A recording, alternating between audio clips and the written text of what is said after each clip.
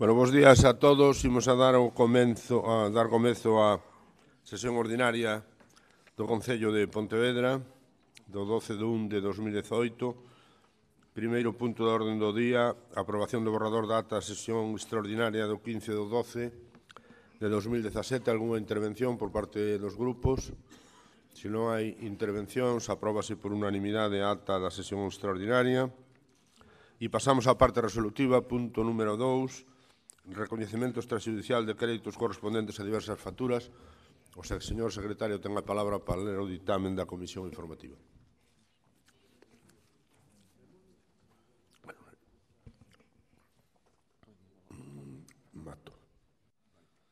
Bos días. A Comisión de Economía e Facenda na súa sesión de 8 de xaneiro determinou favorablemente os expedientes coas abstencións votos a favor dos grupos do BNG e PP e as abstencións dos restantes componentes dos grupos. Moitas grazas. Algúna intervención? Se non hai intervencións, sométese a votación. Votos en contra da aprobación do recoñecemento extrajudicial. Ningún. Abstencións? Abstencións, dúas. Votos a favor? Apróbase dúas, María, sí. Apróbase por maioría dos concelleiros e concelleiras presentes neste pleno. Punto número 3, ratificación da súa inclusión por urxencia, inda que xa hai ditamen da Comisión, pero en todo caso ratificámola. As tres mocións que veñen a continuación, que falan todas da AP9. Algún problema, porque se trate o tema? Non. De proposición do Grupo Municipal do Bloque Nacionalista Galego sobre a autoestrada AP9.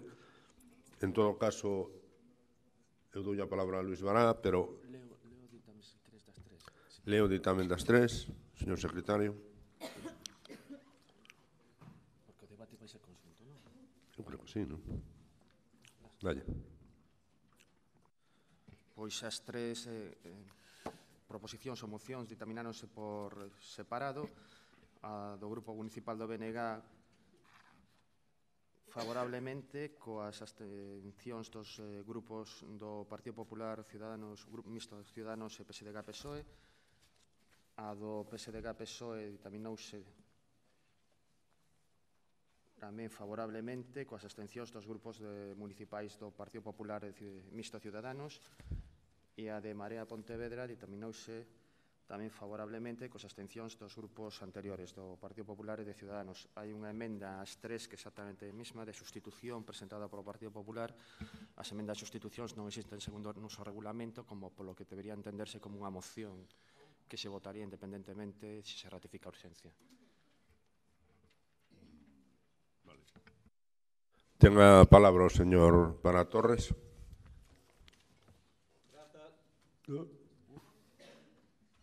Vai outra vez aí.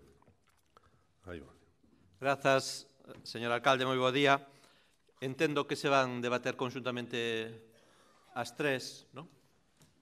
Mellor, para tamén fixar a postura dos distintos grupos, porque hai moitos aspectos coincidentes, despois hai ao mellor matices ou diferenzas nalgúnas propostas, ou máis amplitude ou máis concreción, pero entendo que se poden discutir e debater e facer o posicionamento conxunto sobre as tres mocións e tamén sobre a emenda de sustitución do Partido Popular.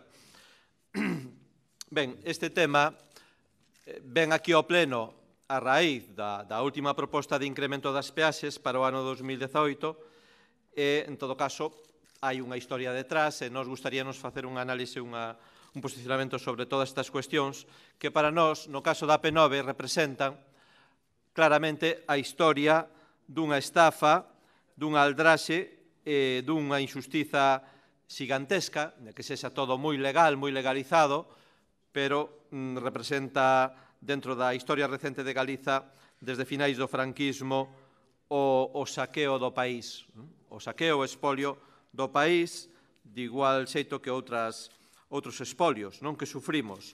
E todo isto ao servizo de intereses de empresas estranxeiras que explotan os nosos recursos, as nosas infraestructuras e que están protexidas polos diferentes gobernos do Estado, porque ademais tamén o Estado se beneficia deste espolio, coa privatización, por exemplo, de empresas públicas como a de xestión da autoestrada, ou tamén co ingreso de suculentos impostos que pagan esas empresas ou mesmo da privatización.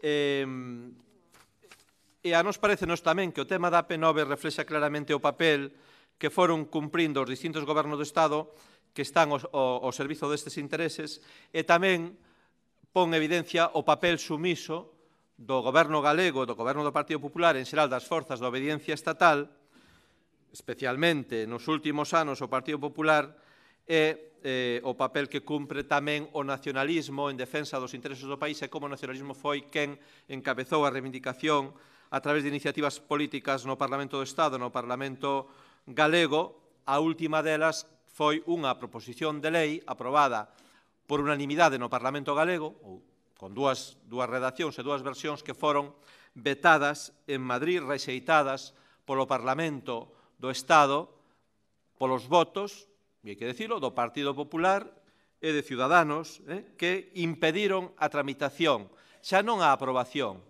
a tramitación dunha lei aprobada unánimemente polo Parlamento galego. E isto pon ante o espello cal é o papel, neste caso do Partido Popular e tamén de Ciudadanos, neste caso Ciudadanos non se dou o caso, pero no Partido Popular o mesmo día, o 13 de decembro de 2016, que é un día da vergoña, votaba a favor dunha proposición non de lei no Parlamento galego a favor da transferencia e vetaba na mesa do Congreso dos Diputados a tramitación dunha lei aprobada polo Parlamento galego para a transferencia da AP9, porque xa fomos ás rebaixas e suprimimos a cuestión do rescate da concesión para que houvese máis acordo e menos atrancos e menos razóns para o veto, pero, aínda así, o Partido Popular, o Goberno do Estado, volveu vetar a tramitación desta lei. E iso que pon en evidencia, ademais, é que hai unha decisión política en Madrid, goberne quen goberne, de impedir a transferencia da AP9. Por que? Porque é unha cuestión intocable. É intocable porque non se poden tocar os intereses das grandes empresas. Esas grandes empresas non van tolerar que esa infraestructura se transfira a Madrid. Entón, deñen as voltas que lle den, pero esa é a cuestión, esa é a decisión, e ese é o papel sumiso e servil que cumpre o Partido Popular galego e o señor Feijóo a respecto desta e outras cuestións. Despois veñenos coa creación dunha comisión bilateral de seguimento que é un puro paripé, unha cortina de fume para esconder todas estas lamentables vergoñas. E hai que dicilo tamén, como me referín a esta cuestión ao principio, e exemplificalo, ese trato de favor, as prebendas, os privilexios que estivo recibindo a concesionaria da infraestructura da AP9 ao longo de todos estes anos, mediante a ampliación da concesión ata o máximo de 75 anos. Só hai 3 autoestradas no Estado que teñan o prazo máximo que permite a lei de 75 anos de concesión. 2 delas están en Galiza, por certo. E iso foi decidido por gobernos de unha e outra cor, UCD, PSOE e Partido Popular. E o Partido Popular foi o que ampliou de 50 a 75 anos gobernando o señor Aznar e ocupando un cargo nese goberno o señor Feijóo.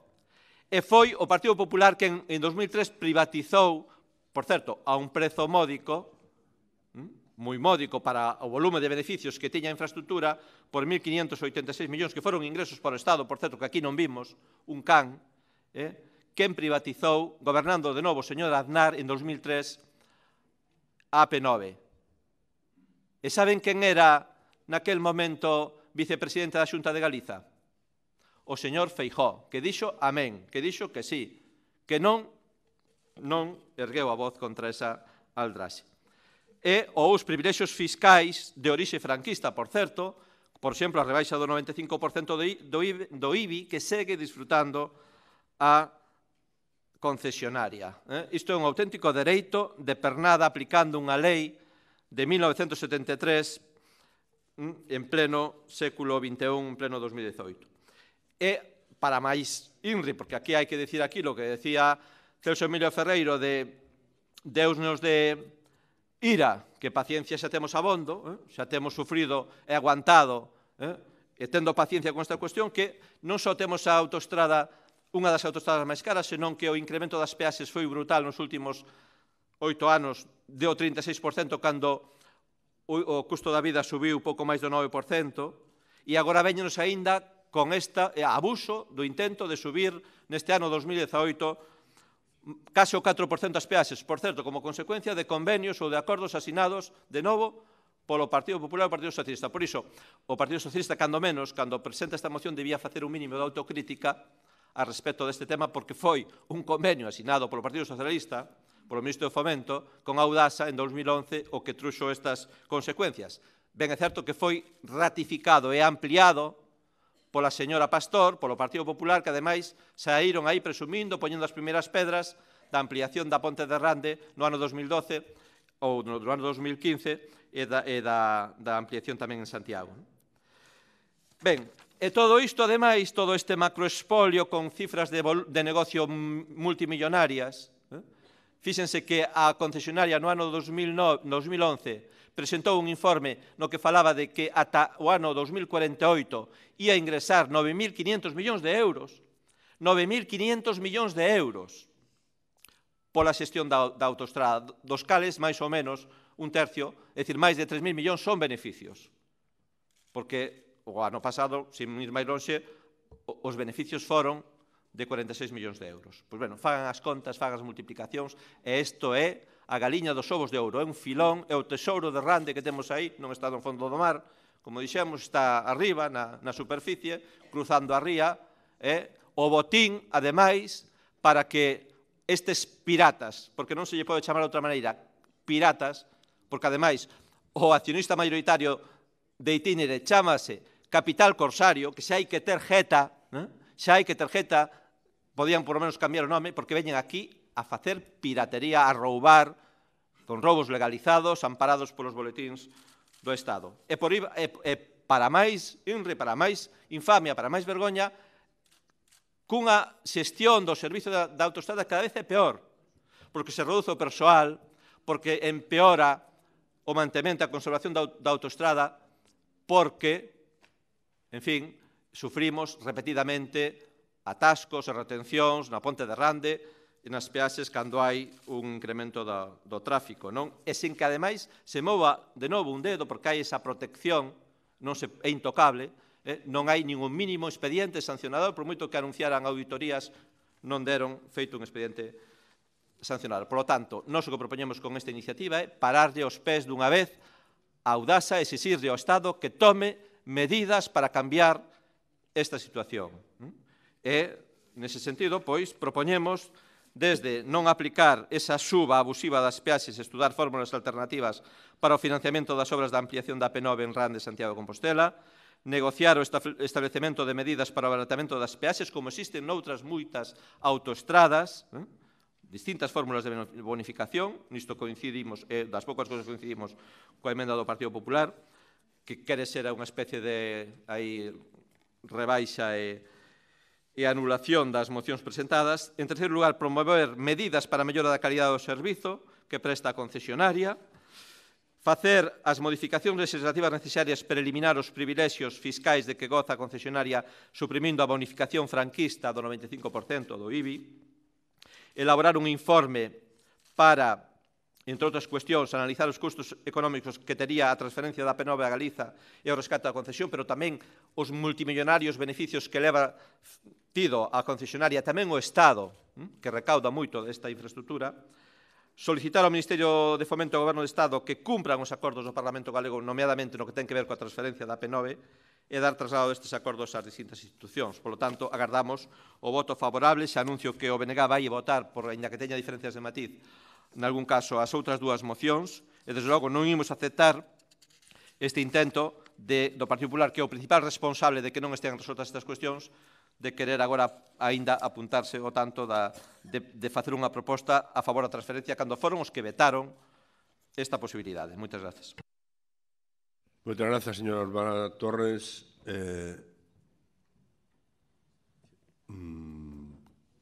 Por parte de Ciudadanos non hai intervención. Por ponentes. Señor Puentes, ten a palabra. Moitas gracias, señor alcalde. Bo día a todos e a todas. Eu agora entendo por que a proposta que fixo o Partido Socialista na comisión de que, dado que había 3 mocións que cos seus matices, pero máis ou menos iban enfocadas na mesma dirección, se debatesen conxuntamente, non foi aceptada polo BNG, porque tiñamos que aguantar aquí o sermón de decencia do señor Bará, repartindo carnés de quen é decente, quen non, quen ten un pasado glorioso e quen non o ten, na defensa da autoestrada. O pasa, esquécenselle determinados aspectos da súa historia particular, non del, sino do nacionalismo galego, que parece agora que é o principal defensor da autoestrada, e resulta que nace precisamente coa navallada e a oposición absoluta que Galicia tivera unha vía de alta capacidade que conectase o norte co sur do país. En fin, eu creo que pouco favor facemos probablemente remexendo no pasado, porque efectivamente todas as formacións políticas tiveron e teñen posicións, en todo caso por parte do Partido Socialista, con erros e con acertos, evidentemente. Creo que desde logo a mí non me avergoña en absoluto a posición que se mantivo, sobre todo porque hai momentos diferentes, fundamentalmente dous na historia da autoestrada, que é cando era unha empresa pública e cando pasou a ser unha empresa privada, verdad? Porque podemos ao mellor entender determinadas decisións ou determinadas prórrogas, incluso, que eu particularmente non poda compartir, pero si as podo entender, si é unha empresa pública, está en mans do Estado e, polo tanto, ao final é rescatable en calqueira momento porque sigue sendo propiedade do Estado.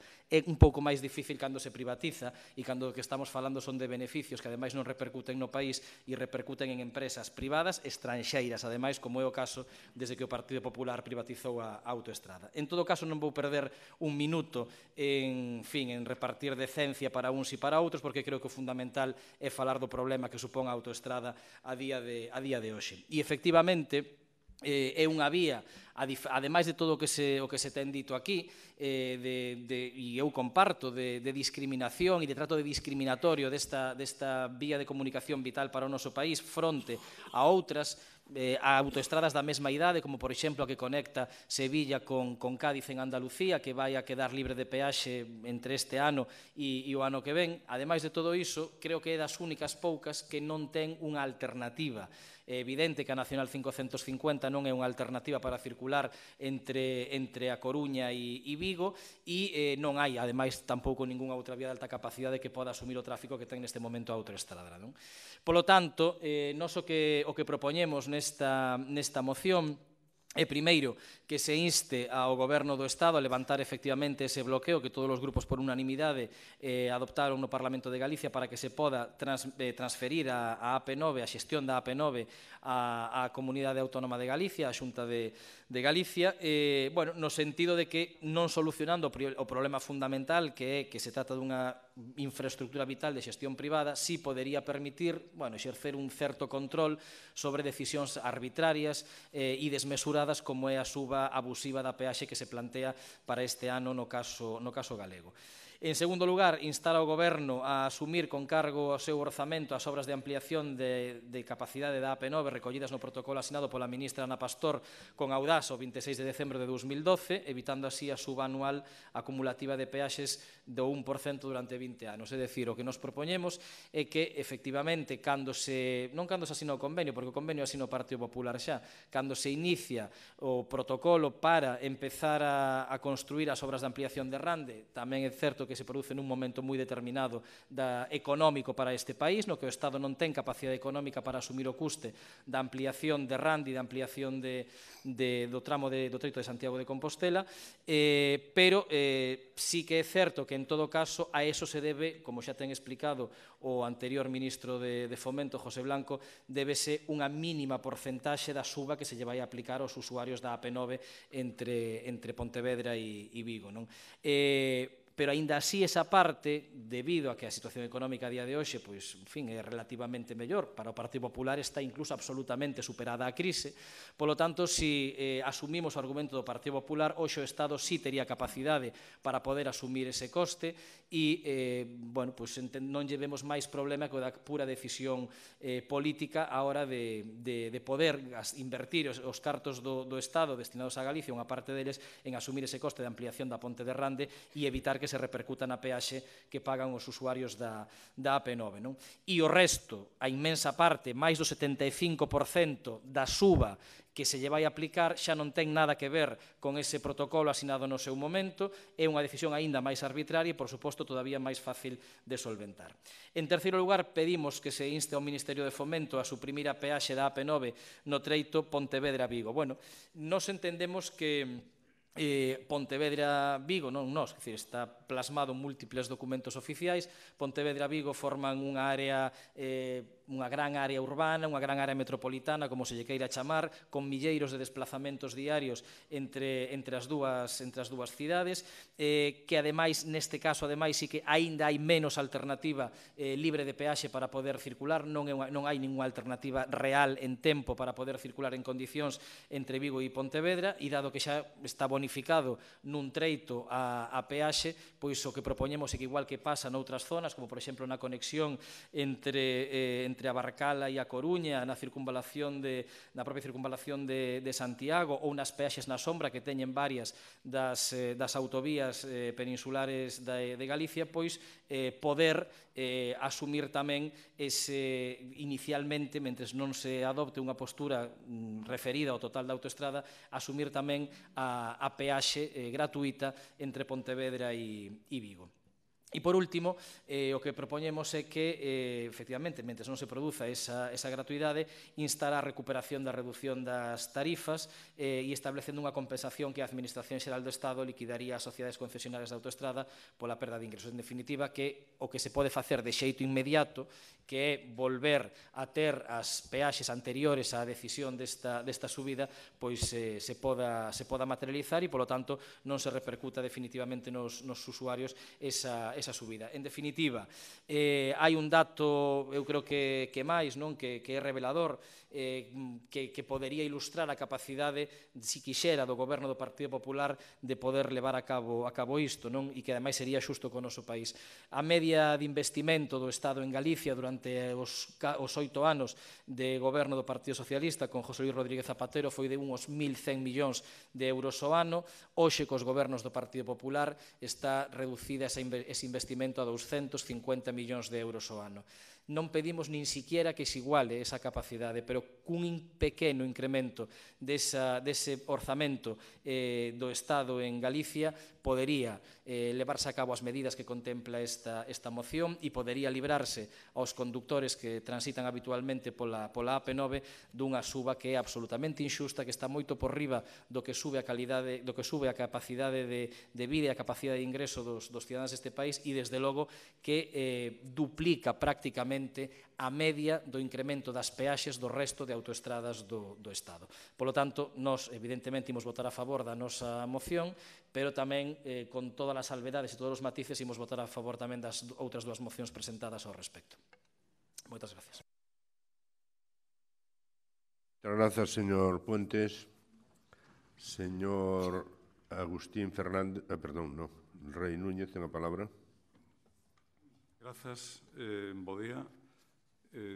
Tamén quero empezar facendo un pouco de historia sobre esta infraestructura e o espolio que representa para todos os galegos desde hai décadas e desde hai, polo tanto, xeracións. O período de explotación inicial da AP9 era de 39 anos e parecía xa dabondo e remataba en 2012. Unha primeira prórroga que os efectos de hoxe era petaca minuta, fixo a UCD por un ano e, polo tanto, ampliou a concesión ata o ano 2013. Veu despois un goberno do PSOE en 1994 outorgándolle unha segunda prórroga por 10 anos que estiraba o negocio ata o ano 2023. E 10 anos xa non son palabras menores, senón que son palabras maiores. En 2000, un goberno do Partido Popular, presidido por José María Aznar, non deixou de aproveitar aquela vía aberta polos socialistas, sumándolle a prórroga deles unha nova de 25 anos con remate en 2048 e, por tanto, estendendo a vixencia total ata o máximo posible de 75 anos. Logo chegou co señor Blanco como ministro de Fomento e xa non era pública a autoestrada a blindaxe do incremento das tarifas, autorizando durante 2 décadas seguidas unha suba do 1% anual. ao que se lle engade un 0,9% en todas as peaxes por rebaixar o custe de determinados usuarios habituais de algún tramo, como o de volta de Vigo-Pontevedra ou Pontevedra-Vigo. Con isto, pois, o que se fai é que os usuarios que non teñan a fortuna de ter que empregar ese tramo, pois pagan a súa peaxe, pois, por exemplo, para iren de Pontevedra a Santiago ou de Pontevedra a Coruña e para volveren, e ao mesmo tempo están pagando, porque a financiación da gratuidade de algúns deses tramos, da Barcala ou do Morrazo, pois faise desde o Estado e, polo tanto, os cidadáns que pagan a súa peaxe por iren a Santiago tamén están pagando as dos demais nos pequenos casos en que están subvencionados os traxectos. Coas facilidades desta política expoliadora e prestando un servicio de dubidosa calidade, a empresa propietaria Itinere, con maioría dun fondo de investimento norteamericano, como xa se recordou aquí, converte os 25.000 vehículos que percorren a AP9 de media diaria en reféns da súa cobiza e penaliza as economías de cidadáns e de empresas. Mercé a isto, nos últimos 20 anos a empresa recaudou 2.344 millóns de euros en peaxes que lle permitiron acumular 1.181 millóns de euros en beneficios. Gañou, por tanto, €1 por cada 2 facturados, unha cifra de auténtico monopolio e a todas luces desmesurada para unha empresa cuso capital social, é dicir, o investido polos socios, é de 196 millóns de euros.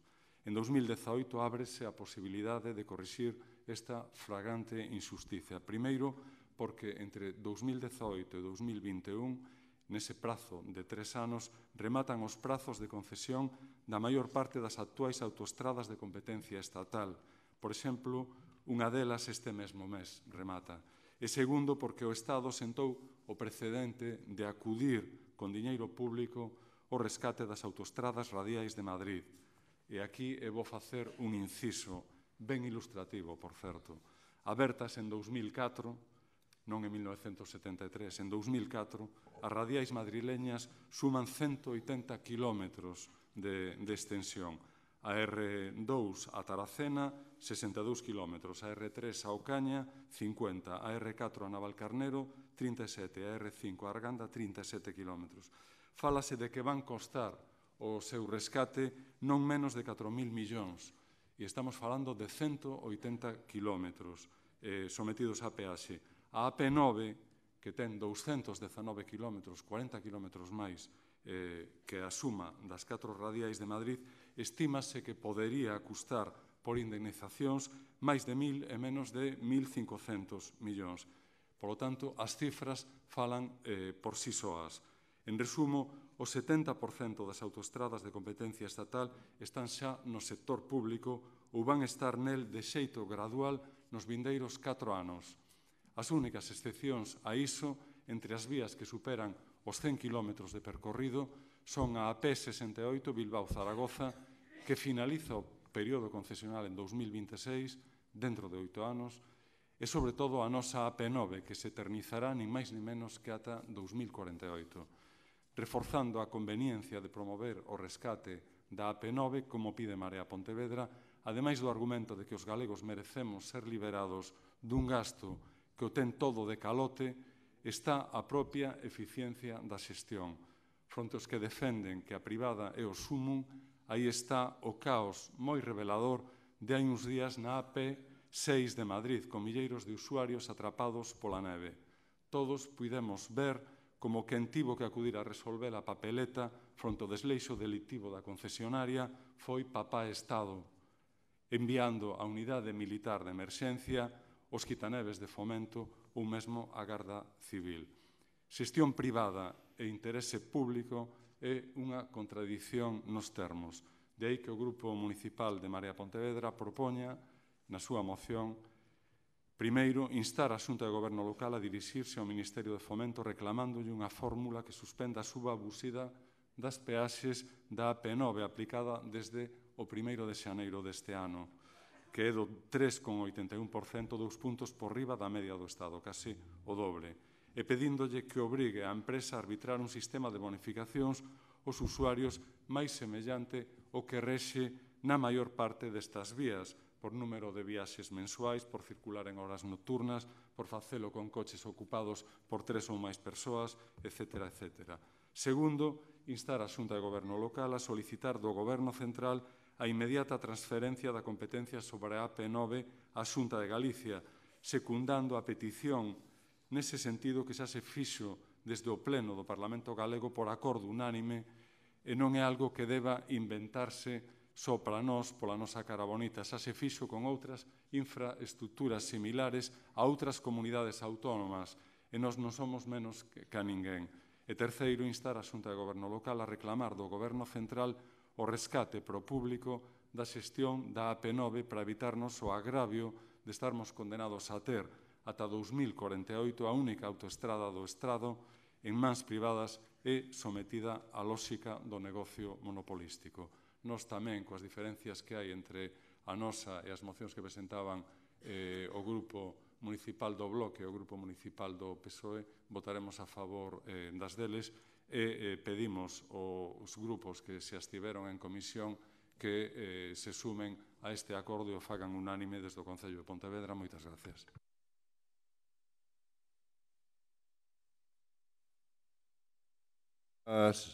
Moitas grazas, señor Rei Núñez. Señora Rey Martínez, ten a palabra. Gracias y buenos días. Al final, la conclusión a la que yo llego es que el modelo usado por los distintos gobiernos nacionales y autonómicos no ha sido para nada transparente y los partidos lo usan como arma arrojadiza según estén o no estén en el gobierno. Eso tiene que dejar de ser así.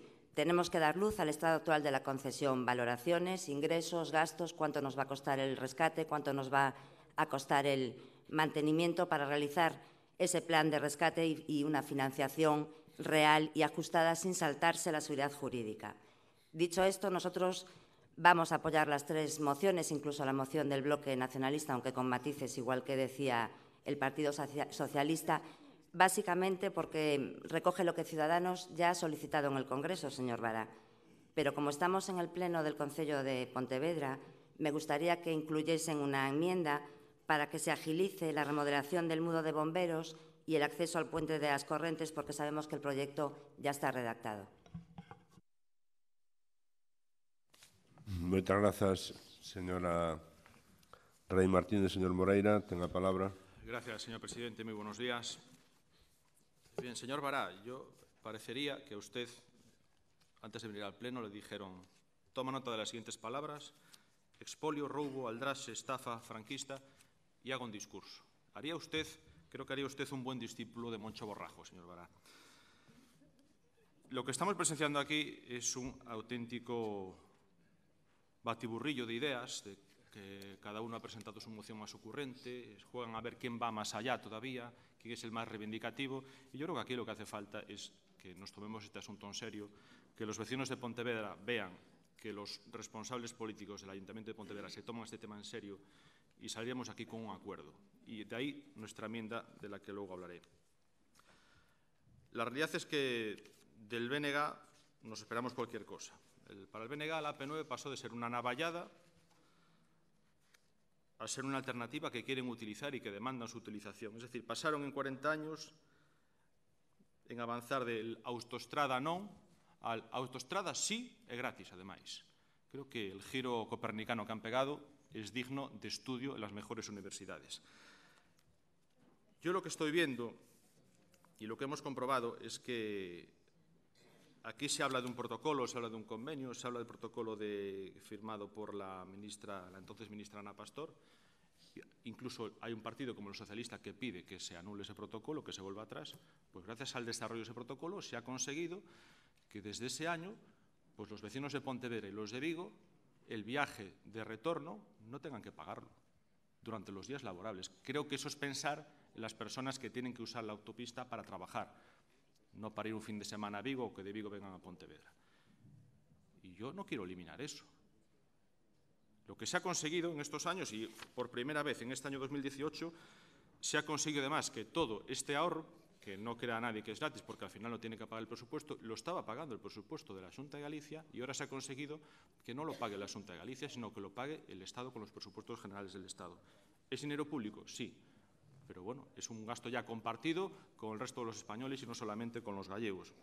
Y este es el resultado del trabajo del Partido Popular. Este es el trabajo de la Xunta de Galicia.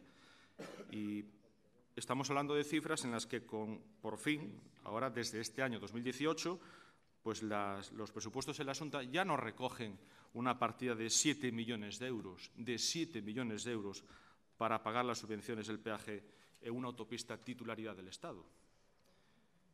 Esto no lo firmó el Partido Popular, esto lo firmó un convenio del bipartito en el que se pactaba que se hacían descuentos en los peajes, pero los pagaban todos los gallegos. Ahora, por lo menos, si es una autopista del Estado, pues que el Estado asuma las subvenciones a los peajes y las gratuidades de los peajes. Y son, creo que, actuaciones muy esperadas que posiblemente podríamos haber conseguido antes si no estuviésemos atados por un convenio ruinoso para Galicia, que fue firmado, como acabo de decir, por el Gobierno bipartito y que nos llevó a destinar 60 millones de euros a bonificar peajes en una carretera estatal, en una autopista estatal. Por lo tanto, aquí hay dos formas de trabajar en la defensa de los gallegos y de los pontevedreses. Una es callar y pagar cuando se gobierna y después hacer mucho ruido cuando se está en la oposición, y otra es mantener siempre la misma postura y conseguir resultados como, por ejemplo, evitarles a los gallegos tener que pagar cada año 7 millones de euros en subvenciones de peaje. Estas son las dos posturas políticas. Y el Partido Popular no ha variado, no pasó de decir autopista non, autopista sí e demais gratis. No, el Partido Popular ha mantenido, cuando estaba en la oposición en la Xunta en Galicia, en el Parlamento de Galicia, ha mantenido el traspaso de la gestión. No podemos decir lo mismo del Partido Socialista de Galicia y del Bloque Nacionalista Gallego, que estaban en contra del traspaso. Y ahora que están ustedes en la oposición, ahora sí que piden el traspaso. Nosotros no hemos cambiado, seguimos pidiendo el traspaso. Y si en Madrid, por ahora, no se ha admitido a trámite la proposición de ley de Galicia, vamos a seguir trabajando para que se admita a trámite, porque queremos que se haga el traspaso. Eso sí, sin que le cueste un euro a las arcas de los gallegos. Y esto se ha metido, como usted sabe perfectamente, señor Bará, que está en el Parlamento, se ha metido en la proposición de ley. Se ha estudiado muy a fondo cómo había que hacer la propuesta y se ha metido esa cláusula de tal forma que no, si nos pasa en la gestión, que no nos cueste ni un euro más. Y estas son las dos posturas políticas que hay. Yo, realmente, si vamos un poco a hacer, porque aquí parece que estamos en una clase de historia, todo el mundo hace historia, pues yo hago hacer historia muy reciente, del año 2011. El año 2011 en que se publicó un Real Decreto, el 1733 del 2011, de 18 de noviembre, fíjese qué casualidad, 2 días antes de las elecciones generales, que fueron el día 20 de noviembre, en el que se aprueba el convenio entre la Administración General del Estado y Audasa, por el que se modifican determinados términos de la concesión para la construcción, conservación y explotación de la autopista del Atlántico AP9. Y aquí se pacta que hay que hacer la ampliación de la capacidad de los tramos del AP9 y, además, hay que hacer una serie de obras, pues, por ejemplo, la del Puente de Rande. Y se dice que, para financiar esta inversión, hay que compensar, dice, para resarcir a la sociedad concesionaria de las inversiones, se contempla un incremento moderado, aquí decía un incremento moderado de tarifas que se mantendrá en vigor hasta compensar a la sociedad concesionaria la inversión correspondiente a las obras de ampliación, los gastos de conservación y demás derivados de las mismas. Un incremento moderado. Y ahora veo aquí, por cierto, este decreto es del Partido Socialista, y ahora el Partido Socialista aquí dice que es un incremento exagerado. De entonces lo tildaban de moderado y ustedes lo firmaron 2 días antes de las elecciones generales en las que cambió el Gobierno del Estado. Por cierto, en el BOE hasta se publicó después de las elecciones generales, para que hablen luego de transparencia, ¿no? Y aquí se dice que para compensar esta inversión, lo que se va a hacer es establecer un incremento extraordinario de tarifas en los recorridos con pago directo por los usuarios del AP9 en todos sus tramos de un 1% anual acumulativo durante 20 años, de aplicación a partir del 1 de enero del año siguiente, aquel en el que finalicen las obras. Y este Real Decreto lo firma el ministro de Fomento, José Blanco López, que creo que mantiene las mismas filas que el aquí señor Puentes, el que habla del Puente de Rande, y que ahora pues parece que se desdice todo y quiere achacarlo todo a un protocolo posterior. No, este protocolo posterior lo que hizo fue desarrollarse a través de un convenio en el que se estableció la gratuidad del peaje de vuelta entre Vigo y Pontevedra y Pontevedra y Vigo. Y este protocolo venía ya de esto que estaba publicado en el Boletín Oficial del Estado. Por lo tanto, creo que aquí hay que dejar de utilizar la hipocresía, de reconocer lo que se hizo y de no hablar y echarle la culpa a otros de lo que unos hicieron. En todo caso, oyendo las mociones, sinceramente, es que nos hemos tenido que hacer un cuadro para ver la cantidad de cosas tan dispares que dicen. Aquí el BNG dice no aplicar la subida del 3,81%. Marea dice directamente dirigirse a Fomento para que se suspenda la subida de los peajes de la AP9. En cuanto a la financiación de las obras, el BNG pide renegociar los convenios firmados con Audasa para buscar fórmulas alternativas de financiación de las obras.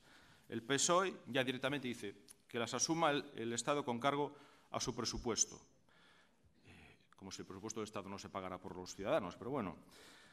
Luego coinciden en el tema de las bonificaciones, que se arbitre un sistema de bonificaciones, ahí coincidimos nosotros también, ahí se puede estudiar un sistema de bonificaciones en función de la frecuencia con la que se utiliza el peaje.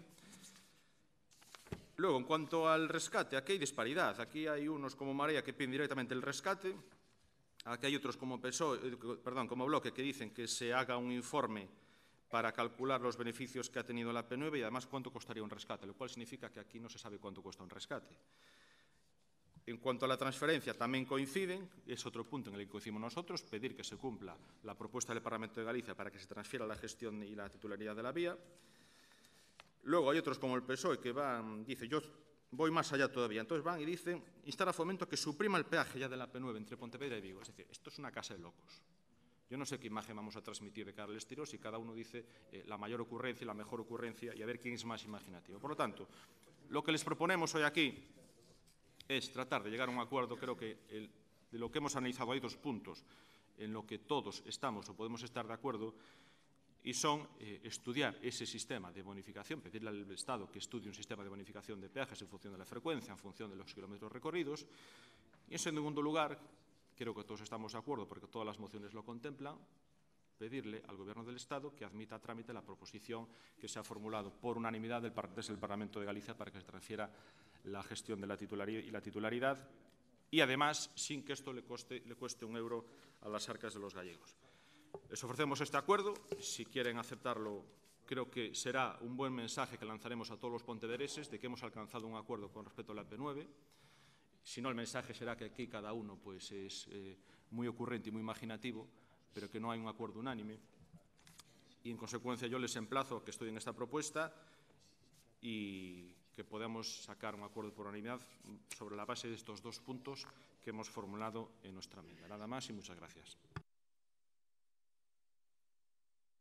Muchas gracias, señor Moreira. Señor Vara, no, volvemos á segunda intervención. Señor Vara Torres, ten a palabra. Sí. Grazas. Ben, falamos de historia prácticamente todos os grupos, porque neste caso hai que falar de historia. E os libros das actas dos parlamentos están aí. E poñen ben claro cal foi o grupo que levou esta iniciativa, por exemplo, ao Parlamento do Estado, e que votou cada quen. E como, cando gobernaba un partido, votaban en contra da transferencia en Madrid, e cando gobernaba outro, facían exactamente o mesmo. E a postura, neste caso, a respecto da transferencia, hai que decirlo así, e a realidade, por parte do Ministerio de Fomento, foi exactamente igual, cos mesmos argumentos, gobernando o Partido Socialista e gobernando o Partido Popular. Exactamente igual. Porque hai unha decisión política de Estado de impedir a transferencia da P9, xo dixen antes, porque non se poden molestar os intereses desas grandes empresas constructoras, promotoras, fondos de investimento que están facendo o gran negocio con esta infraestructura. Gústenos ou non, é así. E o BNG defendeu claramente, foi absolutamente coherente nesta cuestión no Parlamento Galego e no Parlamento do Estado. E falan vostedes da navallada, falando de historia, xa yo dixen noutra ocasión. Evidentemente, a autoestrada, e se vostedes non o din aquí, sería preocupante, causou un gravísimo impacto ambiental e non hai máis que dar unha volta polos arredores de Pontevedra. Unha autoestrada que atravesa unhas xunqueiras, que crea un murallón de formigón na ría, que rompe pola metade a parroquia de Salcedo. Non me digan que non é un atentado ambiental. Hoxe en día non se faría por aí, claro, está unha infraestructura con este impacto. Sexamos, polo tanto, serios. Efectivamente, era unha navallada, pero o da navallada quedámonos curtos. Co da navallada quedámonos curtos. Foi un erro o da navallada, porque era un atraco, era un roubo. Era un auténtico espolio. Non era só unha navallada no territorio, era moito máis que iso. Un roubo, ademais, legalizado para máis INRI. E claro, señor Puentes,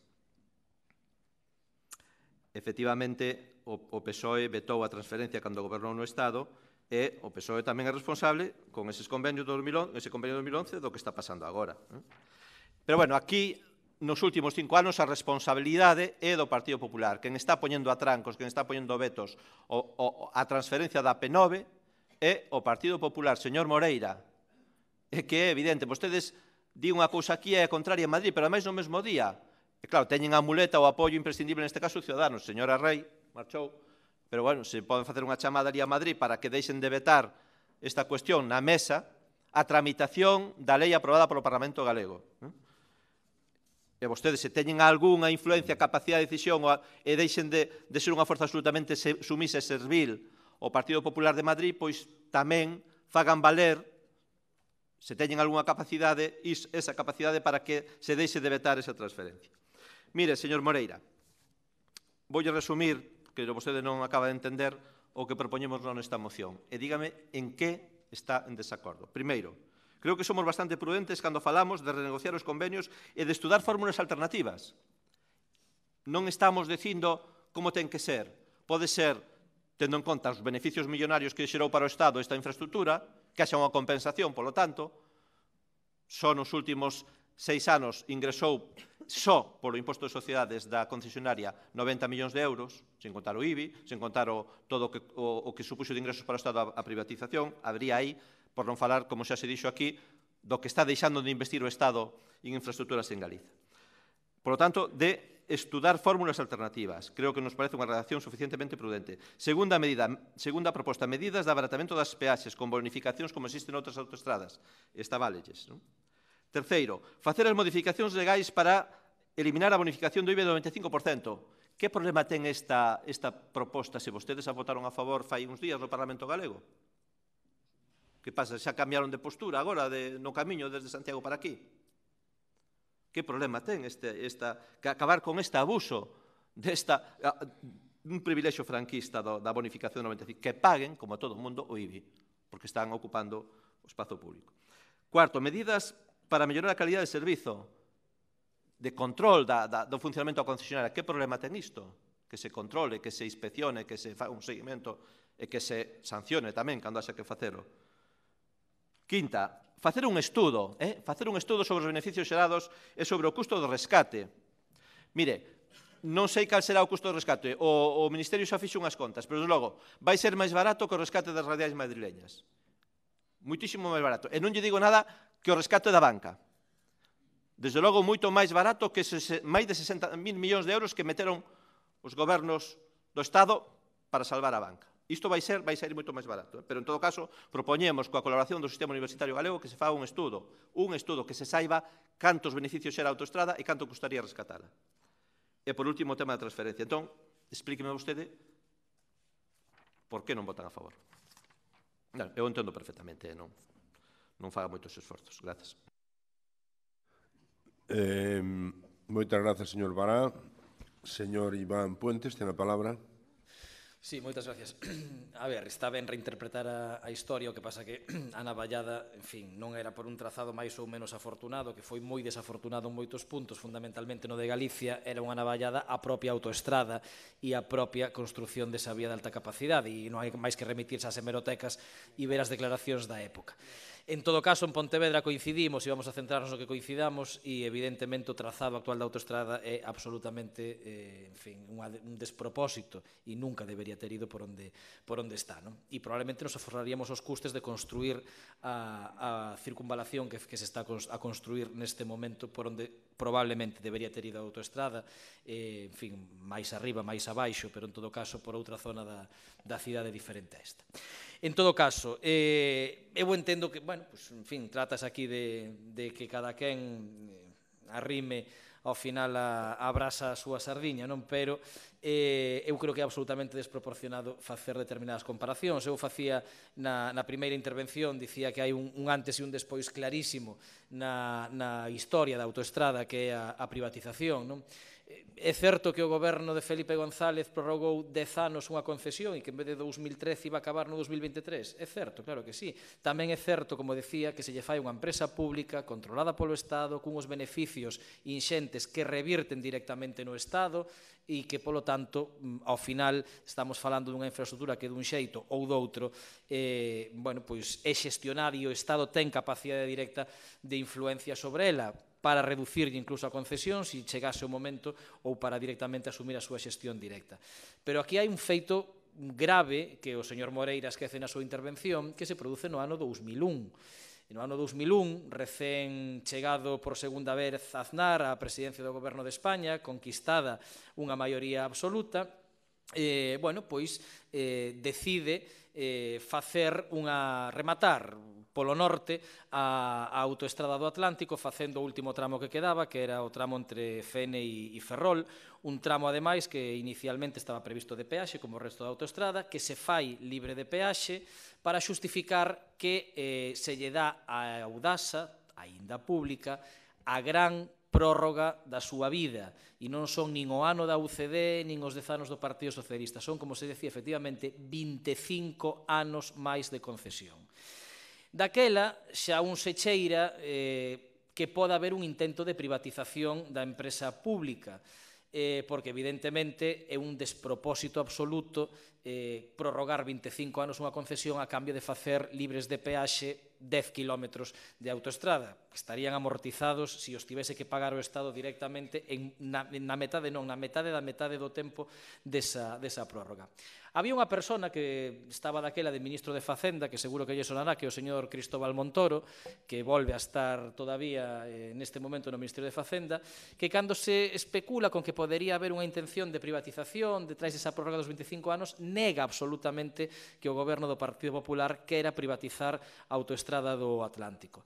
Pero a negativa durou 2 anos, porque no ano 2003, efectivamente, Montoro, Rajoy, que formaba parte daquel goberno, Ana Pastor, que formaba parte tamén daquel goberno, e José María Aznar como presidente, deciden privatizar a autoestrada do Atlántico, como moi ben se preveía tal.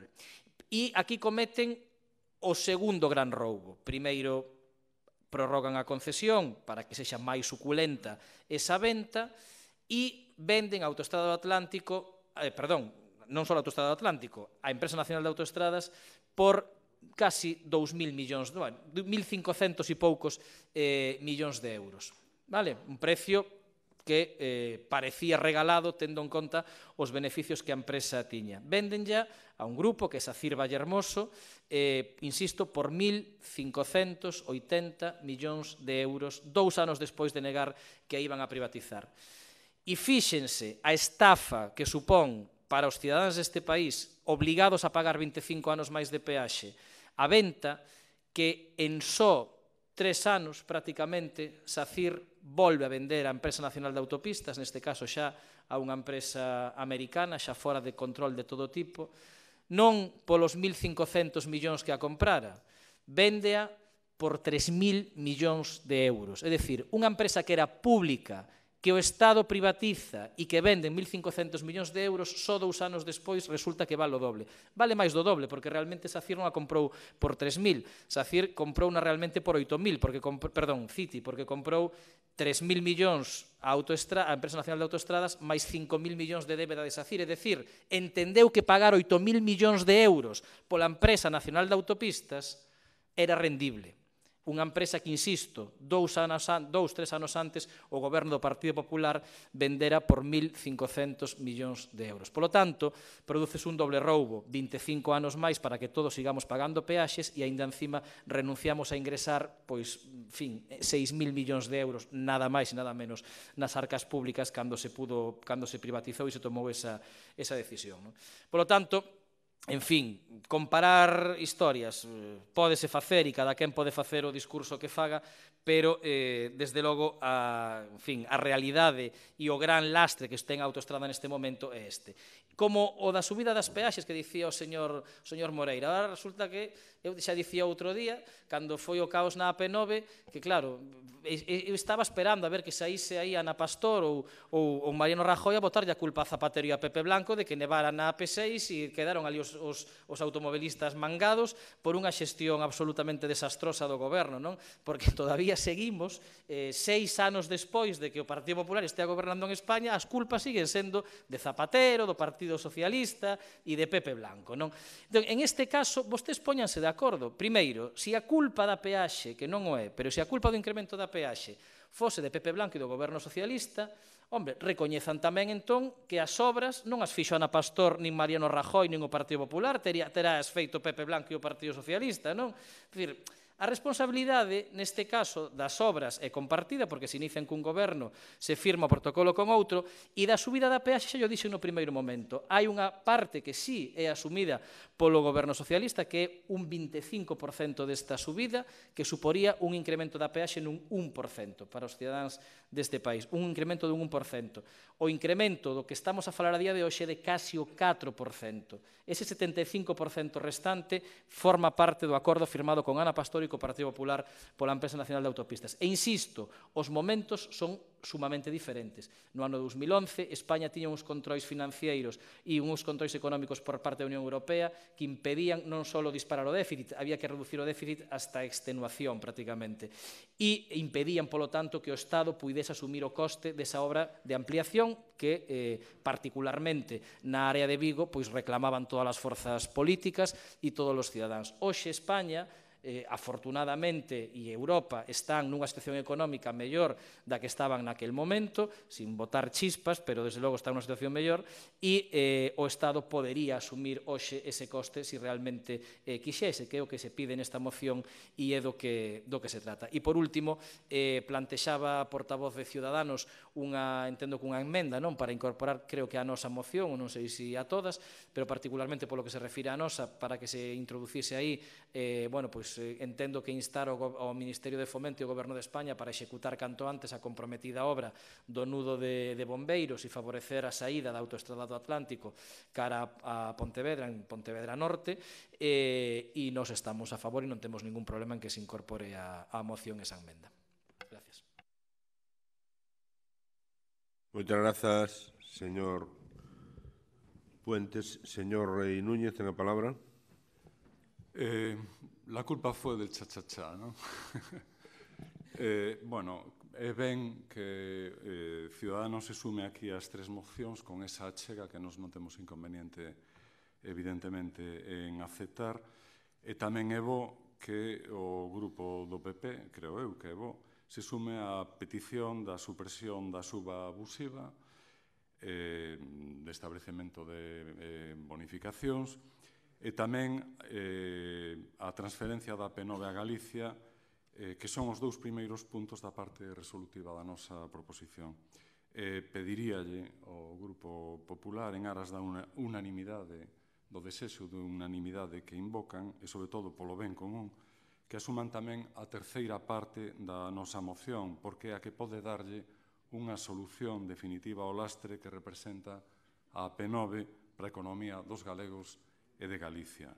E repito, a Audasa gaña un de cada 2 euros que factura, é dicir, o 50%, o cal é unha burrada porque, por exemplo, Inditex ten de beneficio o 16% e non parece que lle vaya nada mal a Inditex. A Audasa é unha mina de facer cartos, non ten ningún interese en que esa situación remate e conseguir dun goberno que actúa en contra dos intereses da maioría dos galegos que se lle estendese a concesión ata o tope legal de 75 anos, considerano algo xa que teñen no peto e algo ao que non teñen que renunciar. Entón, haberá que ser desde as administracións e desde os gobernos persuasivos e, ademais, haberá que actuar para evitar ese espolio.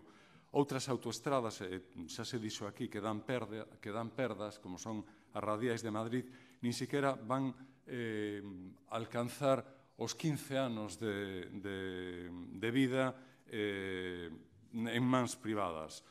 Esta é a lógica do gran capital e se ve neste caso e se ve en moitos outros. Cando se gaña a pasta toda para nós, e cando se perde, rapidamente se socializan as perdas. E non hai inconveniente en rescatar unhas concesións, que son as das 4 radiais de Madrid, que aínda estaban vixentes durante moitos anos. E no medio, como grandes damnificados de todo isto, os cidadáns galegos. O Estado ten diñeiro, como demostrou coas radiais, e tamén podería ter os cartos, os euros, os millóns de euros que aforraría paralizando a construción da innecesaria A57. Esa autovía entre Ferrol e o Porriño, paralela á AP9, e que vai acabar custando entre 1.200 e 1.500 millóns de euros. E por que non deter a súa construción, que é unha nova navallada ao territorio galego, evitando o despilfarro e a destrucción do medio e destinando o seu custo ao rescate da AP9, por exemplo? Acaso hai algunha operación económica que lle poida sair mellor a Galicia que rescatar a AP9? Finalmente, da intervención do portavoz do Partido Popular, o que se deriva é que a única lógica que entende é a de subvencionar. Entón, se a lógica é a de subvencionar, subvencionemos todo. Subvencionemos os 25.000 conductores que transitan de media a diario pola autoestrada do Atlántico, e que os 25.000 poidan facelo de balde, non só os que usan uns pequenos tramos dos 200, case 20 kilómetros que ten a autoestrada. Simplemente aplicando esa lógica, o normal sería que o grupo municipal do PP pedise aquí a subvención de todos os viaxeiros da autoestrada, co cal a autoestrada estaría, a Audasa estaría encantada, porque podería suprimir moitísimos postos de traballo, porque serían innecesarios os peaxistas, porque xa estaría pagando o Estado a empresa. Só que iso, a lógica de facer iso, o que leva é a conveniencia de comprarmos a autoestrada e facer unha xestión pública da autoestrada en beneficio de Galicia e dos galegos. Moitas gracias. Grazas, señor Rei. Señor Moreira, ten a palabra. Gracias, señor presidente. Vamos a recapitular. Marea y BNG están de acuerdo en no aplicar la subida de peajes del 3,81%. BNG, PSOE y Marea quieren que se baje el peaje. PSOE, además, quiere que se suprima el peaje Pontevedra-Vigo. BNG quiere que se busquen fórmulas alternativas para pagar las obras. PSOE, en cambio, quiere que las obras las pague el Gobierno con cargo al presupuesto. Marea pide que el Gobierno rescate la concesión. El BNG, en cambio, pide que se haga un estudio de cuánto costaría el rescate. Esto me recuerda a la serie Enredo. Entonces, ha dicho el BNG que va a apoyar las propuestas de los otros grupos. Esto quiere decir que hoy vamos a salir de aquí con 3 acuerdos aprobados, los 3 válidos, contradictorios algunos con otros. Yo no sé qué imagen quieren dar ustedes de cara al exterior. Yo lo que les hago es la propuesta. Si estamos de acuerdo en estos 2 puntos, saquemos la propuesta adelante. Esta es nuestra oferta. Pero si ni ustedes se ponen de acuerdo en qué es lo que quieren para la AP9, yo creo que esto no es serio. Esto no es serio. Y esto da a entender que ustedes lo de la AP9 no se lo toman en serio. Luego, el Marea de Podemos dice, no, que lo pague todo el Estado. Claro, esto, como decía aquella ministra, como el dinero público no es de nadie, que lo pague el Estado. Y, oye, y a lo mejor, y una persona que no tiene coche y que no usa nunca la autopista, ¿por qué tiene que pagar el peaje? ¿Se han planteado ustedes esta pregunta? ¿Es justo eso? Pues habrá gente que diga que no es justo tampoco. Entonces, yo se lo pongo sobre la mesa otra vez. Si ustedes no se ponen de acuerdo, les pido que consensuemos esta propuesta para que salga por unanimidad. Creo que ese mensaje es bueno. Cuando sale un acuerdo, el acuerdo de la Xunta del Parlamento de Galicia salió por unanimidad, es un buen mensaje, porque cuando llega al Congreso, oye, es por unanimidad del Parlamento de Galicia. Pues hagamos lo mismo desde aquí, que haya un acuerdo unánime. y no un disparate, no una ensalada de ocurrencias, que es lo que quieren hacer ustedes. Si no se lo toman en serio, pues desde luego no cuenten con el Partido Popular. Nosotros no vamos a torpedearlo, nos vamos a abstener porque hay cosas que no compartimos, pero insisto, lo que va a salir hoy de aquí es un mejunje. Allá ustedes. Nada más y muchas gracias.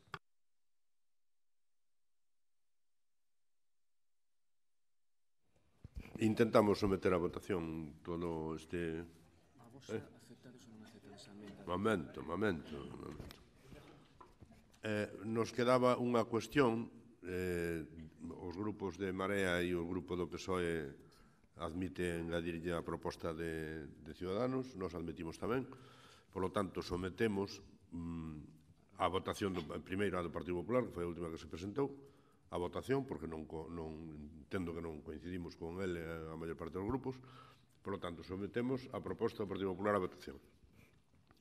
Votos en contra da proposta do Partido Popular serían 2, 3, 5 e 12, 17. Non? Falta algúns, 17. Abstencións, ningunha.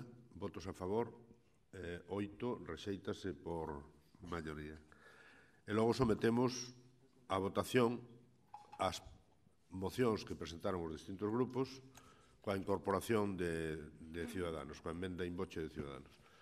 Votos a favor da proposta do BNG, perdón, en contra da proposta do BNG, ningún, abstencións, 7, votos a favor, 17, 18, apróbase por maioría. Sometes a votación a proposta de Marea ou do PSOE, igual, a do PSOE, que estaba por orden aquí inicialmente. Votos en contra da proposta do PSOE, ningún. Abstención ninguna. Sí, abstención 7, perdón. Votos a favor, 18. E votos en contra da proposta de Marea Pontevedra, ningún. Abstencións 7, votos a favor, 18. Apróbanse por maioría as tres mocións. E pasamos ao punto número 6, creo eu, proposición do Grupo Municipal do Partido Popular sobre a inclusión dunha partida no presuposto para a reforma integral do barrio de Mollabao. Señor secretario, ten a palabra. Si, a presente asunto ditaminouse na Comisión de Economía e Facenda de 12 de decembro do ano pasado favorablemente por unanimidade coa rectificación con unha modificación in voce que se anunciou na propia sesión en canto a súa parte dispositiva que só contería un parágrafo do teor seguinte: instar a Xunta de Goberno a que inicie os trámites para a execución do proxecto de Mollabao en 2018. Moitas grazas, señor secretario. Señor Martín, ten a palabra. Gracias, señor alcalde. Muy buenos días a todos los asistentes al pleno. Señor Lores, nos alegramos hoy realmente de las intenciones que acapara esta moción. Parece ser que hoy va a ser el día en que se inicie realmente el fin del calvario y la penumbra en la que viven los vecinos de Mollabao. Según las intenciones mostradas por todos los grupos en la Comisión de Economía, en la que se votó por unanimidad, parece ser que será este año 2018 cuando finalmente se acometa la reforma integral del barrio. Señor Lores, usted en 20 años no ha acudido a Mollabao. Me imagino que no se atreverá nadie de su grupo a desmentirlo, porque prefiero que sea la verdad lo que digo a que diga usted que haya ido y que siga estando como está. En Pontevedra, desgraciadamente, señor Lores, no es relevante que usted no haya ido por allí en 20 años, ni es relevante que tampoco haya hecho nada en 20 años. Tampoco es relevante en Pontevedra que los grupos de oposición nos hayamos desplazado a Mollabao en varias ocasiones, escuchado a los vecinos y demandar sus quejas. Parece ser que lo relevante en Pontevedra es cuando usted manda a un concejal con un boceto o una servilleta a exponerles un proyecto. Eso sí que adquiere relevancia en Pontevedra. Mire, señor Lores, en el 2015 se presentó una moción aquí, el Partido Popular, para solicitar la transferencia de la PO 546 y la realización de un proyecto. Esa moción se aprobó en su día por unanimidad. Esto fue en el 2015 y estamos ya en el 2018. Cuando usted ha mandado comisionados al barrio de Mollabao, siempre le ha dicho a los vecinos que la culpa queda de la Xunta. Y nosotros hemos dicho siempre que eso es mentira. Nunca habían pedido ustedes la cesión del vial. Aquí se lo dije yo mismo en otro pleno, cuando el Partido Socialista presentó una moción para la mejora del barrio. El 20 de marzo yo mismo formulé una petición por escrito a usted para que me respondiese cuántas veces y cuándo había solicitado la cesión por parte del Concello a la Xunta de Galicia. A día de hoy sigo sin respuesta. Pero luego más tarde, en la última Junta de Gobierno, parece ser que su portavoz, Raimundo González, sí anunció el acuerdo de la Junta de Gobierno de solicitar por fin el acuerdo, la cesión del vial a la Xunta de Galicia.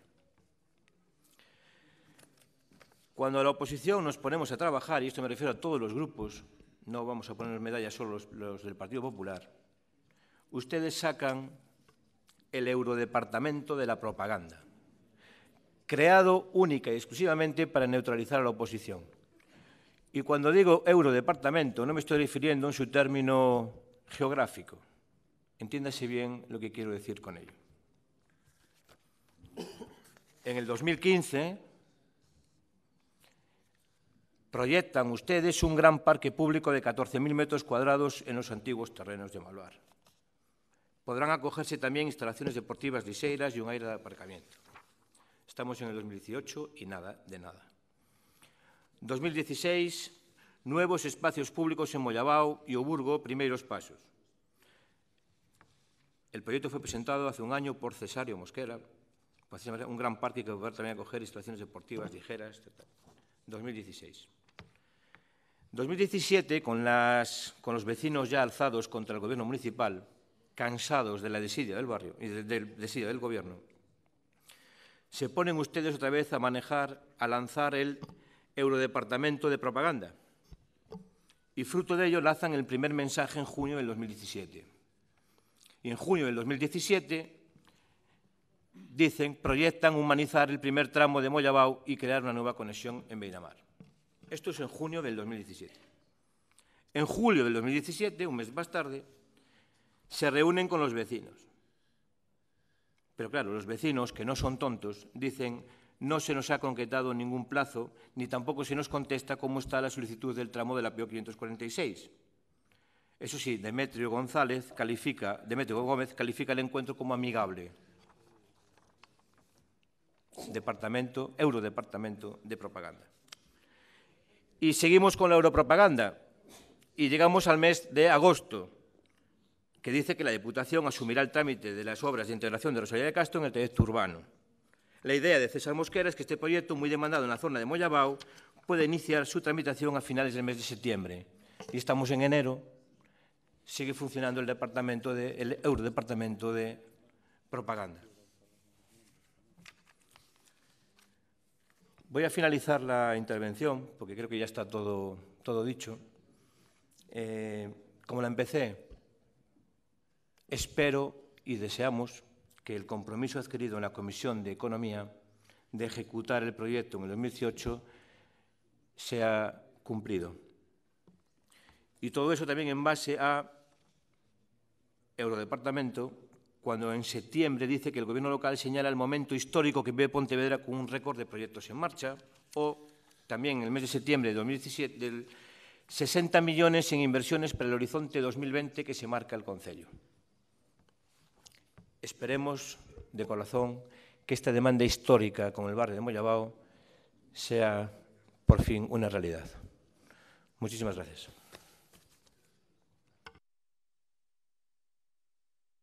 Señor Martín. Señora Moreira, ten a palabra. Moitas grazas, bo día. Concordamos en que o barrio de Mollabao precisa unha reforma integral. De feito, Marea Pontevedra se comprometeu cos veciños e incluímos peticións que nos fixeron nos orzamentos para este ano.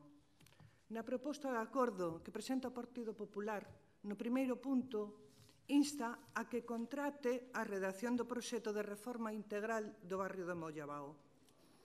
Nós, neste punto, pedimos que cambiedes a palabra contratar por impulsar, que queda aberta a posibilidade de que os equipos técnicos de Concello podan realizar o mencionado proxecto.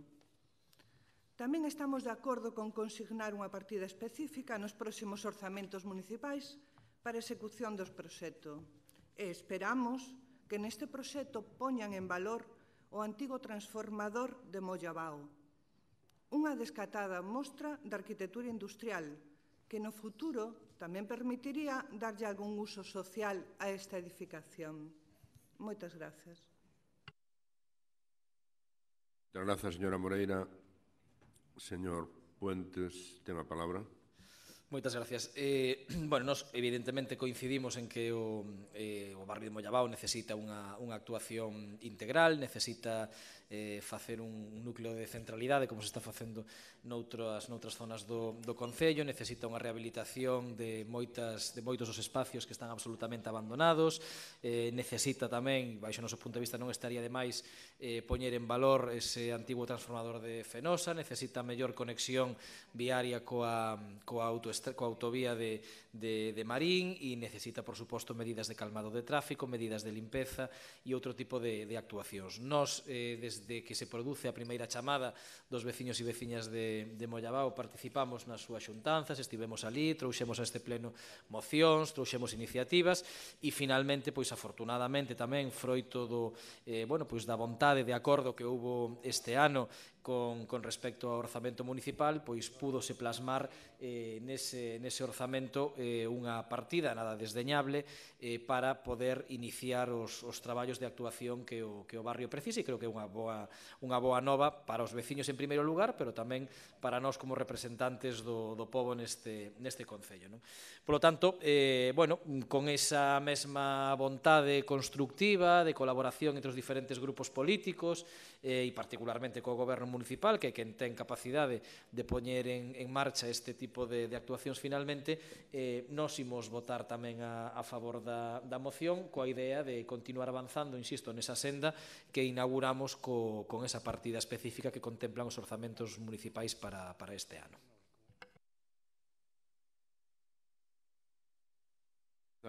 Señor Puente, señor Gómez Xunqueira, ten a palabra.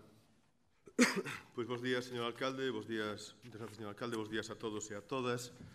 Se non me confundo, señora Moreira, o que votamos é a emenda cunha modificación xa aceptada en comisión. Vale. Señor Martín, a verdade, por moito que se empeñe vostede en decirlo de outra maneira, non parece que o barrio de Mollabao este abandonado. Nin o barrio de Mollabao, ni agora, ni de antes, porque o comezo da suba ruibal está no barrio de Mollabao, o comezo do camiño da Canda está no barrio de Mollabao, a rúa de Licenciado Morlina, o barrio de Benito Viceto, o parque que está pegado á autoestrada de Marín están no barrio de Mollabao e están en moi boas condicións. Incluso zonas que rodean ao barrio xa teñen a calidade urbana que corresponde ao modelo Pontevedra. E podíamos citar, por exemplo, Ponte Muiños, Fernández Ladreda ou o último treito de Rosalía de Castro. O barrio non está abandonado, ni moitísimo menos. Incluso o skatepark provisional que hai no barrio de Mollabao é un exemplo que se está poñendo noutros concellos da provincia de Galiza e mesmo do Estado de como debe ser unha instalación deste tipo. O que non é de extrañar é que lle chame a vostede a atención o desleixo dos seus compañeiros da Xunta de Galiza coa zona que ali, na que ali terían que actuar, que é a rúa Rosalía de Castro.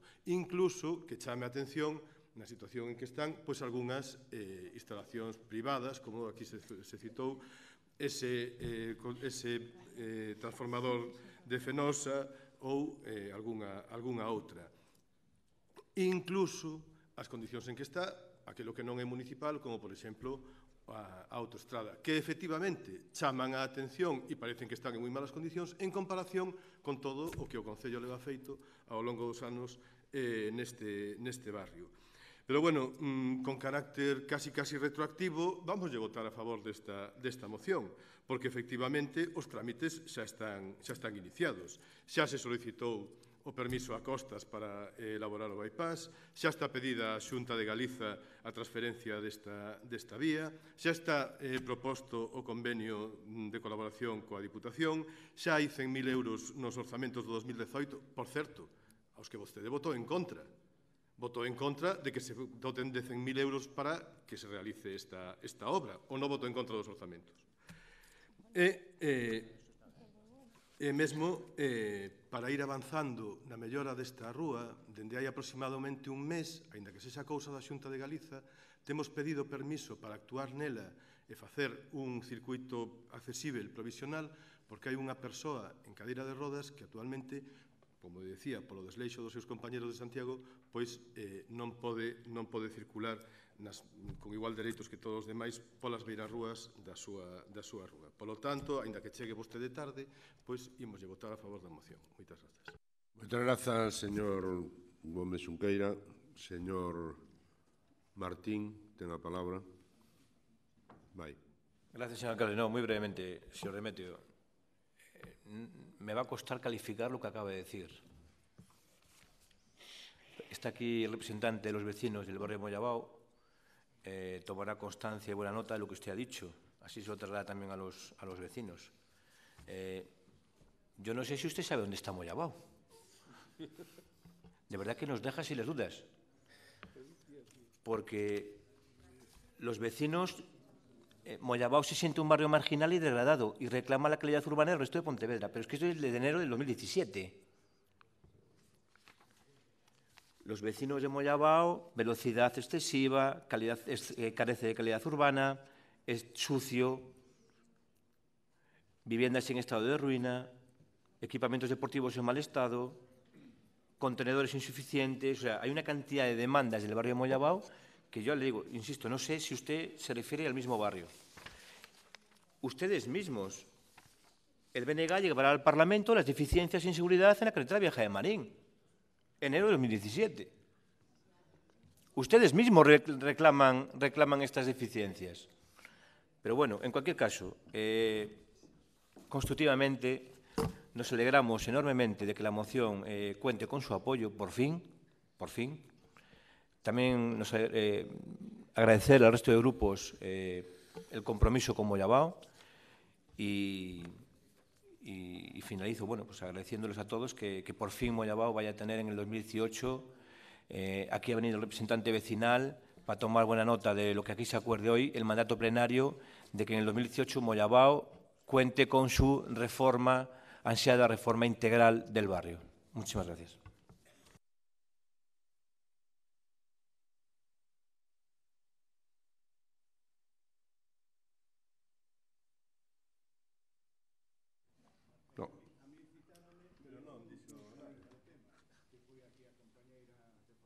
No, eu creo que eu quería agradecerlle ao señor Martín que reconozca que o resto de Pontevedra ten unha alta calidad urbana, que iso é importante, e a partir de aí, pois, votaremos a favor da moción, porque se non abrimos un debate novo, non?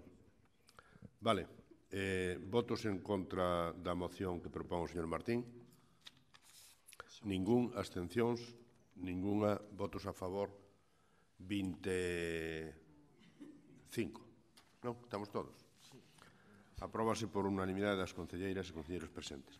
Pasamos ao punto número 7, ratificación da súa inclusión por urxencia e aprobación, no seu caso, da proposición do Grupo Municipal Mixto Ciudadanos relativo a wifi de calidade gratis en Europa. O señor secretario non ten a palabra porque é unha cuestión de urxencia. Apróbase a urxencia de todos os grupos, sí. Por lo tanto, ten a palabra a señora Rey Martínez. Gracias. La Comisión Europea ha lanzado la iniciativa Wi-Fi 4EU con el fin de financiar el material y los costes de instalación de sistemas de Wi-Fi gratuitos en localizaciones públicas. Esto permitiría sentar las bases de una Smart City, ya que la ciudad estaría totalmente comunicada y almacenando datos de todo lo que en ella ocurra, respetando siempre la Ley de Protección de Datos. El sistema se concederá a través de procedimientos online sencillos y atendiendo las solicitudes por orden de llegada. El beneficiario deberá proponer para la instalación de estos sistemas aquellas zonas donde no existía y no existe aún un Wi-Fi público o privado gratuito de características similares y deberá hacerse cargo de la conexión y el mantenimiento del material durante al menos 3 años. Está claro que el sistema genera un gasto, aunque la cantidad y la calidad de información que genera acerca de los visitantes y de los residentes y el aumento del nivel de infraestructuras tecnológicas que eso aportaría al municipio, pudiendo llegar a puntos de la ciudad donde todavía no se ha llegado, debe ser valorado en su justa medida. El beneficio que se puede obtener supera con creces el gasto del mantenimiento de estos sistemas. Además, esta Wi-Fi ayudaría no solo a los pontevedreses y a las pontevedresas, sino a todos los visitantes que vamos a tener de Corea, de México, de China, de Angola, a facilitarles la conexión. Por ello, proponemos que el Ayuntamiento de Pontevedra estudie la posibilidad de iniciar los trámites para solicitar la instalación financiada del sistema Wi-Fi 4EU en la ciudad y lo resuelva con la mayor brevedad posible, ya que las solicitudes se conceden por orden de llegada previo cumplimiento de los trámites legales y procedimentales necesarios para que el servicio sea adecuado. Y además contar para esta solicitud con ampliar el número de localizaciones en las que ubicar estos sistemas, llegando a las zonas donde hasta ahora no tenidas en cuenta para que el servicio esté disponible para el mayor número de residentes y turistas y además la información obtenida por estos sistemas sea más provechosa para Pontevedra. Moitas grazas, señora Rei Martínez. Algúna intervención eu teño aquí? Señora Moreira, perdón. Moitas grazas. O dereito á información consta na legislación vixente, tanto internacional como estatal, como un dereito fundamental da cidadanía.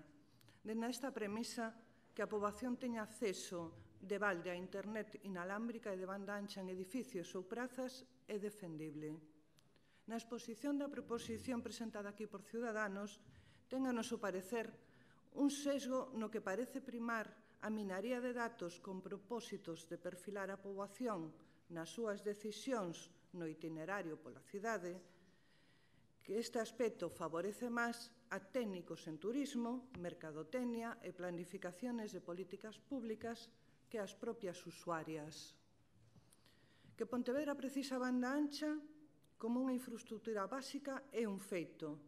Así se afirma no Regulamento EU 2017 de 1953 do Parlamento Europeo e do Consello de 25 de outubro de 2017. A conectividade inalámbrica local con carácter gratuito e sen condicións discriminatorias podería contribuir a pechar esta brecha digital, a mellorar tamén o acceso aos servizos de banda ancha de alta velocidade e, polo tanto, os servizos en liña.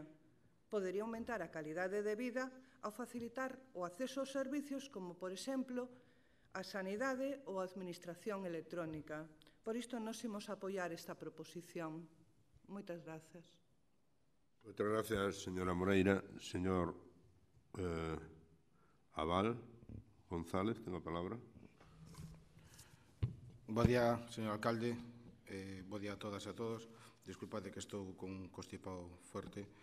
Ben, hoxe, o Grupo Mixto Ciudadanos nos presenta aquí unha moción máis propia para instalar en Pontevedra o Gran Hermano. Porque se nos atemos ao texto, incluso su liña en negrita, quere instalar non unha Wi-Fi, senón un Gran Hermano.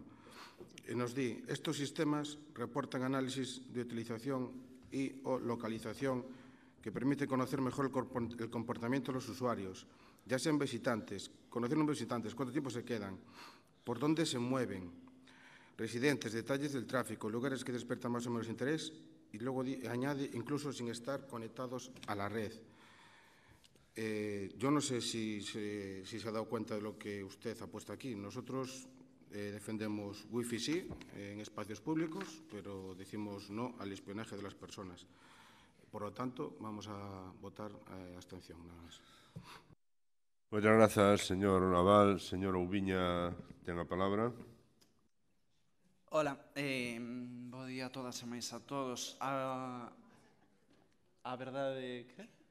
Bueno, a verdade é que o título da moción podería facernos pensar a todas e máis a todos que estamos diante dunha proposta aceptable, mas pola contra, ao profundar na lectura, chegamos a atoparnos con cuestións, como dicía o compañeiro César Abal, pouco aceptables, pouco éticas e que asustan, e que parece máis unha especie de gran hermano, de ollo panóptico, que todo o ve e que nos quere focalizar como se fósemos unha gran empresa interesada no Big Data, como poden ser Google, AliExpress, Facebook, etc.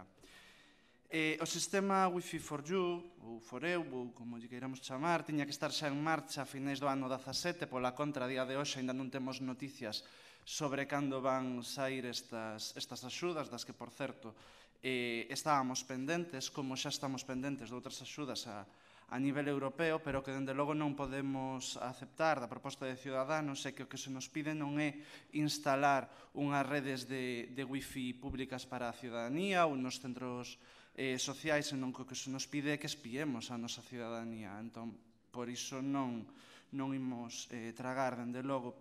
E, por suposto, gústenos máis ou menos, a prestación do servizo de Internet non é un servizo público, é unha actividade liberalizada, polo que ten a súa regulación, por iso imos a continuar a traballar man a man co Servizo Municipal de Informática para tratar de prestar o mellor servizo posible, facelo dentro da lei e facelo que sexa útil para os veciños e veciñas de Pontevedra. E, para rematar, dende logo que non podemos votar tampouco é a favor dunha moción que comeza inventándose o nome dunha das prazas máis emblemáticas da nosa cidade.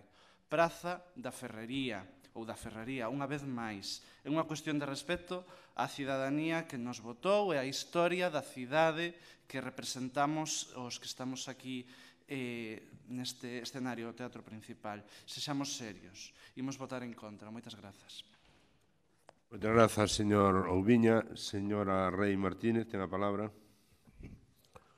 Yo cuando hablo en castellano digo Plaza de la Herrería y seguiré manteniéndolo. Bueno, no es lo mismo la herrería que Salvador Moreno, creo, a fecha de hoy. De todas formas, sería Wi-Fi for You. Si vamos a hacer normalización lingüística, señor Oubiña, es Wi-Fi for You. De todas formas, no sé qué parte de localización anónima que se puede usar en beneficio de la ciudad no han entendido. Anónima, y creo que Gran Hermano no es anónimo. De todas formas, tanto al señor Abal como a la señora Oubiña, yo les invitaría a sumarse al progreso.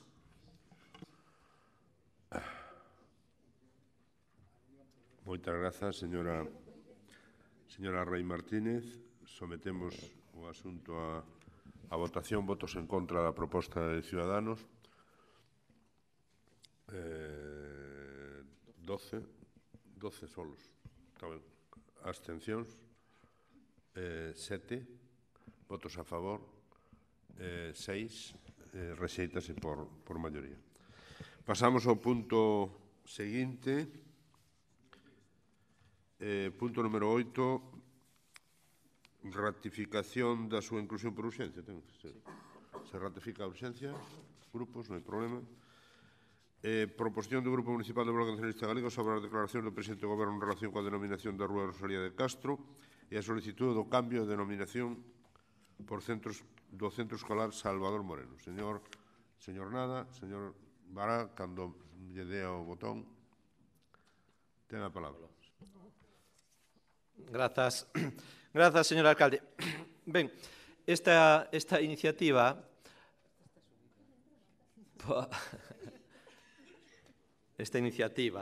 pois ten que ver cun feito que a nos parece moi grave, que ocorreu o pasado 30 de novembro de 2017, que nos parece un atentado, unha infamia, e que non queremos pasar por alto, porque ás veces estas cousas trátanse como se fosen anécdotas, como se fosen grazas ou chismes ou ocurrencias, pero teñen un trasfondo moi grave.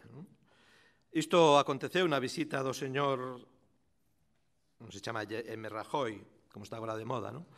O patrulleiro Infanta Cristina, na que fixo unha louvanza do militar golpista e ministro franquista Salvador Moreno e mostrou, ademais, o seu descoñecemento e extrañeza polo cambio de nome que este golpista e represor tiña en Pontevedra. E dicindo, ademais, con absoluto descaro, desfachatez, ou fachatez, mellor dito, neste caso, que segue utilizando a antiga denominación, suprimida, por certo, por un acordo democrático deste pleno que tivo lugar no ano 2002.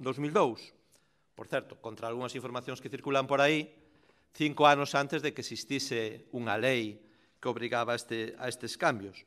Por certo, naquel momento, co voto en contra do Partido Popular. E isto é tamén un bo indicativo, é dicir, que o Partido Popular é perfectamente coherente. O que está dicindo agora o señor Rajoy era o mesmo que decía o Partido Popular que dixo fai 15 anos no debate do Pleno. E parécenos moi grave e intolerable que unha das máximas autoridades do Estado reivindique, defenda e louve, como fixo el, a figura dun militar golpista e represor, que foi responsável directo da represión mediante o bombardeo da población civil, responsable dun auténtico xenocidio, dunha das máis grandes matanzas que tivo lugar durante a chamada Guerra Civil. Polo tanto, parécenos que isto hai que condenalo e hai que condenalo con absoluta firmeza. E iso é un acto, ademais de hixiene democrática. Pero que, ademais, fixemos naquel momento ese cambio da rúa, pero quedou algunha cuestión pendente e aínda existe unha anomalía que nesa mesma rúa existe un colexio, Mollabao, que se falaba antes, que rende homenaxe a este militar fascista, golpista, represor. Imagínense vostedes, un centro público financiado con fondos públicos dependente do Ministerio de Defensa que homenaxea a un señor que é antítese dos valores que debe defender un centro educativo. Por lo tanto, tamén hai que acabar con esta anomalía e, por iso, propoñemos que este pleno da corporación se dirixa ao Goberno do Estado e pida o cambio de nome deste centro educativo.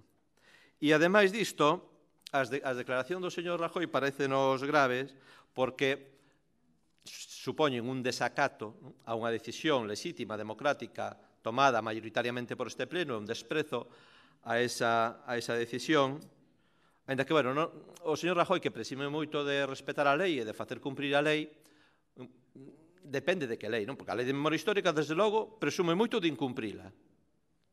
Presume de incumprila. E, bueno, o Partido Popular tamén sabimos que presume de incumprir todas as políticas públicas e incluso as decisións e as recomendacións internacionais da ONU a respecto das políticas públicas da memoria. E a Xunta de Galiza do señor Feijóo, en canto chegou ao goberno en 2009, xa correu rapidamente a desmantelar todas as políticas públicas de memoria. O señor Rajoy presume de que non gasta un euro en políticas da memoria. E xa non digamos o que se atreveu a dicir como infamia ao señor Hernando, porque non o vou citar aquí porque me parece que é darlle demasiada importancia. Pero claro, é un desprezo a un acordo democrático deste Concello por alguén que se acostuma a incumprir a lei. Por certo, tamén existe a lei de normalización lingüística, habría que facerlle tamén o recordatorio ao señor Rajoy e á señora Rei. Señora Rei, por acordos deste pleno, a Rúa da Ferrería a Praza da Ferrería chamase Praza da Ferrería. Non ten outra denominación posible. É o nome oficial. E a lei de normalización lingüística di cales son os nomes oficiais en Galiza. E hai que cumprila. E ao señor Rajoy tamén lle decimos que, supoño que, ademais, ainda que a veces ten dificultades con algún fonema, supoñemos que sabe pronunciar a palabra Shakira, entón, con un pouco de práctica, igual tamén lle sae ben a palabra Sanxenxo.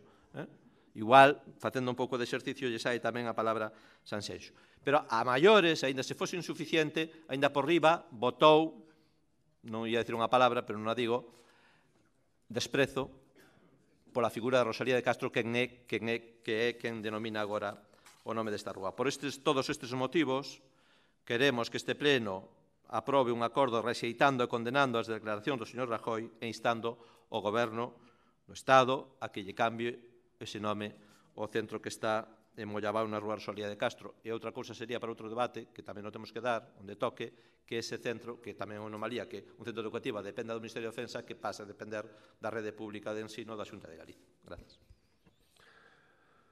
Moitas grazas, señor Vara Torres. Señora Rey Martínez, ten a palabra. Gracias. Es muy difícil, o al menos a mí se me hace muy complicado, escuchar al presidente del Gobierno pedir que se cumpla la ley y tomármelo en serio.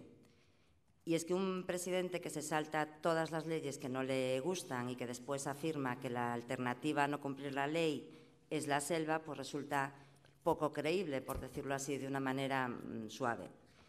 Y está claro que a Mariano Rajoy la ley de la memoria histórica no le gusta y no le gusta nada. Difícil entender a un Partido Popular que defienda a un ministro franquista. Pero también está la segunda parte, la exposición de motivos del bloque nacionalista condenando golpistas, afirmando que defienden a las instituciones que velan por los valores democráticos. A mí, francamente, me suena bastante a coña y lo cierto es que al final los polos opuestos se atraen. Pero desde la coherencia de Ciudadanos nos sumamos a la condena de las manifestaciones del presidente del Gobierno y apoyamos el cambio del colegio. Moitas grazas, señora Rey. Señor Rey Núñez, ten a palabra. Ben, haberá tamén que facer un pouco de historia neste caso, remontarnos máis atrás que coa autoestrada, non? Polas actuacións do capitán de fragata Salvador Moreno ao mando de buques franquistas foron bombardeados tanto portos como a poboación civil do Cantábrico e de Andalucía, e as súas ordes realizáronse capturas de buques en alta mar que conduciron a novas execucións e condenas a morte en ilegais consellos de guerra. Condecorado polo ditador e ascendido a almeirante, o xeneral Franco nomeouno en 2 etapas da ditadura ministro de Mariña. Pois ben, aínda hoxe, un centro de ensino primario sito en Pontevedra, dependente do Ministerio de Defensa, segue tendo como clara homenaxe a exaltación da súa figura o nome deste militar e ministro franquista. O noso grupo foi o primeiro, e aí está a hemeroteca que non me deixará mentir, en chamar a atención sobre a persistencia deste epónimo. Froito diso, son 2 preguntas ao Goberno que a deputada Yolanda Díaz rexistrou en decembro. A primeira, por que o Goberno incumpre gravemente a Lei de Memoria Histórica e permite que un centro de educación primaria que depende directamente do Ministerio de Defensa siga tendo o nome dun militar golpista. E a segunda, cando ten previsto o Goberno deixar de desobedecer a Lei de Memoria Histórica e empezar a cumprila e a facela cumprir. Se nos remitimos aos feitos e as actuacións do señor Rajoy, parece que nunca, a xulgar pola súa atitude do Executivo que encabeza. É misión imposible pretender que o señor Rajoy lle guste Rosalía Castro, e iso que escribiu a totalidade da súa obra en prosa e boa parte da poesía en castelán. Mais todo o mundo sabe que o señor Rajoy é máis de deleitarse coa lectura do Marca. O que non quita para que lle pidamos como pontevedrés e como presidente do Goberno que dea exemplo respetando o que é legal e oficial. E sobre a memoria democrática en Pontevedra tamén quería aproveitar para dicir un par de cousas, lembrando que os nomes das rúas ou dos centros de ensino non dan de comer, eso é evidente, mas tampouco non quitan de comer. Pero a hixiene obríganos a limpar o nomenclator daqueles nomes que ensucian a dignidade democrática dunha sociedade. Igual que é bo ducharse e recomendable lavar a roupa, tamén é bo e recomendable desfacerse dos símbolos, monumentos e placas que lembran o peor de que somos capaces os seres humanos, o exterminio, a represión, os abusos, as traizóns.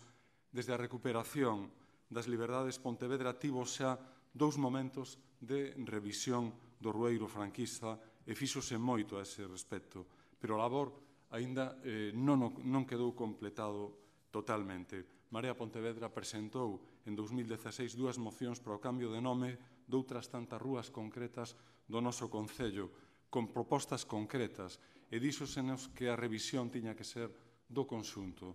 En atención a iso, no pleno de xullo de 2017, defendemos unha proposición que dicía o seguinte: co ánimo de respetar as vítimas e os seus familiares, de completar a democratización do rueiro da cidade e de eliminar de xeito definitivo calquera símbolo, homenaxe ou enxalzamento da ditadura do xeneral Franco, e máis para evitar posibles denuncias contra esta corporación por incumprimento da Lei de Memoria Histórica, instamos a Xunta de Goberno Local a tomar a iniciativa para cumprir e facer cumprir esta lei no noso termo municipal, sen máis dilacións e a través da fórmula que se estime máis acaída e con acordo final en pleno. Isto obtivo aquí en xullo do ano pasado o apoio unánime de todos os grupos e, por tanto, o camiño debería despexarse na comisión correspondente, aínda que logo houbo quen presentou propostas concretas para algúns cambios. O que xa anunciamos é que na comisión correspondente, en consecuencia co que pedimos daquela, Marea Pontevedra vai propoñer para a avenida actualmente denominada Fernández Ladreda que o nome que o sustitúa sexa o de Manuel Moldes. Moitas gracias. Moitas grazas, señor Rei Núñez. Señor Agustín Fernández, ten a palabra. Gracias, señor alcalde. Bos días a todas e a todos. Bueno, non hai moito máis que engadir á moción presentada polo BNG, non? As declaracións feitas por un presidente do goberno son totalmente inaceptables e infrinxen, ademais, a propia Lei de Memoria Histórica e son unha burla e un desprecio para todos aqueles que foron perseguidos polas súas ideas e todas as familias que padecimos esa persecución. Por tanto, é intolerable, non? Agora creo que é algo máis fácil de entender porque o señor Rajoy é unha persona non grata e máis alá dos colores políticos, non? Todos temos a obriga de respetar a memoria histórica, pero moito máis aqueles que desempeñamos cargos políticos. Cando un oe declaracións dun presidente de goberno cuestionando o cambio dun nome dunha rúa dedicada a responsable da morte de miles de persoas, non podemos senón sentir un certo escalofrío pensando que esa persona está dirixindo os destinos do noso país, non? E non teño moito máis que decir, quero aproveitar tamén para felicitar, porque é de xusticia, non? Se o fixen en alguna ocasión, pero quero reiteralo, o traballo que está facendo o goberno municipal na recuperación da memoria histórica de Pontevedra, creo que é un moi bo traballo e creo que esa é a línea que hai que seguir. Espero que, ademais, en temas que están pendientes, como o cambio de nomes de algunhas rúas, pois podamos poñernos de acordo entre todos e iniciar e finalizar ese cambio neste mandato. Nada máis, moitas gracias. Moitas grazas, señor Agustín Fernández. Señor Moreira, ten a palabra. Sí, gracias, señor presidente. Bueno, yo lamento que estemos perdiendo el tiempo con semejante cuestión. Aquí se ha hablado de atentado, infamia, descaro, fachatez, que se ha producido un acto de desacato, que se ha producido un acto de menosprecio a Rosalía de Castro. Pero qué burradas son esas. Un simple comentario que se ha hecho, no fue una declaración oficial ni nada. Yo lo escuché, lo vi, lo escuché. Y ustedes sacan las cosas de fuera de su dimensión. Tratan de hacer una cuestión de Estado sobre un comentario que... ¿Quién de nosotros no ha escuchado a algún vecino de Pontevedra un día hablando, referirse a esa calle como Salvador Moreno o General Mola cuando manda una indicación? Hay gente que le llama General Mola y alguno de ellos lo hace con la intención de honrar a un golpista. Seamos sensatos, hombre, dejamos de facer o parvo, de facer tanto parvo y ojalá dedicaran todo este ingenio a trabajar por los vecinos de Pontevedra. Del mismo modo les tengo que decir que se llama Plaza de España o Praza de España, non Praza do Concello. E estamos cansados de recibir notificaciones oficiales con Praza do Concello. ¿Dónde está Praza do Concello? Se llama Praza de España. O sea, que ustedes, que son los primeros que no reconocen la denominación oficial, vienen a cuestionar comentarios, chascarrillos de una persona. Es que la verdad es lamentable el gobierno que tenemos en Pontevedra, que parece que no hay problemas en la ciudad y que se dedican a estas cuestiones. Yo aquí lo que les tengo que decir es que ustedes a Mariano Rajoy le tienen una manía, no sé por qué. Bueno, sí que sé por qué. Pero ya lo declararon non grato, pero no le llega. Oye, tienen que venir aquí a cuestionar cualquier declaración. Anda que no hace declaraciones y comentarios y ustedes ahí buscando en la puntilla lo que dice, si se entendió bien o en doble sentido, lo que sea. Ustedes lo que están es fastidiados, dolidos, y particularmente usted, señor Vara, ¿por qué los barrió en las elecciones Mariano Rajoy? Eso es lo que les duele. Entonces, claro, buscan cualquier fórmula para tratar de desprestigiar a una persona a la que deberían tener más respeto, en primer lugar, porque es un vecino de Pontevedra, porque lleva el nombre de Pontevedra por el mundo adelante, y, sobre todo, porque ha sido elegido por los vecinos de Pontevedra y porque es el presidente de todos los españoles, incluidos ustedes, que también son españoles. Por lo tanto, luego vienen con otra cuestión de que se cambie el nombre a un colegio. O sea, ustedes no hacen una guardería, no hacen una biblioteca, no hacen nada, pero sí, se meten en como le llaman los otros a sus instituciones. Hagan ustedes un colegio, llámenle como quieran. ¿Qué se tienen que meter ustedes en el nombre de otro colegio? Nunca se metieron y se meten ahora a cuenta de este chascarrillo. La verdad es que es lamentable. Y yo, la verdad, parece que no tienen otra cosa que hacer. Pues si creen que no tienen otra cosa que hacer, les digo yo varias cosas, muchas cosas que tienen que hacer. Si están aburridos, tienen a muchos vecinos pendientes de ser recibidos en el ayuntamiento y asociaciones. Aquí tienen algunos, me parece. Y cuestiones que resolver. Tienen contratos prorrogados, pues si no lo saben, tienen el contrato de la basura prorrogado, el del agua prorrogado, el de las piscinas de Campolongo prorrogado por 9ª vez, el de las cafeterías, no tienen licitado el contrato de cafetería del pabellón de deportes. Están ociosos. Yo no lo entiendo, la verdad. No lo entiendo. Y esto me parece una falta de respeto a los vecinos de Pontevedra hacernos perder el tiempo con esta cuestión.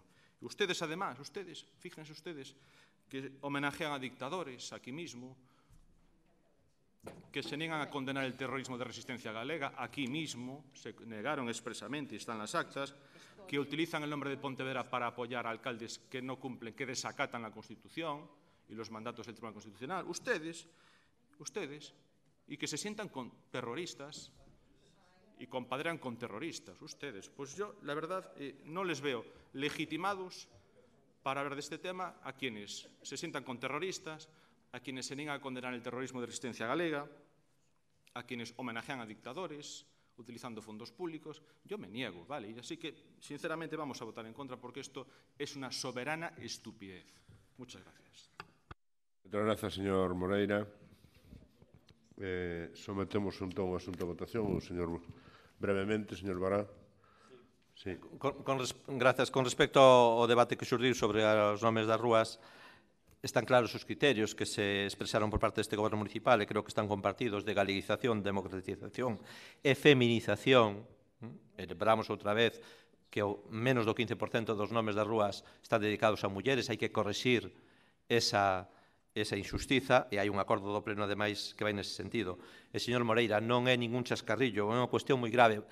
Eu escoitei esas declaracións, fixo unha exaltación clara e expresa dun militar golpista. E vostedes son perfectamente coherentes nesta cuestión, porque ademais vostedes non acaban de desprenderse do seu pasado. Non acaban de desprenderse do pasado, do que veñen, porque vostedes veñen de aí, o Partido Popular ven de aí, ven da Alianza Popular, e a Alianza Popular ven de onde ven, e xa sabemos o que cantaban na fundación da Alianza Popular, o que berraban e como levantaban o brazo. Entón, claro, o pasado está aí, non mente. E, desde logo, o que non lle vou consentir e que poña en dúbida o compromiso do nacionalismo galego e todo o que fixo o BNG para que aquí en Galiza non houvese violencia. E a condena que fixo o BNG sempre dos métodos violentos. Por tanto, non intente sementar ningunha dúbida ao respecto. Non. Porque é un dos méritos do BNG. E o BNG viaxa, reúnese con representantes legítimos e democráticos de forzas políticas do Estado e de forzas políticas nacionalistas. E iso é un dereito democrático. Vostedes o que queren é criminalizar a todo o mundo, e iso non imos consentir tampouco. Así que, neste caso, son vostedes perfectamente coherentes co seu pasado. Gracias. Moitas grazas, señor Bará. Sometemos o asunto a votación. Votos en contra da moción que presenta o BNG, 7, abstencións, ningunha, votos a favor, 12 e 6, 18, apróbase por maioría da corporación. Ben, pasamos ao punto número 9, ratificación da súa inclusión por urxencia e aprobación no seu caso da proposición do Grupo Municipal do Partido Popular instando a que a nova ronda urbana denominada Acceso a Príncipe Felipe Montecelo no lugar do Marco sexa unha vía sanitaria libre de lombos. Se entende a urxencia, ainda que é unha moción antigua e que está determinada, enténdese, polo tanto, ten a palabra o señor Non, está aí tamén. Leo o ditame. O ditame, que sí que foi posterior á convocatoria, pois foi favorable, cos votos en contra dos señores concelleiros representantes do Grupo Municipal do BNG e abstencións do representante de Marea Pontevedra. Moitas grazas. Moitas grazas, señor secretario. Señor Martín González, ten a palabra. Gracias, señor alcalde. Bien, me gustaría decir en esta moción que hiciésemos todos un poco el ejercicio de por un momento pensar que no lo hacemos desde un punto de vista defendiendo ideales políticos, ¿verdad? Me gustaría que esta moción fuese pensada y debatida desde el punto de vista del paciente.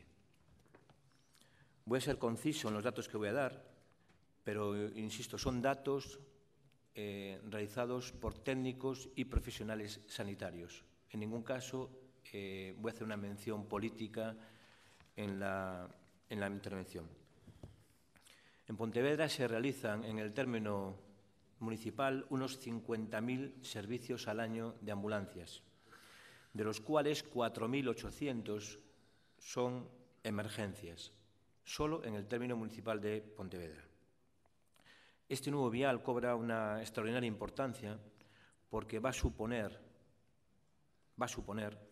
que el 70% de los servicios de ambulancias transiten por este nuevo vial.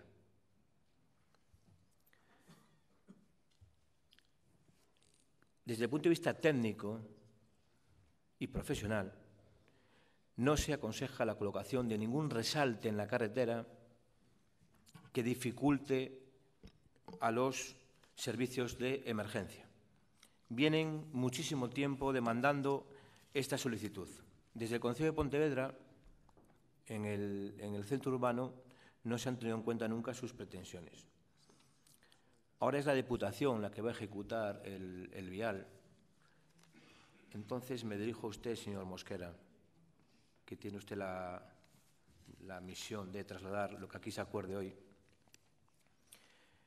Los médicos de la atención sanitaria dicen frases como la siguiente: aumentan los tiempos nos servicios de ida o cale máis grave, pois o enfermo está sen atención.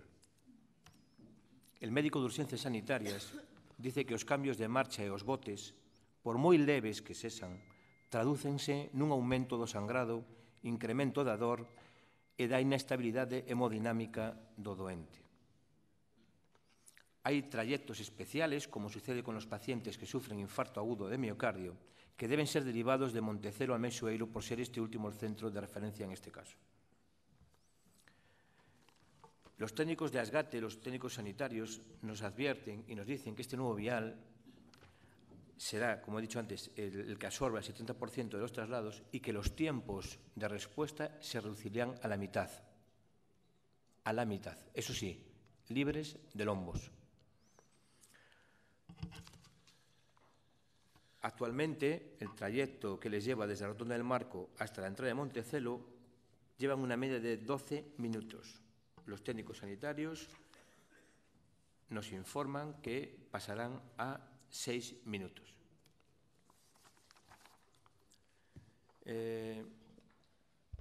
Señor Mosquera, no estamos en contra de que se aplique ninguna medida de reducción de velocidad en este tramo. Ojo. Es más, si los técnicos lo ven conveniente, adelante. Lo único que pretende esta moción es reflejar la petición de los técnicos sanitarios y de los profesionales médicos de que no sean con resaltes sobre la calzada. Le voy a poner, para rematar mi intervención, lo que dicen las normativas que hay más modernas o más actuales en cuanto a reductores de velocidad en los distintos puntos geográficos de España. Por ejemplo, la ordenanza tipo de la FEM de reductores ya dice que las medidas de templado deben, en cualquier caso, respetar las funciones y elementos de la vía, especialmente garantizando el fácil acceso a los servicios de emergencia. En la ordenanza reguladora de normas de seguridad vial para calmar el tráfico de Marbella nos dice limitaciones y prohibiciones. Estará prohibida la instalación de resaltos en la calzada y pone en aquellas vías que en el Plan Integral de Seguridad Vial se consideren preferentes para la circulación de los servicios de emergencias en urgencia. Continúo. El decreto foral de la Diputación de Vizcaya, que aprueba la instrucción técnica para la instalación de reductores de velocidad, también hace una mención y dice que no se instalará en los tramos de travesías habitualmente utilizados por vehículos de emergencia, bomberos y ambulancias. Normativa técnica para instalación de pasos peatonales sobrelevados en las travesías de la red de carreteras de Navarra. También dice que en el artículo 3, tramos excluidos, dice en los tramos de travesías habitualmente utilizados por vehículos de emergencia, bomberos y ambulancias. En la ordenanza de reductores de Bilbao también dice que, como criterio general, los reductores de velocidad se colocarán cuando se constate que un porcentaje considerable de vehículos sobrepase la velocidad permitida y, si bien se tendrá en cuenta el tránsito de los vehículos de emergencias. En la circular de la Generalitat de Cataluña de la implantación de reductores de velocidad en las travesías, también le dice restricciones de implantación fuera de los accesos a los centros sanitarios, bomberos y policía o en tramos habitualmente utilizados por vehículos de emergencia o por transportes especiales. Y finalizo con otra más, que es la de Sevilla, que también pone en cuanto a criterios de implantación limitaciones. No se instalarán, dice en su punto G, en tramos de travesía habitualmente utilizados por vehículos de emergencia. Todas las normativas que se están realizando en cuanto a reductores de velocidad, todas recogen que no se instalen en las vías sanitarias de las ciudades. Aquí hubo una propuesta del Partido Socialista, y yo quiero recordar a los grupos que salió votada por mayoría. Hubo un mandato plenario de todos los grupos en el cual se aprobó que las vías sanitarias fuesen libres de lombos. Me gustaría que continuase ese mismo criterio y esa opinión a la hora de prohibir o de no establecer pasos sobrelevados en la calzada. Y le ruego, por favor, señor Mosquera, que considere que este vial que lleve reductores de velocidad de cualquier otro tipo, pero que en ningún caso sean reductores de velocidad de paso sobrelevado. No sé qué criterio técnico podrán seguir en la Diputación a la vista de lo que ya le digo. Yo le he traído aquí ordenanzas de circulación y de resaltos, criterios de instalación, en la que, como se puede comprobar, en todos los lugares de la geografía de España evitan colocar reductores en las vías sanitarias. Y implantamos desde aquí a la Diputación de Pontevedra, que va a ejecutar la principal vía sanitaria de Pontevedra, a que salga de aquí un mandato plenario en el cual insta a la Diputación a no instalarlos o que instale cualquier otro que no sea el paso sobrelevado. Muchísimas gracias. Moitas grazas, señor Martín. Señora Moreira, ten a palabra. Moitas gracias. No pleno de setembro de 2015 apoiamos unha moción que entón traía a este pleno Partido Socialista sobre a creación dunhas vías sanitarias libres de pasos sobrelevados. Estamos de acordo con que os pacientes que sexan trasladados por este vial non sufran con este tipo de medidas reductoras.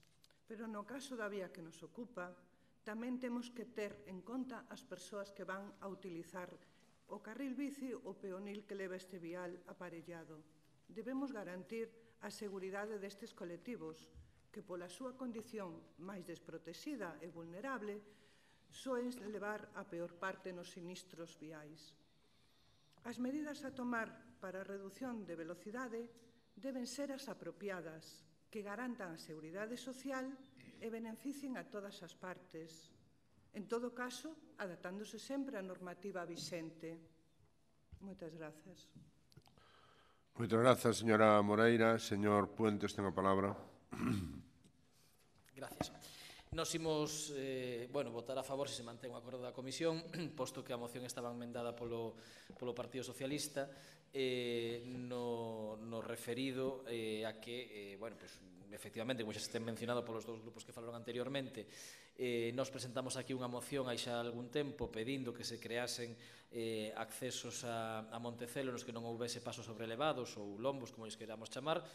simplemente polas obvias dificultades e problemas que xeran nos doentes trasladados ao Hospital de Montecelo en ambulancia, e que calquera que teña a desgracia de ter que ser trasladado en ambulancia pode comprobar, ou calquera que tivese un familiar que en algún momento fose en ambulancia a Montecelo pode tamén comprobar. Entendemos que isto non ten que estar reñido en absoluto coa política de calmado de tráfico na cidade que nos defendemos e nos practicamos o tempo tamén que gobernamos neste Concello, e polo tanto do que se trata é simplemente de darlle un servicio en condicións e aceptable a eses doentes que teñen que ir a Montecelo.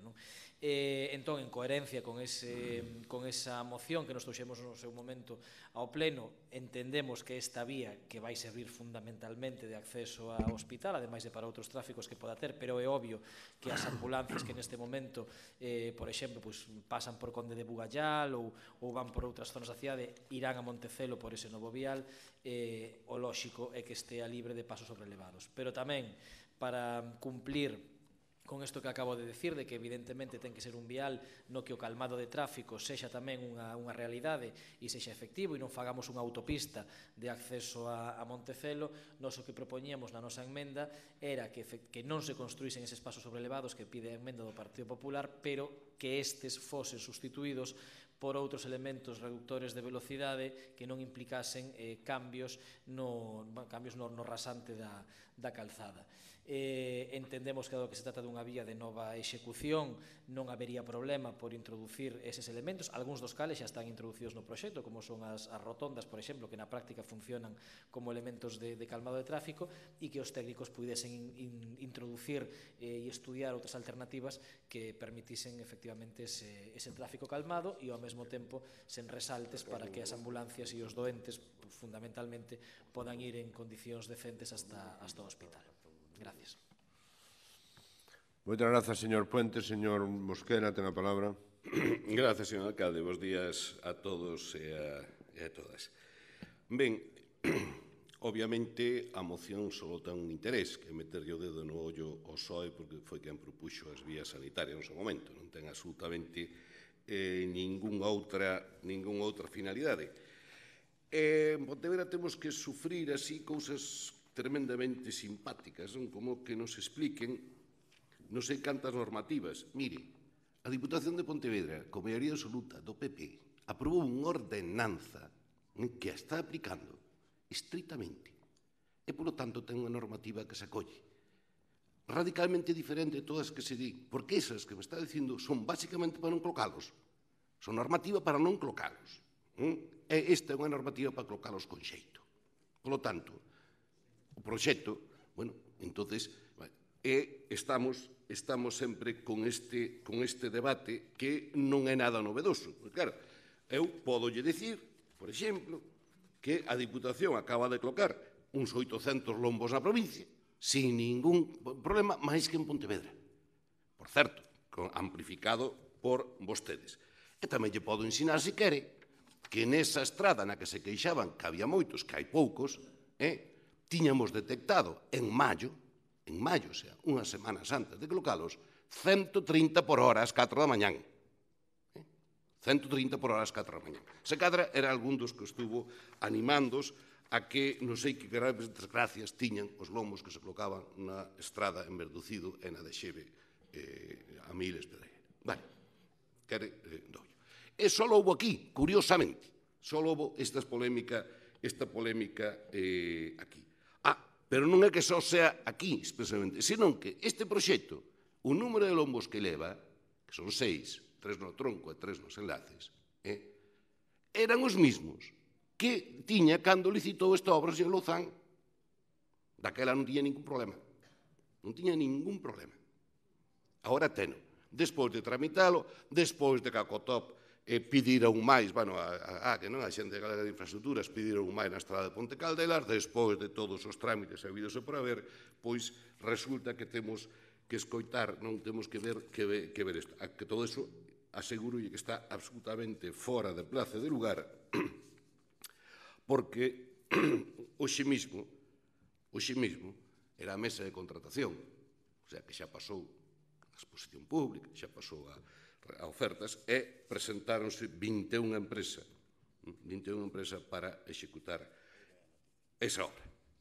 Hoxe abríanse os sobrevés na mesa de contratación e, obviamente, non se vai a modificar o proxecto, ni moito menos unha faltada do calibre que escribiron ustedes aquí, como era, que o Concello de Pontevedra, a Xunta de Goberno, a que dé as instruccións oportunas á Diputación Provincial.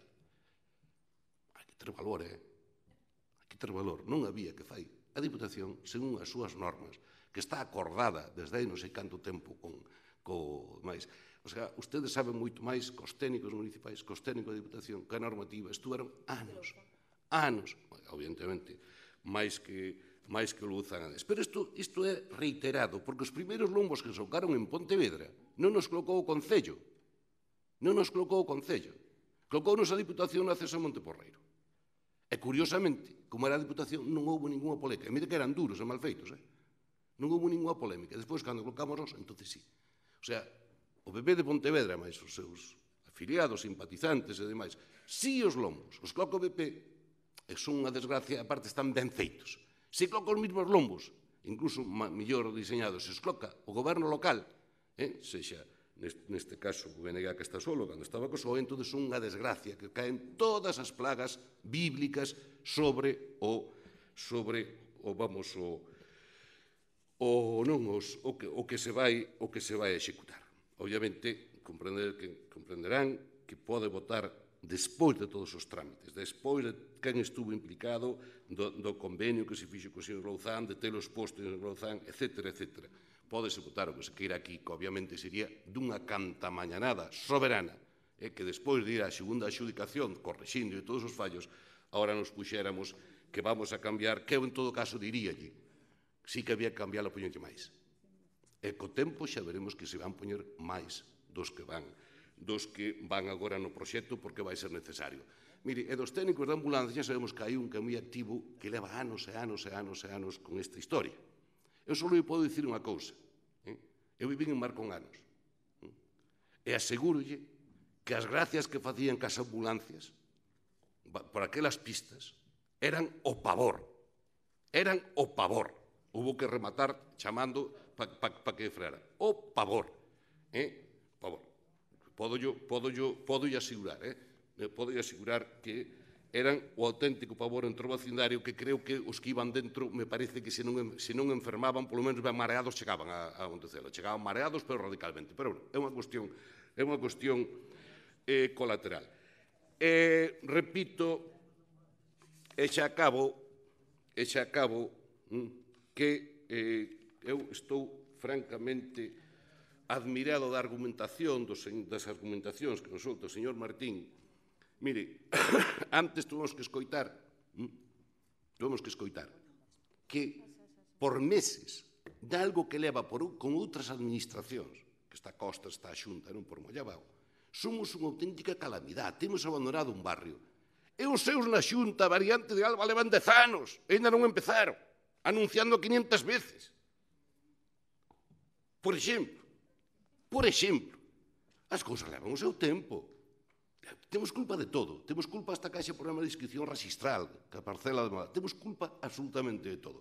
Pero, bueno, algo estaremos facendo ben, verdad? E creo, ou polo menos intentamos facelo, repito, o mellor posible. E neste caso, este proxecto ten, esta moción ten, digamos, a curiosidade de que era, cando facía o señor Louzán cos mesmos eilombos, un pedido pola Xunta do PP, por certo, pois era un proxecto fantástico, que supoño que o señor Jacobo Moreira sería que ia presentalo, porque sempre vai as fotos das administracións do PP a salir na foto e di que fantástico, son os mellores lombos do mundo, ora, como xa non está o PP, entonces son unha desgracia.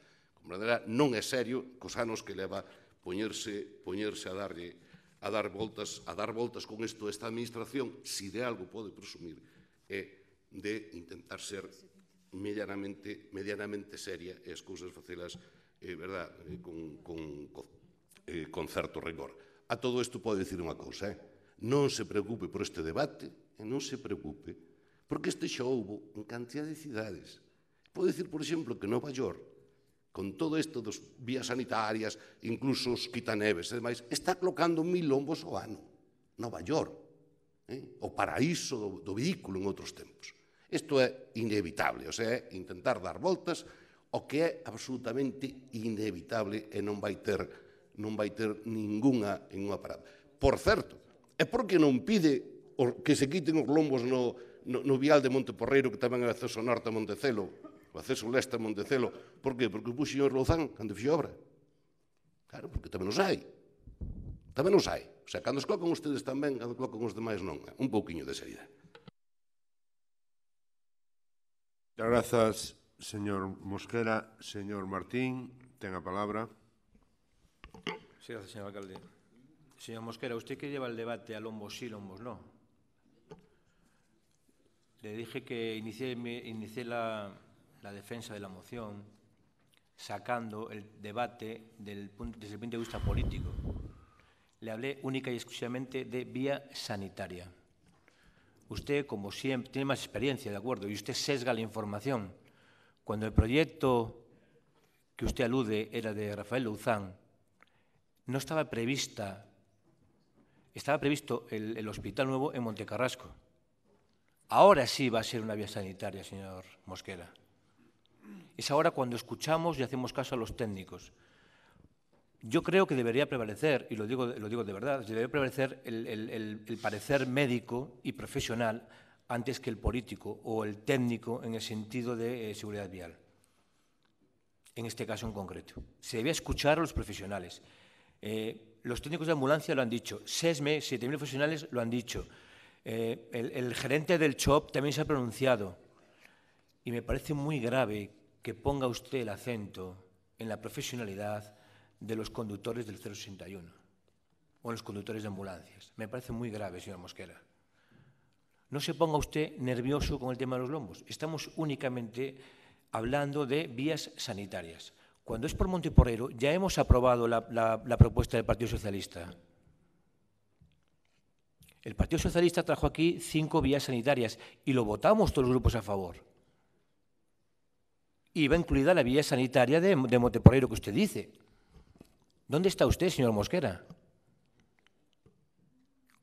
Y, por cierto, el proyecto que se baje... Ustedes echaron abajo la propuesta del Partido Socialista porque incrementaba gasto. Esta propone no hacerlos. Todo el dinero que van a costar esos 6 lombos, lo que estamos proponiendo es que se inviertan, ojo, en otra medida. ¿Por qué está usted obcecado única y exclusivamente en los lombos? ¿Qué tiene usted con los lombos, señor Mosquera? Sí, sí. Usted tiene un interés, no sé, un poco desorbitado en los lombos. Empezó con ellos aquí en el Concello, nos ha metido en Pontevedra, en el Gascuano, 400 y ahora en la Diputación quiere extenderlos a toda la provincia. ¿Qué interés tiene usted en los lombos, señor Mosquera?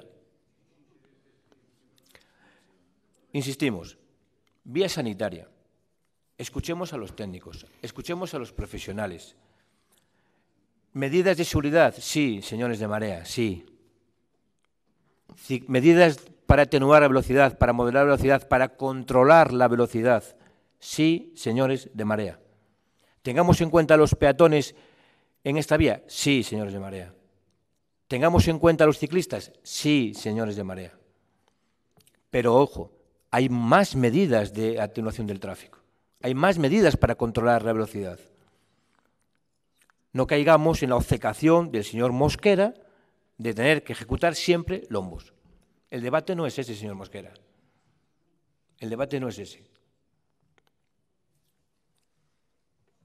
Por cierto, hoy sale en la prensa, me imagino que lo habrá leído, que el radar que ustedes adquirieron, por el cual nos decían, el PP propone radares. El PP propone radares. Ahora hay que darle dinero a una empresa privada por el tema de la grúa y aparte compraron un radar. Pero es que hoy en la prensa dice, hoy el titular de la prensa es el 99% de los conductores de Pontevedra cumplen la velocidad. El 99% de los conductores en Pontevedra cumplen con las medidas de velocidad. Entonces usted no puede ahora decir que es que en Pontevedra hay riesgo o hay motivo suficiente para poner lombos y perjudicar a 50.000 servicios que se hacen en ambulancia. Y eso no es ninguna opinión política, señor Mosquera. Lo digo yo, pero no es ninguna opinión política. Traslado la opinión de los profesionales. Y usted está obcecado, bueno, me gustaría que hubiesen cambiado de opinión, y usted, señor Lois, también. Me dirijo ahora especialmente a María Pontevedra. Sí, tenemos en consideración a los ciclistas y a los peatones. Proponemos que se modele la velocidad, que se controle, que se utilicen reductores de velocidad, sí. Pero hay muchísimas más opciones que no sea el resalte elevado en la carretera, como nos dicen los médicos y como nos dicen los técnicos. Técnicos sanitarios, señor Mosquera, estamos hablando de una vía sanitaria. ¿De acuerdo? Vía sanitaria, no un circuito de carreras de ambulancias, como usted ha dejado caer aquí. Gracias, señor alcalde. Gracias, señor Martín. Señor Mosquera, brevemente.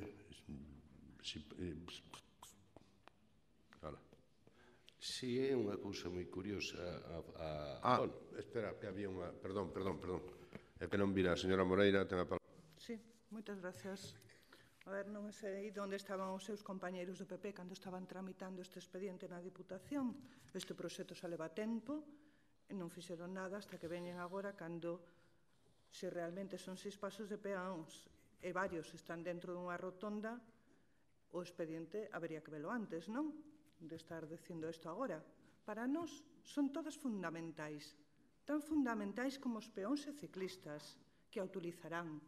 A busca de alternativas debe ter como un fin favorecer a todas as usuarias, a todas, e debe estar garantida, porque as infraestructuras deben garantir por igual a seguridade para todas as usuarias.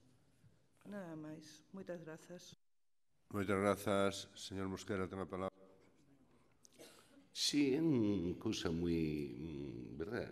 Vamos a ver, creo que xa dixen antes, a historia está aí, que a primeira institución que puxo o lombo nesta provincia, en 7, 8 ou 10 concellos, antes de colocalos o Concello de Pontevedra, foi a Diputación, gobernada polo PP. Entón, habrá que preguntarlle co sesión, o sea, que división teñen ustedes? O sea, cando están no goberno da Diputación, poñen os lombos, somos pioneiros, pero en Pontevedra é consecuencia dunha obsesión. Claro, eu non sei o que hai colocados en Pontevedra de ver, en este momento 700, pero no resto da provincia de ver 200. Por certo, algún concello terriblemente reticente resulta que o está colocando. Léase, por exemplo, o caso de Vigo, que foi durante moitos anos reticente. Entón, eu non logro entender, e repito, cal é a súa obsesión cando nin normativa, nin de outro tipo, cando, repito, é un problema de técnicos. Sí, señor. O sea, resulta que temos en Pontevedra uns técnicos, tanto de enxeñería como da policía, que lograron? Logramos, pero foron eles que traballaron e dirixiron, que sea unha cidade moi segura, en que a xente vaya... que ustedes non contenderon, por exemplo. Por que se anuncia o radar? Anúnciase para que a xente cree que hai xa radar que vai haber e, polo tanto, non corra. Vale? Claro, entonces están con esas historias de que se vai, despois chegan as cifras e que é para recaudar, resulta que a multa non fa máis que baixar, pero é igual, é para recaudar, xa está, o tópico de sempre demais. Por qué? Porque se fai unha cuestión técnica, porque eles saben que tipo de comportamentos é como se pode executar.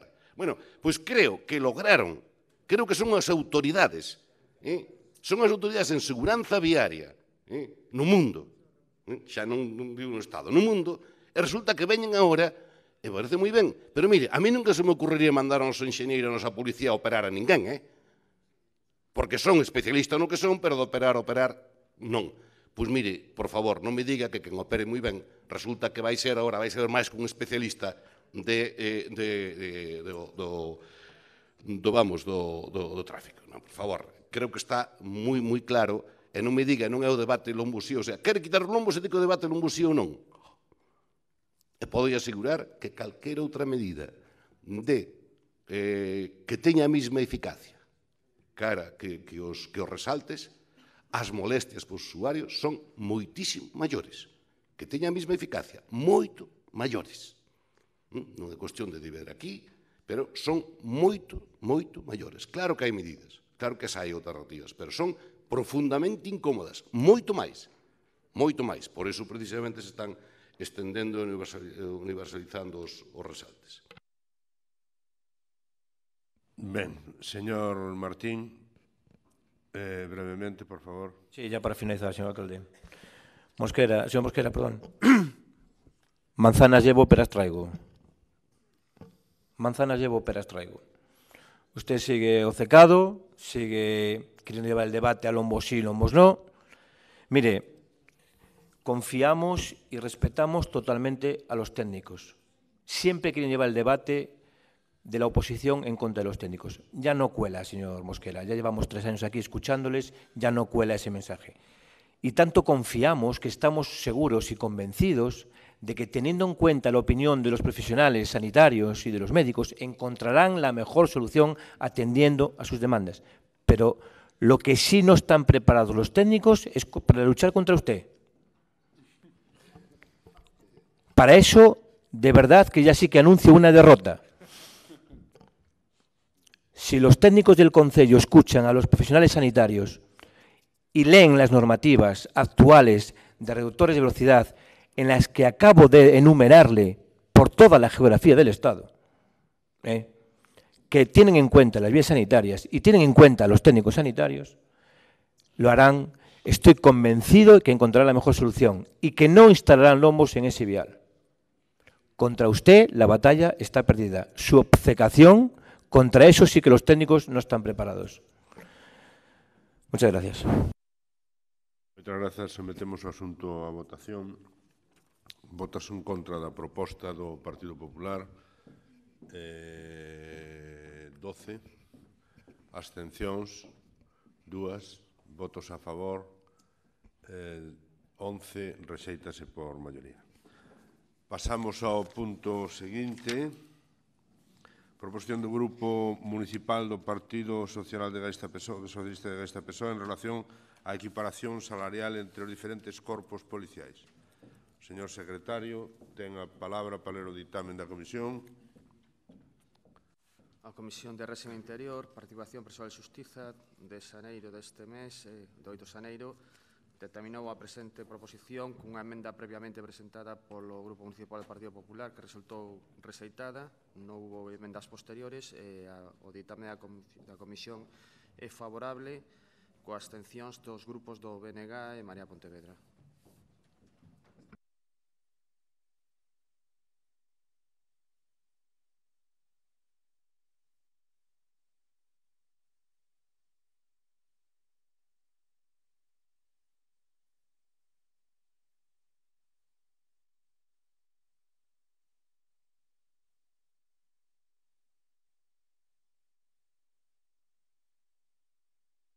Falar eu. Señora Castro, ten a palabra. Bo día. Bueno, nos presentamos esta moción como apoio a ILP exposta polas Forzas e Corpos de Seguridade do Estado, exixindo efectiva igualdade e equiparación salariales entre as diferentes policías do Estado. As diferencias salariais con outros corpos policiais autonómicos, como, por exemplo, os Mossos de Escuadra, a Policía Foral ou a Archancha, chega a alcanzar os 12.000 euros ao ano. A modo de exemplo, pois sinalar que un axente da Garda Civil cobra 650 euros ao mes de complemento específico, na Policía Nacional estes serían 689, en cambio para un mozo de escuadra serían 1.525. É necesario incrementar os salarios dos membros do corpo, unha equiparación co resto de todos os colectivos policiais, no que polo menos persoalmente eu considero un acto de xustiza. Non esquezamos que a dignidade salarial é para todos, e máis cando os implicados son os que garanten o noso estado do benestar.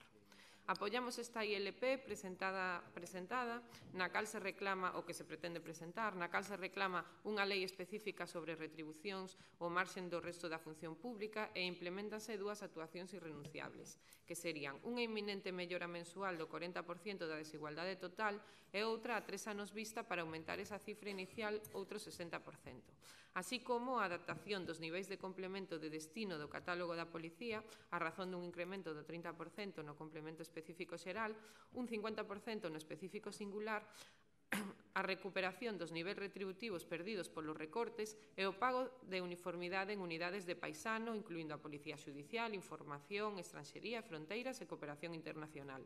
Por último, un aumento nas partidas de 40 millóns de euros e nos medios materiais, especialmente armamento, equipamento e infraestructuras. É por iso polo que presentamos esta moción, para que unha vez aceptada polo Pleno, o Goberno Municipal inste o Goberno de España a expor nos próximos orzamentos a progresiva equiparación salarial dos policías e Garda Civil con outros corpos de policiais, de tal forma que no ano 2020 alcance esa equiparación total, dando así resposta unánime a demanda de todas as organizacións sindicais da Policía e organizacións da Garda Civil que están a expor na unidade de acción. Grazas, señora Castro. Señora Rey, ten a palabra. Gracias. El compromiso de Ciudadanos en relación a la equiparación salarial entre los diferentes cuerpos policiales es firme. Tan firme que hace unos días estuvo aquí Miguel Gutiérrez, diputado de Ciudadanos, reunido con UFP, uno de los sindicatos de la Policía Nacional, y se comprometió a que no habrá aprobación de presupuestos posible si, entre otras medidas, no se hace real esta equiparación. Con lo cual apoyamos, bueno, no solo apoyamos, sino que agradecemos que el Partido Socialista traiga hoy esta moción. Grazas, señora Rey. Señor Rei Núñez, ten a palabra. Ben, aquí podía versionearse aquí lo de fuxan os ventos, non? Homologar, homologarei, loguiño de referendar, non? Non se entende moi ben por que en materia de equiparación non ampliar as miras, non? Homologar, por exemplo, o salario mínimo interprofesional de España ou da media europea, homologar, por exemplo, as pensións dos xubilados galegos á media das pensións dos xubilados españois ou os soldos das mulleres os soldos dos homes. Ten razón o Grupo Socialista ao afirmar que as forzas de seguridade do Estado xogan un papel importante na defensa dos dereitos e liberdades dos cidadáns. Por outra banda, ningún partido democrático pode soster a diferenza salarial ou de dereitos laborais e sociais entre traballadores que exerzan postos de traballo similares. Neste sentido, débese insistir en que non hai maior discriminación retributiva que a que segue existindo en España e Galicia por motivo de xénero. En todo caso, na lóxica sindical que impera nesta moción do PSOE hai tamén outra derivada sobre os dereitos dos traballadores. Unha vez desaparecida a Stasi alemá, España é un dos contados países, con Portugal e Italia, que manteñen unha forza policial castrense, a Garda Civil, que, por certo, como o seu nome indica, é un corpo militar. Ademais dunha multa que todos os anos ten que pagar o Estado español, a Unión Europea, que nos sae do peto de todos, o seu carácter militar condiciona a percepción que a sociedade pode ter da benemérita e supón unha limitación para os gardas civis nos seus dereitos de reunión e sindicación tantas veces reivindicados polos axentes. Creemos que a equiparación entre corpos non debe darse soamente en termos salariais, senón que debe trasladarse aos dereitos laborais que exixen a definitiva desmilitarización da Garda Civil. Polo demais, tamén pagaría a pena aproveitar este debate para ir á formación dun verdadeiro corpo de policía autónoma que asuma entre nós e a semellanza do que ocorre no País Vasco e en Cataluña moitas das competencias que hoxe comparten a Policía Nacional e a Garda Civil. Por iso propoñemos outra redacción alternativa á proposición do PSOE que sería a seguinte: o Pleno do Concello de Pontevedra insta ao Goberno do Estado a garantir a igualdade salarial entre os axentes de todas as forzas de seguridade e asemade a igualdade en todos os dereitos laborais, incluindo os de reunión e sindicación, coa conseguinte desmilitarización da Garda Civil. De incorporar este engadido, daremoslle o noso voto afirmativo á moción que aquí se trae e, de non ser así, seguiremos optando pola abstención. Moitas gracias. Moitas gracias, señor Rei. Señor Moreira Ferro, ten a palabra. Sí. Gracias, señor presidente. Nos anunciamos que imos votar a favor a favor desta proposta, porque, ademais, aquí se insta ao Goberno do Estado que plantexe a equiparación, e iso o Goberno do Estado está a favor de plantexar a equiparación, pero non hai que esquecer que a equiparación non pode ser efectiva se non se aproba unha lei de orzamentos. De aí ven que nos engadamos a través dunha emenda unha petición, un segundo punto, no que se nos podamos dirixir aos grupos parlamentarios do Congreso dos Diputados para que faciliten a aprobación dos orzamentos do 2018 para que permita aplicar a progresiva equiparación salarial dos policías e gardas civis. Iré máis alá, que permitira esta aprobación da lei de orzamentos permitiría tamén incrementar o salario dos funcionarios públicos en maior medida da que foi aprobada.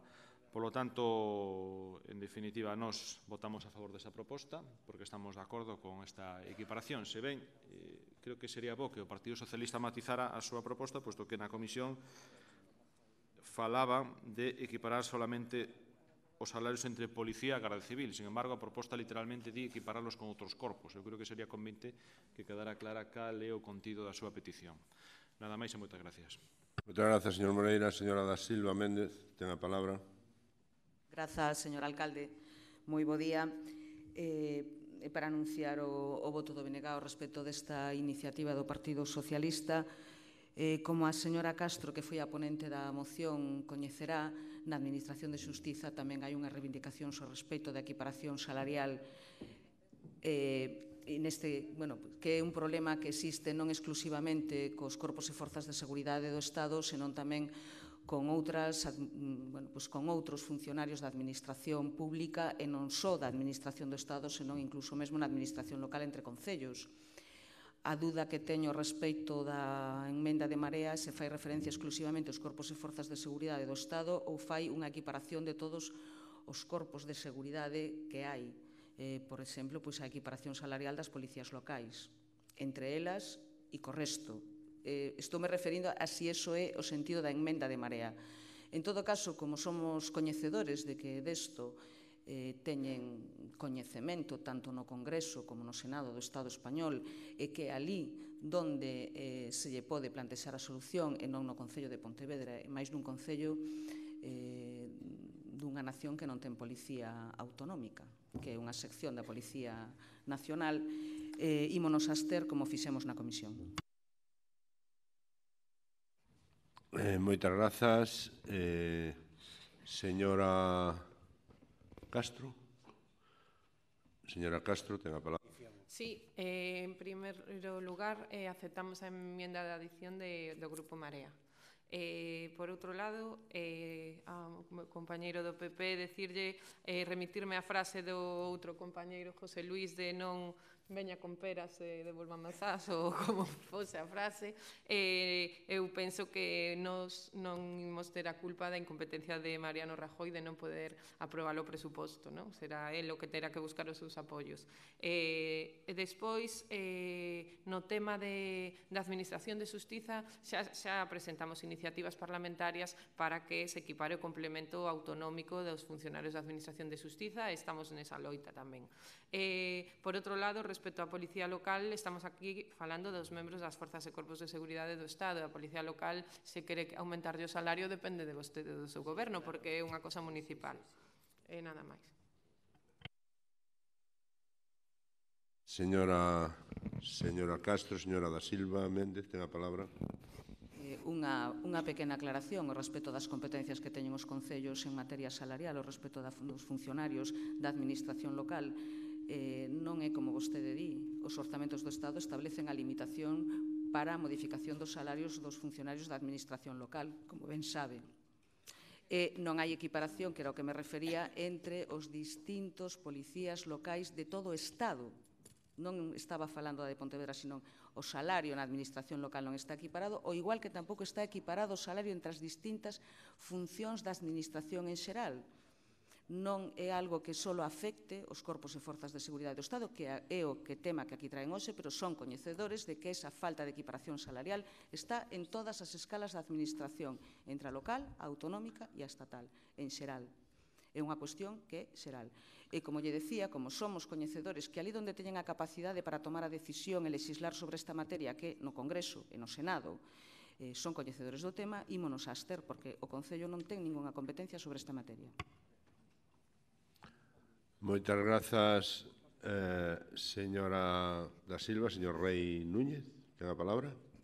Ben, para fixar xa definitivamente a posición, entendemos que na parte resolutiva da proposición do Partido Socialista quedaría esta redacción.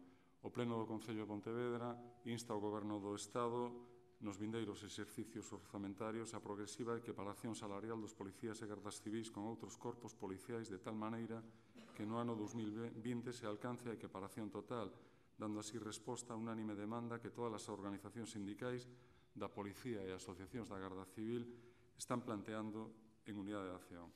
E nos engadimos, a SEMADE instamos ao Goberno do Estado a igualdade en todos os dereitos laborais, incluindo os de reunión e sindicación, coa conseguinte desmilitarización da Garda Civil. Se se acepta isto, nos votamos a favor. Está bien. Moi ben. Señor Moreira, ten a palabra. Sí, a vista da aceptación da emenda de Marea, nos o que pedimos é que o PSOE que permita votar por puntos, por separado o punto primeiro e o segundo, porque non estamos de acordo no primeiro, pero non no segundo. Creo que se está desnaturalizando a moción, porque isto falaba de policías e agora estamos falando de outras cuestións. Veña.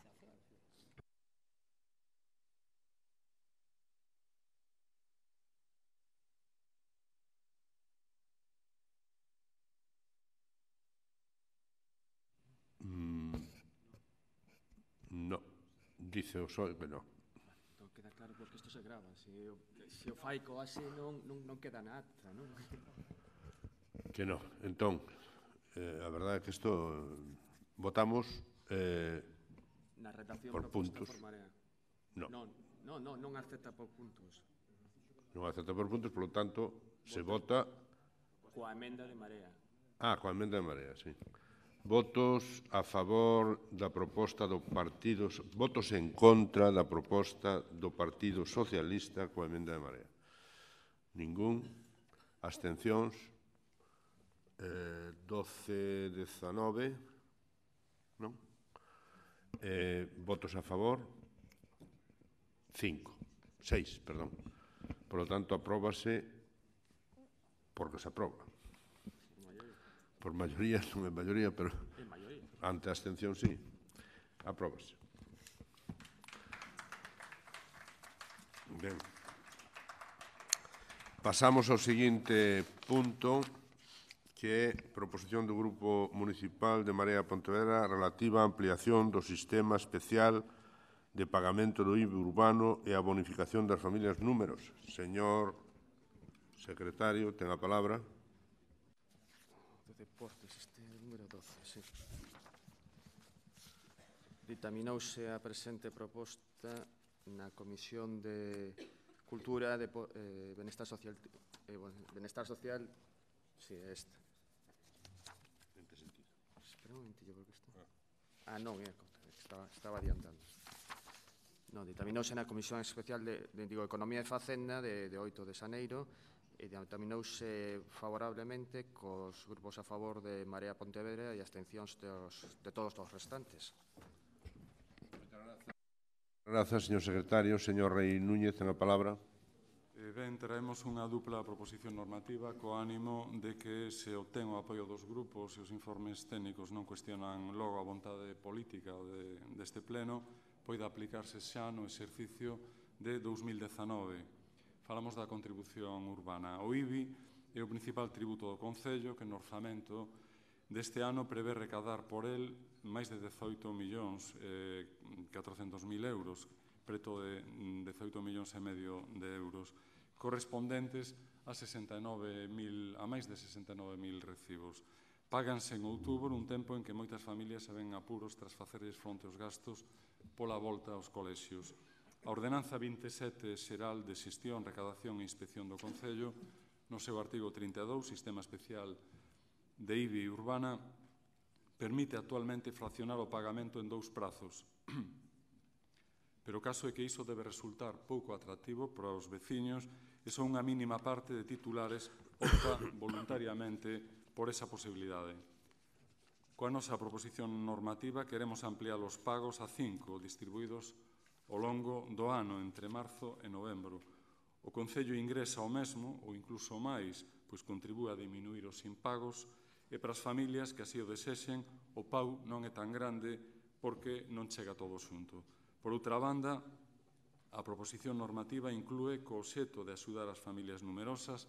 No Concello de Pontevedra hai censadas máis de 1.000 con máis de 5.000 membros, un cambio no artigo 4.4 da Ordenanza Fiscal 22 reguladora do imposto sobre bens inmobles, que prevé as bonificacións da cota íntegra do inmoble de uso residencial onde estean empadroados os membros da unidade familiar, sempre que o seu valor catastral non supere os 40.000 euros.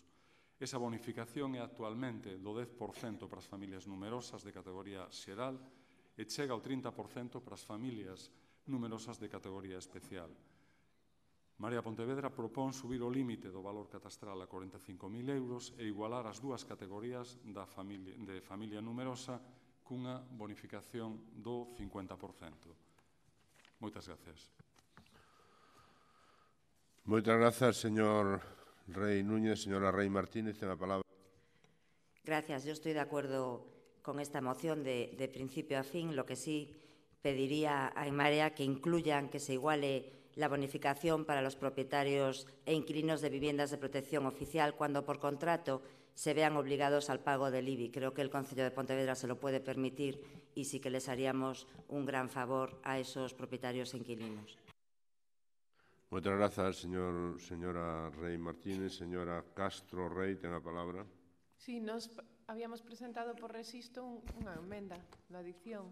Unha emenda de adición, pois expoña vostede. Hai dúas, certamente. Hai unha... Pero, bueno, se poden anunciar. Pois anuncio eu, senón. Claro. Que foron posteriores. Bueno, a nosa emenda, nos entendemos que a característica de ser familia numerosa, por as circunstancias que existen demográficas no noso país, é necesario unha bonificación, no? Para elas, pero que a maiores pensamos que non é equitativo que según que non se teña en conta a economía familiar desas familias numerosas. Entón, pretendemos equipararnos a outros concellos como de Vigo, nos cales, ademais de ter en conta a bonificación no caso de familia numerosa, tamén varían esta bonificación, o tanto por cento de bonificación, según os ingresos anuais dos membros da familia numerosa. E, por tanto, sería unha emenda de adición e añadiríamos o seguinte. Os suxeitos pasivos que ostenten a condición de titulares de familia numerosa gozarán dunha bonificación na cota íntegra do inmoble de uso residencial no que estén empadroados os membros da unidade familiar, sempre que o seu valor catastral non supere os 45.000 euros. Ata aquí, como é a moción de Marea. E engadimos, a bonificación será se os importes brutos anuais dos membros da familia numerosa no exercizo fosen iguais ou inferiores a 6.360 euros, a bonificación será do 90%. Se os ingresos estiveran entre 6.360 e 8.130, a bonificación será do 50%, e se os ingresos son superiores a 8.130, a bonificación será do 30%. A maiores, o ingreso bruto anual per cápita calcularase dividindo a totalidade dos ingresos brutos anuais de unidade familiar entre o número de integrantes, e no caso de que algún integrante teña un grado de discapacidade igual ou superior ao 65%, computarase esta persoa como se foran dúas. E no caso que a discapacidade fose entre o 33% e o 65%, computarase como 1,5. Moitas grazas. Señora Val, ten a palabra. Moitas gracias, señor alcalde. Bo día de novo a todas e todos. Ben, eu creo que, se mal non lembro, é a primeira moción respecto á baixada de impostos ou a bonificación de impostos que presenta Marea. Doulle a benvida.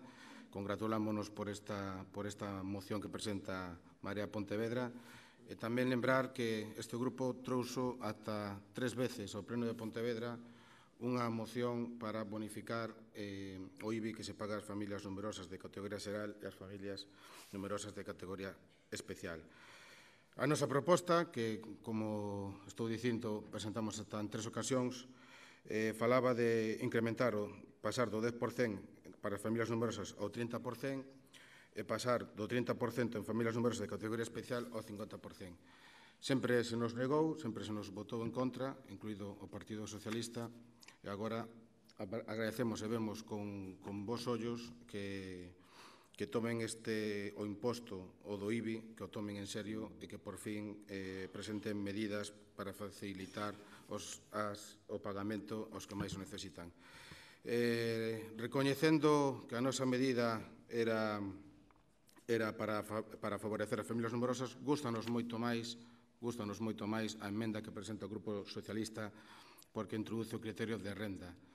É dicir, a proposta que presenta Marea hoxe aquí, unha persoa con ingresos moi altos, digamos así, tería a mesma bonificación con a familia con escasos recursos. Polo tanto, nós entendemos que a emenda do PSOE complementa, enriquece o texto presentado por Marea e gustaríanos que, tal e como falamos na comisión, que se pudiera incluir esta emenda. Por outra banda, tamén quero salientar que chócanos que estemos hoxe en pleno e que o BNG na comisión votará en contra cando o Grupo Marea o 23 de novembro do ano pasado, aí fai escaso 2 meses, cando anunciaba a súa abstención no presuposto, falaba de que habían conseguido bonificacións no IBI para familias numerosas, incluso o PSOE, cando fala de que está disposto a terse, fala de que conseguiu tamén bonificacións no IBI a vivendas que non teñan saneamento. Non sei por que esos supostos apoios aos orzamentos parece ser que non foron tan bons ou tan satisfactorios cando simplemente menos dun mes estamos pedindo o que eles mesmos anunciaron que habían conseguido.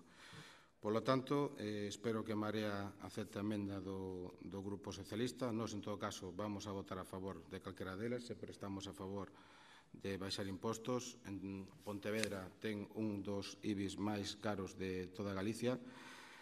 Pontevedra, o señor Reimundo, quero recordar, cando o Goberno do Estado incrementou un 10% para todos os concellos de España sen distinción na época de crisis para que tiveran uns ingresos dos que poder sair e dos que poder eliminar ese déficit que, verdade, que tan mal fixo a este país. Dicía o señor Reimundo, e ainda está colgada na web do Concello, dicía que estou radicalmente en contra da subida do imposto de bens inmobles que o Goberno Central obriga a facer a todos os concellos de España. A subida de por cien insusta, dado que as cargas as tintas sobre os contribuintes modélicos, trata a todos os concellos por igual, sen ter en conta os que teñen feitos os deberes en materia fiscal e económica. Ben, esa obriga terminou, o discurso do señor González Carballo mudou, agora un acérrimo defensor desa subida encuberta de impostos que eu defino como a subida encuberta máis alta en democracia, cando o señor Lores fala de que aquí que salen impostos minte, porque é unha verdade a medias. O IBI sufriu un incremento que o principal tasa de ingreso do Concello sufriu un incremento brutal do 10%, que foi cando o pillamos coas más na masa o señor González Carballo, que non lle contaba aos cidadáns que solicitara el a revisión do valor catastral cando se podía volver ao tipo anterior á gran recesión que hubo neste país. Esperamos un sexto do BNG, esperamos que acabe por fin baixando o tipo do IBI, tal e como fixeron o meirande número de concellos de Galicia. En este senso, nós, esta medida vemos ben, porque establece os criterios de renda, vai dirixida aos máis desfavorecidos, vai na liña que como hai que xestionar, como hai que atender as ordenanzas e os impostos neste Concello. Nada máis. Moitas grazas, señor Abal. Señor González Carballo, ten a palabra. Moi bons días, moitas gracias. Esta moción trae como proposta modificar dúas ordenanzas, unha delas a de recaudación e outra delas a bonificación potestativa para familias numerosas no IBI, non? Quer dicir que é tanto a ordenanza xeral como a ordenanza do IBI. En concreto, efectivamente, nos quedamos comprometidos co Grupo de Marea a estudar esta proposta e, en todo caso, quenes teñen que emitir informes e saber o alcance e saber a legalidade, etc., son os técnicos municipais, non somos nós. Por tanto, eu lle solicitaría encarecidamente, sin que se interprete como, digamos, un non acordo no tema orzamentario, ni moitísimo menos, senón para, como se di a nivel procesal, para mellor proveer, pois que a retire e, en todo caso, pois nos comprometemos a que se estude por parte dos técnicos municipais respectivos. Por que? Pois porque así a primeira, non a primeira vista, senón a primeira consulta dos técnicos municipais, pois xenera graves problemas. É dicir, en concreto, a modificación da ordenanza xeral de incrementar os plazos, pois é moi dificultosa. Por que? Porque o padrón que envía o catastro é a principios de marzo, entre que se aproba o padrón se agota todo o mes de marzo, e despois, por outro lado, os contribuintes teñen o lexítimo dereito a devolver os recibos, de ser o caso, e dispoñen de 56 días. Ben, con estas dúas acotacións, máis que se pon o cobro en setembro, dá para facer un fraccionamento. Forzando moitísimo, según o Servicio de Tesorería, podería dar para dous, cos conseguintes problemas e de falta de seguridade. Pero é dicir, é tal como temos. E de feito vemos que o Concello de Vigo fracciona en 2 prazos, o Concello de Ourense fracciona en 2 prazos e Santiago en 3. Pero tal. Evidentemente, con outras ferramentas informáticas que haberá cando se implante digamos, o novo sistema que está en estudio e en contratación de unhas novas ferramentas informáticas, probablemente podamos chegar. Pero, de momento, incluso os fraccionamentos se fan de maneira manual. É dicir, que coa ferramenta informática que se ten. É dicir, por tanto, según o Servicio de Tesorería, é moi dificultoso e non se podería garantir e, ademais, eso levaría probablemente un prexuicio para o resto dos administrados porque retrasaría o traballo. Por tanto, hai unha dificultade inicial que eu non vou a ser o que diga 2, 3 ou 5 prazos, ni moitísimo menos, sino que eso que non teñen que decir son os propios técnicos municipais, non nós, que son eles os que están gestionando a diario. Bien, por tanto, por eso, en función de eso, pois, lle solicitaría tal. E no tema das familias numerosas, non é tanto a cuestión que poida implicar, que eso, pois, é pouca cousa, senón tamén polo mesmo criterio. Quer dicir, nos temas de fiscalidade, como moi ben dixo César Abal, préstanse moito á demagoxa. E, de feito, eles a utilizan habitualmente, non? Entón, pois, claro, eu quero fuxir desa demagoxa. Deixemos que tamén opinen sobre isto e non hai ningún problema en traelas no seu día para que se estuden. En todo caso, con relación a do Partido Socialista, só un matiz, é dicir, non é a de Vigo. Introducen vostedes un terceiro apartado do 30% para os que teñan rentas ad infinitum, de 8.130 para arriba. Introducen esa variante que o Concello de Vigo moi responsablemente non a fai. É dicir, en todo caso, o Concello de Vigo dice 90% os que teñan estes ingresos e 50% os que teñan estes outros. Vostedes introducen unha do 30% con independencia dos ingresos, co cual xoga un pouco en contra do criterio de capacidade adquisitiva, porque se eu teño uns ingresos de 100.000 euros, coño, é dicir, non creo que me vaya a vida en 30 euros na... Claro. Non, agora sí, agora é para todos, xa o sei. Sí, agora é para todos, sí, efectivamente. Pero se introducimos esos criterios, ou se introducimos ou non nos introducimos, senón tamén vai a infinito ou non. De todas maneiras, agora é un 10%. Sí, pero é un 10%. É dicir, hai a xente que lle supón 6 euros, a recibos tal, e con esta lle suporían 35. Bueno, que nas súas rentas anuais tal. O que máis lle suporía sería 150 euros, que non creo que lle vai a vida nos 150 euros. Pero non estamos falando da implicación económica, nem moito menos. É dicir, eu digo, porque non fuximos de ese, digamos, do quedar ben, e dicimos, bueno, que sean os técnicos municipais, é dicir, bueno, en función desto, dado que estaba acordado en comisión, que la estudien los técnicos municipales antes de someterlo a votación. Solo estou pedindo eso.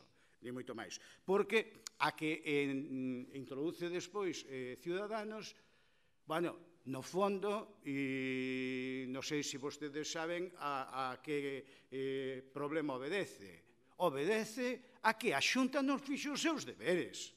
É dicir, a Xunta de Galicia en certas vivendas en Valdecorvos tiña que pedir a exención e todos os veciños viñeron a falar con todos nós, non cumpliu deberes porque é rogada. E claro, resulta que non tuveron a bonificación do 50%. E despois eso, que dicir, a bonificación é ao propietario, non é ao inquilino. Entón, é de moita dificultade. Por eso, tal, ainda que se pode ver tamén, algún concello introduce por algún ano máis unha modificación do 25% por 2 anos máis, tal. É dicir, non é eso o problema. O problema é que casi era mellor meter todo no paquete que se estudiara e tal. Por tanto, perdón por esta familiaridade, pero creo que sería bo, porque estamos falando de cousas serias e non debe ser o obxecto de discusión habitual o tema fiscal. Vai dicir, préstase moitísima demagoxia e eu creo que non é esa a cuestión. E isto non vulnera o acordo que temos con Marea de estudar este tema. É dicir, que foi o que defendín neste pleno e o que defendimos nas negociacións. Por tanto, non sería ningún problema. Lamento que non haxa discrepancia e que lle moleste ao Partido Popular, pero non hai discrepancia, xa o ven. E, por tanto, eso lle pediría que se pospuxera o debate hasta que fora analizado polos técnicos municipais. Moitas gracias.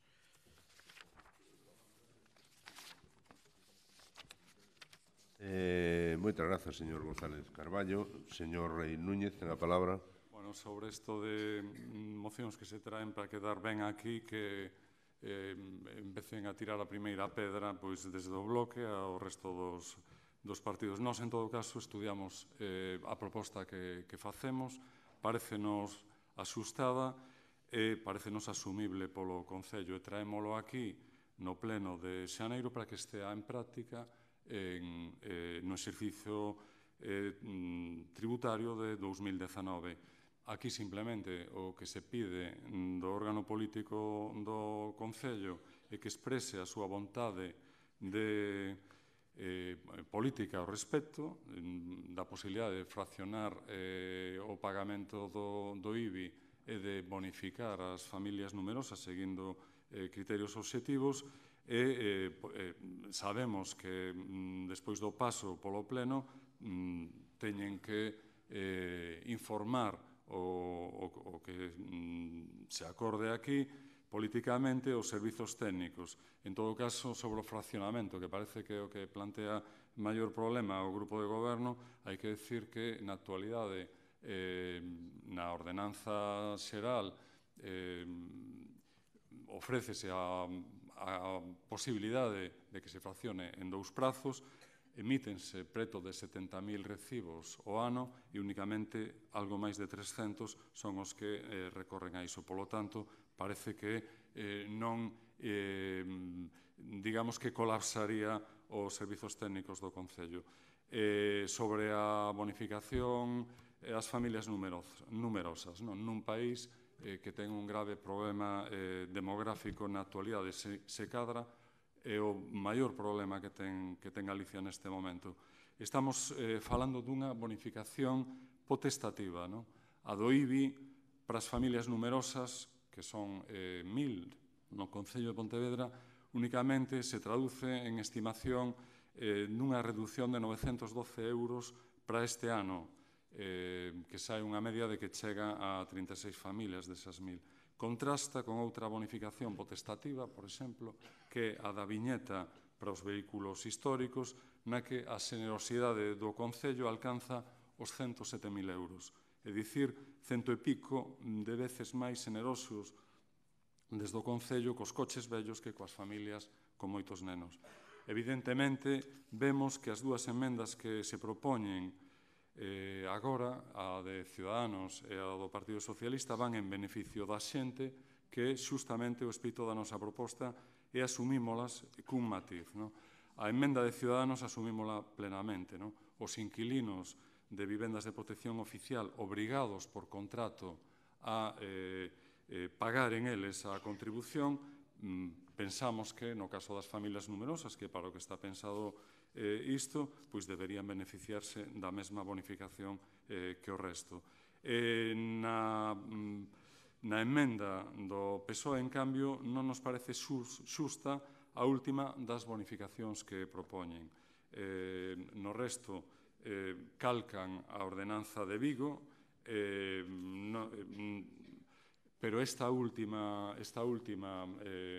proposta implica que se bonificaría as familias con ingresos superiores a 8.000 euros ao ano por membro da familia. En todo caso, eso parecenos que non é de xustiza retributiva e o propio Concello de Pontevedra, aínda que non establece por tramos de ingresos as bonificacións, xa establece unha barreira que é a do valor catastral da vivenda. Propoñemos subilo porque 40.000 euros de valor catastral se cadra é pouco, pero tampouco se sube tanto, súbese a 45.000 euros. E só se bonifican as residencias, as vivendas utilizadas como residencia. Por lo tanto, parece que eso xa introduce o criterio de equidade na tributación. Nese sentido, nos esta proposta traémola estudada, pensamos eso que é asumible, que faise desde o pleno de xaneiro coa idea de que, sabendo a lentitude coa que se tramitan estas cuestións, pois coa idea de que en 2019 poida aplicarse nos termos en que a propoñemos, asumindo a totalidade do que propón o Ciudadanos e esa emenda de adición que propón o Partido Socialista sen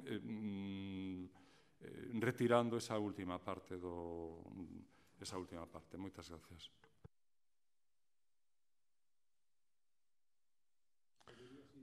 Moitas grazas, señor Rei. O señor secretario non se enterou tampouco, pero o señor Raimundo quere sintetizar. Señor González Carballo, déalle o aparato.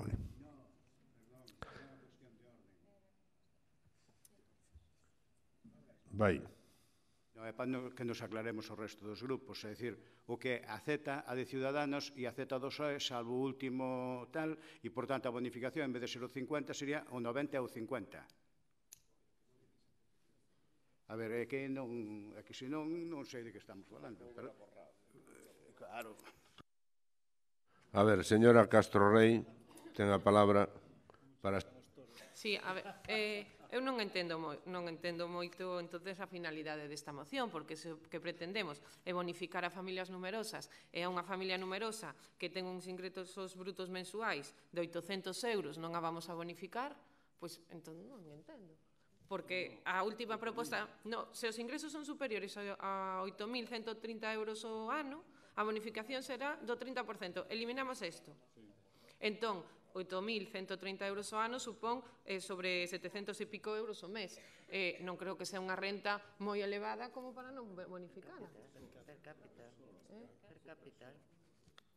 Hombre, xa, pero, a ver, a finalidade que buscamos é que co problema demográfico que temos en Galicia que exista unha bonificación para familias numerosas. Neste momento non hai límites.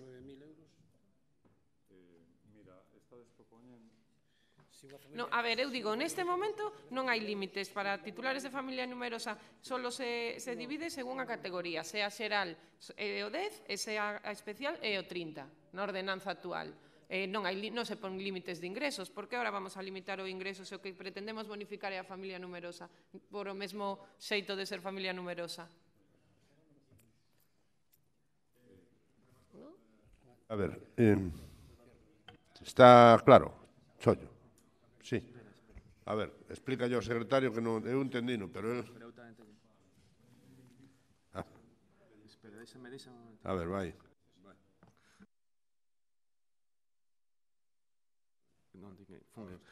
é que as emendas ten que votarse anteriormente, non é que as acepte ou non as acepte o poñente, porque neste caso presentarse con 24 horas de antelación. Entonces, o resultado final do acordo que se someta a pleno é o resultado das emendas que se lle podan achegar por maioría dos componentes do pleno. É o único que quería aclarar.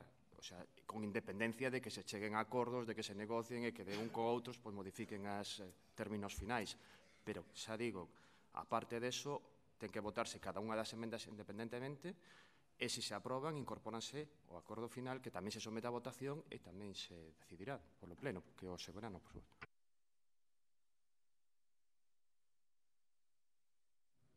Eu o que quero dicir é que o noso grupo asume a emenda de Ciudadanos e podería asumir a emenda do PSOE agás nese último punto.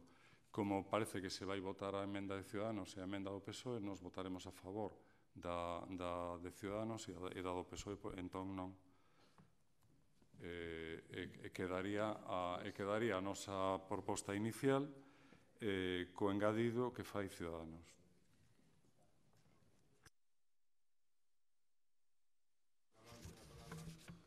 A ver, quedei mareado da explicación do señor Luís Rei. Entón, se vostede non acepta a emenda do PSOE, a súa proposta é bonificar un 50% a todo o mundo.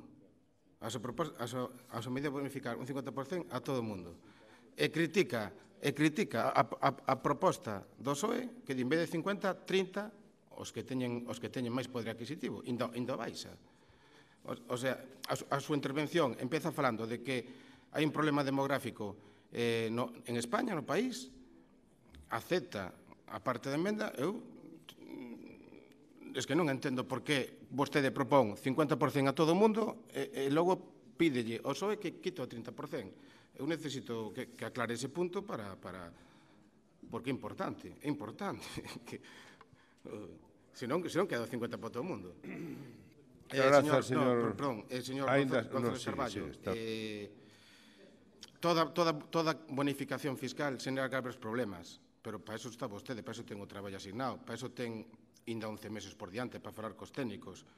Outra cosa que lle quería preguntar, agora mesmo é posible o fraccionamento en 12 meses, con intereses, e os técnicos están facendo, isto de carácter xeral, pero hai casos e aplícase, coñezo casos de aplicarse. Eu non lle vexo tamén tanto problema que vostede propón. Non obstante, obviamente, xenera calquera modificación fiscal, pero creo que a proposta é con tempo e forma. Logo poderase facer asustes, pero o espírito creo que é o que debe ser, vamos. Moitas grazas, señor Naval. Señor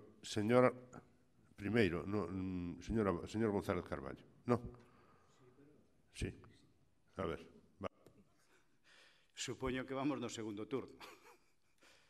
Vale.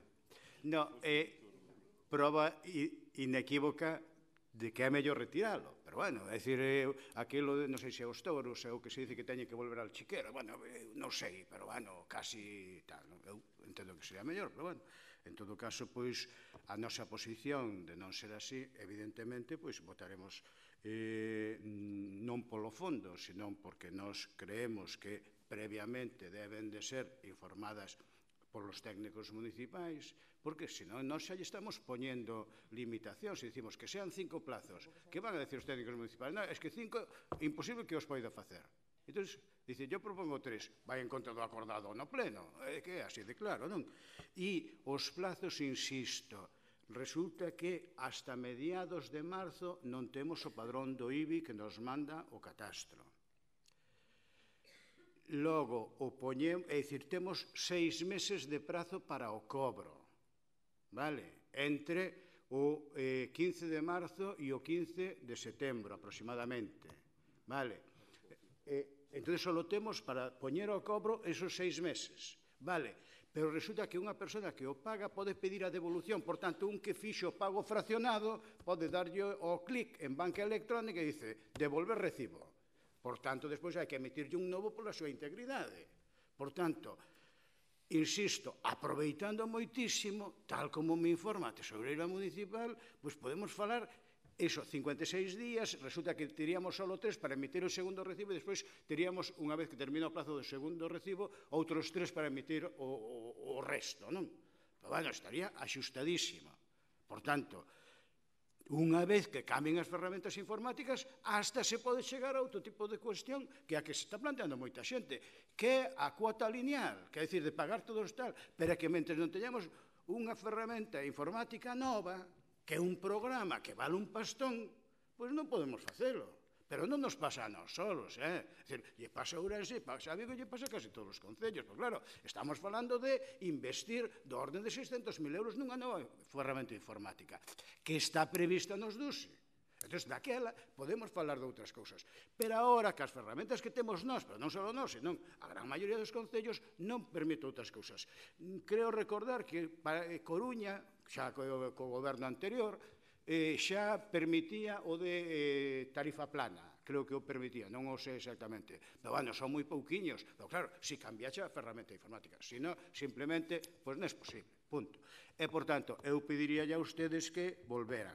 Pero, bueno, que se insiste en votar, ningún problema, pero que se entenda o noso voto en contra, porque entendemos que debe de ser previamente estudado polos técnicos municipais. Nada máis. Non porque estemos en contra do fondo das cuestións. Moitas gracias. Moitas grazas, señor Rei Núñez, en a palabra. Bueno, ben. Perdón. Nós o que queremos é que saia hoxe daqui o compromiso do Pleno a favor de ampliar o fraccionamento do pagamento do IBI aos veciños que voluntariamente así o soliciten e o de ampliar as bonificacións ás familias numerosas. Eso, sobre o tema das familias numerosas, hai unha emenda de Ciudadanos que coa que estamos plenamente de acordo, e hai unha do PSOE coa que non compartimos o último punto. E estas cuestións que plantea sobre o fraccionamento o señor González poderían plantealo tamén como unha proposta de modificación in voce da proposición normativa nosa e deixando que os prazos, que aquí se delimitan 5 posibilidades de fraccionamento e os prazos de pagamento, que os prazos se determinen en todo caso na comisión correspondente, pero como non fai esa proposta, nos mantemos a nosa proposición normativa e pediremos o voto dos demais grupos a favor con ese engadido de Ciudadanos.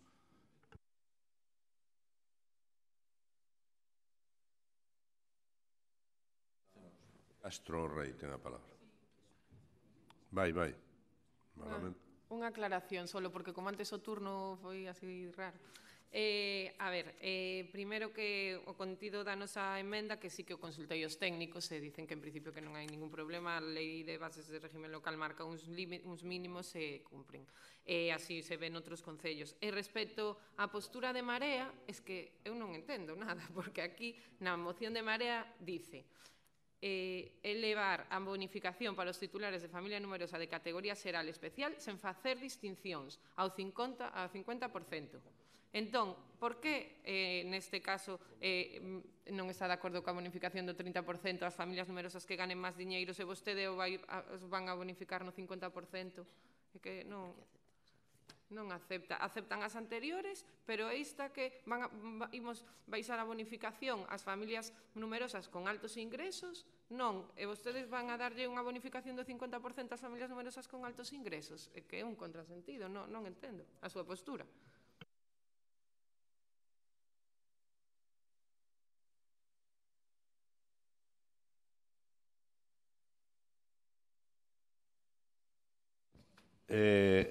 Señor Rei, quere falar outra vez, sí?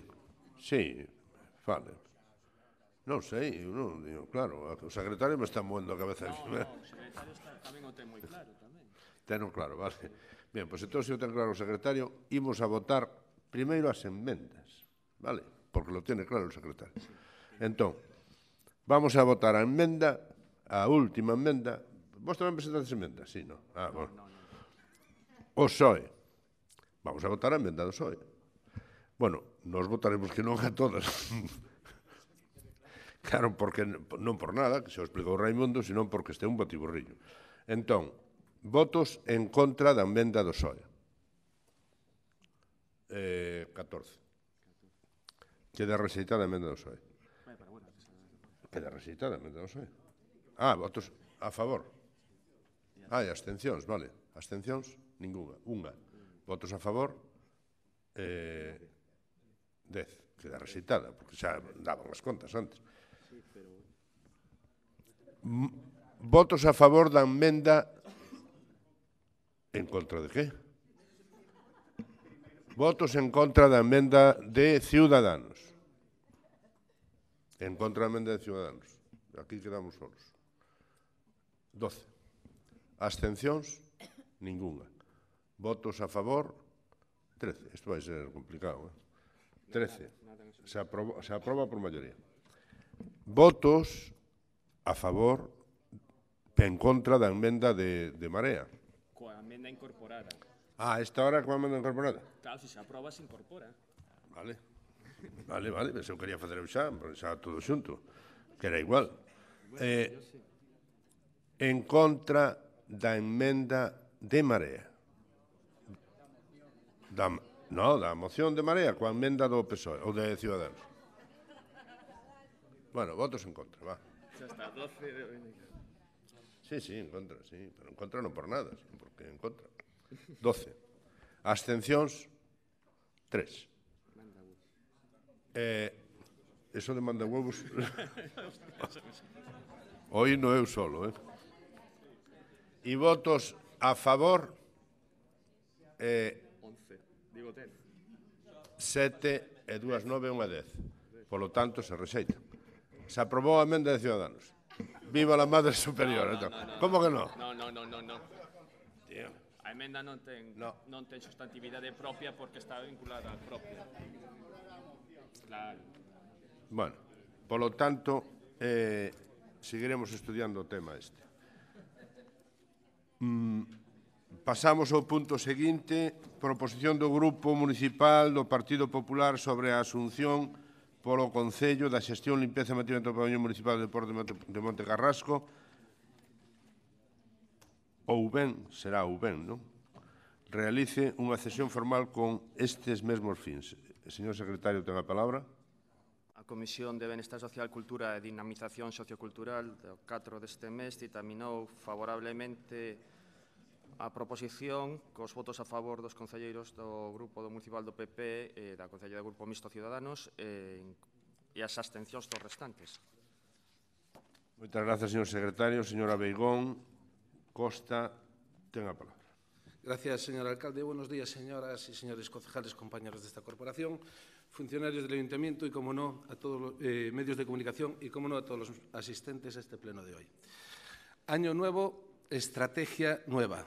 Miren, en estos 2 años y medio que llevo de concejal en este Ayuntamiento, he sacado 3 conclusiones claras. La primera, que en los plenos se anteponen los intereses de los partidos a los intereses de los pontevedreses. La segunda, que los debates son estériles, pues la intención de voto ya está decidida de antemano y por mucho que uno argumente o trate de convencerles, lo único que logra es enfadarse y perder el tiempo. Y la tercera, que da igual que una moción de la oposición salga aprobada, total ustedes no la van a ejecutar y prueba de ello son los ejemplos que hay. Por lo tanto, he decidido cambiar la estrategia en lo sucesivo de mis intervenciones con respecto a las mociones que se presenten, que será como sigue. Respecto al saludo inicial, este no va a sufrir variación alguna. En la parte central o tema principal, cuando presente una moción, la voy a explicar de la forma más brevemente que pueda. No se lo garantizo, pero lo voy a intentar. ¿Y por qué motivo? Pues básicamente por respeto al público asistente que no tiene acceso a las mociones. Y es probable que en las réplicas pida a los pontevedreses que si ustedes no muestran interés por solucionar los problemas, pues que en las próximas elecciones municipales no les voten. En cuanto al cierre de cada intervención o réplica, a la vista de los últimos acontecimientos, al gracias, señor alcalde, añadiré bravo por la Constitución española, la Guardia Civil y la Policía Nacional. También, señor Lores, voy a dejar de decir que no se puede ser peor alcalde porque usted se lo toma como un reto. Y con respecto a la moción de hoy, que lleva por título que el Ayuntamiento asuma la gestión, la limpieza y mantenimiento del pabellón de Monte Carrasco, que es un pabellón municipal, o realice una moción formal de este centro que fue inaugurado en agosto del año 2010 con una inversión de 1,5 millones, pues decir que vamos a cruzar los dedos a ver si hoy pues el Gobierno, que se abstuvo en la comisión, pues la vota a favor. En cualquier caso, que a nuestro alcalde el empleo y el deporte le importa un pito es algo viral. Esta moción puede evitar situaciones tan bochornosas y de tanto ridículo como la que se ha vivido este pasado fin de semana en el pabellón municipal de deportes, donde los asistentes a un torneo internacional de balonmano no han podido consumir ni comprar una simple botella de agua. Y eso que este grupo municipal había presentado una moción que ustedes votaron, fue aprobada por mayoría, para que se licitara el servicio. En cualquier caso, la moción de forma resumida tiene dos partes. Una, denunciar las carencias de mantenimiento y las deficiencias que tiene la instalación, que a nuestro juicio son graves por una razón. Porque hace poco ustedes han gastado 47.000 euros que se han pagado con el dinero de Juan Pueblo, ¿vale?, debido a que al no haber personal allí no hay ningún tipo de control sobre la instalación. No hay control del gasto de luz, no hay control del gasto de agua, no hay control del cuidado de las cosas, no existe personal, no hay conserjes, los servicios técnicos reparan los daños de forma no controlada, es decir, nadie vigila ni hace un inventario del material que hay y por qué se daña. No hay un horario ni limpieza en una instalación que la frecuentan mucho los niños. Hay goteras, después de haber gastado 47.000 euros, hay goteras. Hay mugre, por decirlo de una forma fina, mugre. Y después, algo más serio, es que, y hemos presentado ya un escrito al señor alcalde, es que una de las puertas de emergencia ha sido cerrada con una cadena y un candado. Y la otra parte de la moción es un llamamiento a que ustedes, señores del Gobierno, con el alcalde Lores al frente, se hagan cargo de la gestión de esta instalación. Y si no tienen pensado hacerlo, pues por lo menos que hagan una cesión formal, que es una modalidad jurídica que permite que se conozca, es como un contrato, se conozcan los derechos y las obligaciones de las partes, porque esto garantizaría a las entidades que las están utilizando, no solamente ahí, ha pasado también en el pabellón de Salcedo y también pasa en otras instalaciones, les garantizaría poder disponer de un periodo de tiempo fijo que ellos saben para poder realizar sus entrenamientos y las competiciones. ¿Vale? Y sobre todo evitaríamos la indefensión que esto puede producir. Bueno, elevamos al Pleno para su debate y aprobación la siguiente propuesta de acuerdo. Se la leo rápidamente. Instar a la Junta de Gobierno del Ayuntamiento de Pontevedra a que asuma la gestión, limpieza y mantenimiento del pabellón de los deportes de Monte Carrasco, o bien realice una cesión formal con estos mismos fines con el objeto de que se puedan subsanar todas las deficiencias anteriormente descritas y que en la citada instalación deportiva igualmente se puedan realizar todas las actividades físico-deportivas para las que fue destinada de forma óptima con las garantías suficientes de seguridad, higiene, mantenimiento, funcionalidad y transparencia para todos los vecinos de la parroquia de Marcón, así como para el resto del municipio que la utilizan. Gracias, señor alcalde. Bravo por la Constitución española, la Guardia Civil y la Policía Nacional. Fin. Señor Agustín Fernández, ten a palabra. Perdón, señora Moreira Martínez, ten a palabra. Moitas grazas. Estamos de acordo en que o Concello asuma a responsabilidade que lle compete na xestión, a limpeza, o mantemento do pabillón de Monte Carrasco, tal como relatan detalladamente nesta proposta máxime en cuestións de seguridade. Pero Marea Pontevedra non vai apoiar unha cesión dunha instalación deportiva municipal da que poden disfrutar por igual neste momento todos os veciños e veciñas de Pontevedra. Moitas grazas. Moitas grazas, señora Moreira. Señor Fernández González, ten a palabra. Gracias, señor alcalde. Bueno, para empezar, agradecerlle ao señor Abigón a brevedade, que sempre é de agradecer, non? E se me permite como suxerencia, pois que añada un viva el rei. Non vou a decir máis frases, podería dicir algunhas máis, pero prefiero verlo... Bueno, mire, agora xa poñéndonos un pouco máis serios, nós non podemos apoiar esta moción, porque verá, tendo razón en algunhas cousas, é certo que hai deficiencias que lle corresponde e lle compete subsanar ao Concello, o que subxace, o que está debaixo de esa pátina que vostede plantexa de desperfectos, irregularidades, deficiencias, o que hai é un intento de privatizar. A vostede, no fondo da moción, o que vostede intenta é que o Concello privatice a xestión dun servicio público, neste caso, do pabellón de Monte Carrasco. E insisto, hai algúns temas que son evidentemente cuestión do Concello, pero non só do Concello, porque tamén hai que exixirlle aos clubes e as asociacións que usan o pabellón que o fagan con cariño e que o traten con cariño.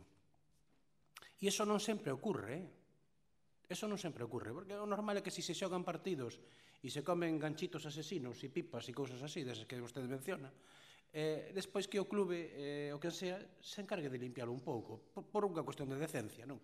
Porque o están utilizando. Non? Parece que hai algunhas cuestións que os clubes que utilizan o pabellón deberían ter máis cuidado, non dar patadas nas portas para que as portas non se rompan, non romper as tapas dos inodoros, etc. Que esas cousas tamén pasan. E non é posible poñer un policía local en cada pabellón municipal, polo menos na época que me tocou vivir a min. A mellor hora sobran policías locais e se poden poñer en cada pabellón municipal.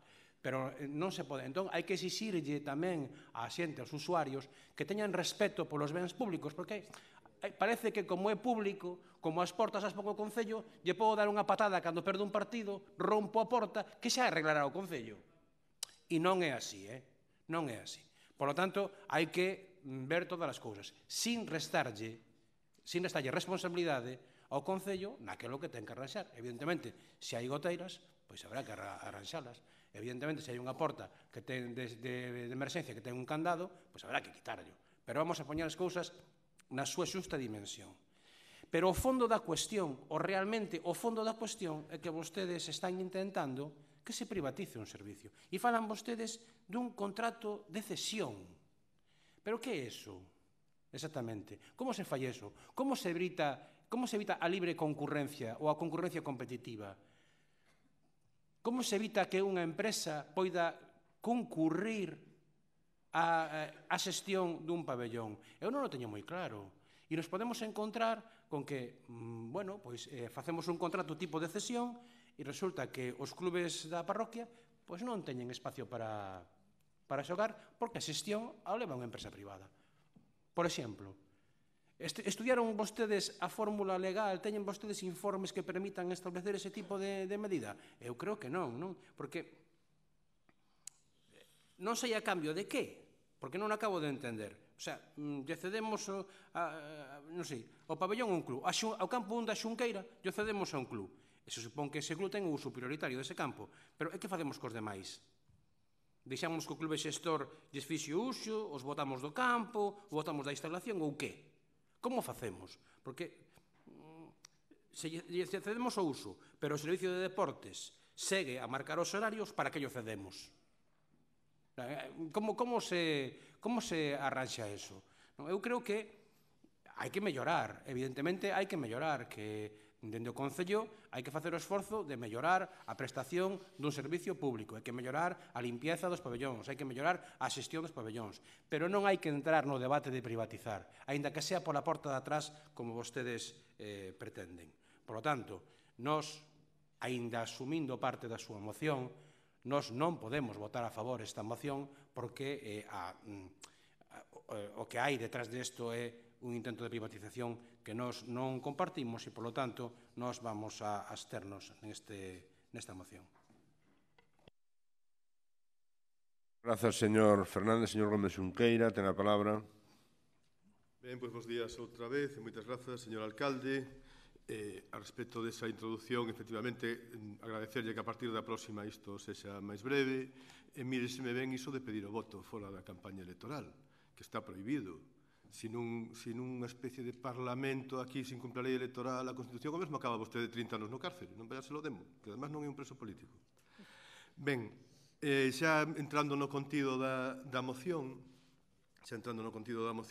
creo que para entendela ben, pois deberíamos poñela en contexto, porque esta moción foi presentada no día 27 de decembro con máis de 2.000 persoas en Pontevedra participando en torneos de balonmán e, por certo, cunha valoración da nosa cidade, das nosas instalacións e da capacidade que ten Pontevedra para organizar eventos como este, excelente.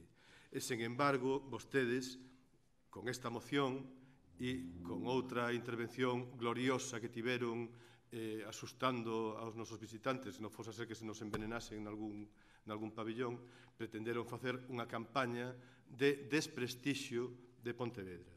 Está ben claro, lendo a moción, que esa campaña é claramente o objetivo que ten, porque senón isto non se entende de ninguna maneira. Na moción hai basicamente dous tipos de argumentos. Uns podíanse resolver algunhas pequenas deficiencias, algunhas deficiencias que pode haber no pabellón podíanse resolver cun rogo, ou, como fixo o señor Abeigón, poñéndoas en coñecemento do Servizo Técnico Municipal correspondente, pero despois veu o seu partido e obligoulle a convertir isto nunha moción sin agardar a ver cal era a resposta que lle daba o Servizo Técnico, porque o seu objetivo era afear unha campaña de afear o que se estaba facendo en Pontevedra nestes días. Nesa mesma liña entran afirmacións de outro corte que aparecen aquí que, desde logo, se lles van das mans, porque deixan entrever que non hai control do gasto. Todos os gastos do Concello de Pontevedra están, e do Servizo Municipal de Deportes tamén, están fiscalizados polos técnicos municipais, e non como di aquí que se fan sin control. Incluso parece que lles parece mal xa, indo máis alá, que paguemos a auga e a luz desta auga quente e a luz desta instalación, porque así o poñen literalmente no punto 2. E incluso xa dentro desa campaña de afear se lles va de todo das mans e, como nos explicaba o compañeiro Fernández neste pleno, na intervención anterior, efectivamente, parece que pretenden vostedes que se o Concello nos usara non sei cantas deficiencias, que veña, non sabemos quen, eu entendía que algún clube deportivo, a facerse cargo de todos eses gastos. Non, mire, de verdade, en Pontevedra, os clubes deportivos non van a asumir máis gastos que aqueles que lles correspondan. Ningún. Non podemos votar a favor disto. En definitiva, esta moción forma parte desa campaña que pretenderon vostedes levar adiante de desprestixio de Pontevedra nun momento en que a cidade colleitou un éxito como outros que van vir na xestión das actividades deportivas, e parece mentira que un home que se dedica ao deporte se preste a unha cousa deste tipo, porque que esta cidade ten unha oposición en vostedes que ás veces non a merece, pois xa o sabíamos, pero que un home que di que é un home do deporte, que se preste a desprestixiar a cidade nun momento tan importante, desde logo, sí que non o merecemos. Por lo tanto, o noso voto vai ser negativo. Moitas grazas, señor Gómez Xunqueira. Algúnha outra intervención? Non hai máis intervencións. Sométese o asunto a... Eu entendinlle que non. Pois non aparece. Eu entendinlle que non. Me extrañaba, pero non. Señora Beigón, ten a palabra. Tengo la palabra, vale. Antes de nada, quiero saludar especialmente a los vecinos de Monteporreiro que están aquí hoy en el Pleno, a los que la gestión del señor Lores no les huele nada bien. Con respecto a debatir con usted, señor Gómez Xunqueira, don Demetrio, es siempre un placer. Esta es la única capital de provincia que tiene 3 concejales de deportes. La señora Ribeiro Doña Anxos para figurar, el señor Gómez Xunqueira don Demetrio para hablar y el señor Oubiña don Alberto para enredar e encordiar. Ahora entiendo que se mofara de la moción que presentamos en el pleno pasado para la creación de espacios deportivos cuando fue su gobierno el que se cargó el circuito de carreras populares. Le recomiendo que se lea los comentarios que hay en las redes sociales porque no creo que les haga mucha gracia. Bueno, respondiendo al Partido Socialista, al señor Fernández, don Agustín, no me sorprende su respuesta, señor Fernández, porque usted pone en práctica aquella máxima de que aquello que puedas hacer mañana no lo hagas hoy. Y ¿sabe por qué se lo digo? Porque usted fue concejal de deportes, usted habla de un contrato de cesión y que debería usted saber lo que es un contrato de cesión. Usted duda o desconoce, manifiesta desconocer lo que es un contrato de cesión. Acusa al Partido Popular de querer privatizar. No, nosotros no queremos privatizar, nosotros lo que queremos es solucionar. Que esto, que usted fue algo que no hizo durante sus 4 años en los cuales fue concejal de gobierno en el área de deportes. Y lo que no entiendo, señor Fernández, don Agustín, es que usted, si no sabe lo que es una cesión formal, ¿cómo es que cuestiona su validez? Eso es algo que no entiendo. Repito, privatizar no. ¿Y por qué? Porque, entre otras cosas, usted debería saberlo, pero bueno, así pasó lo que pasó, que los clubes deportivos son entidades sin ánimo de lucro, no son empresas, con lo cual, pues, es el mal menor. Quizás lo mejor es lo que plantean los compañeros de Marea, sí, de que sea el ayuntamiento el que asuma la gestión. Quizás sea esa la mejor solución, pero el mal menor, dada la situación y vistas las fotografías que adjuntan la moción, la cesión formal es la solución. Miren, las administraciones tienen que apostar por ofrecer la máxima calidad en los servicios públicos y aquí, en las instalaciones deportivas municipales, esto no sucede ni a punta de pistola. A mí me gustaría saber qué es lo que le perturba de la moción al señor Gómez Xunqueira. Francamente, ustedes antes tenían una disculpa. Los pabellones no estaban adscritos al IMD, que era el organismo que antes regía el deporte, el Instituto Municipal de Deportes, pero es que desde el 1 de enero del año pasado sí están adscritos y la situación sigue igual o peor. No han hecho nada, ni en Salcedo, ni en Montecarrasco, ni en otros pabellones que se irán trayendo aquí al Pleno. Usted está haciendo con el deporte lo mismo que hace su alcalde, o nuestro alcalde, que también es el mío, con el empleo, que es destruirlo.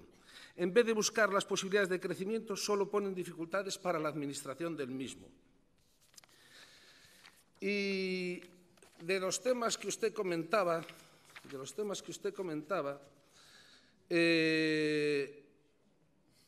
hay que decir que su concejalía es la que peor funciona de su gobierno.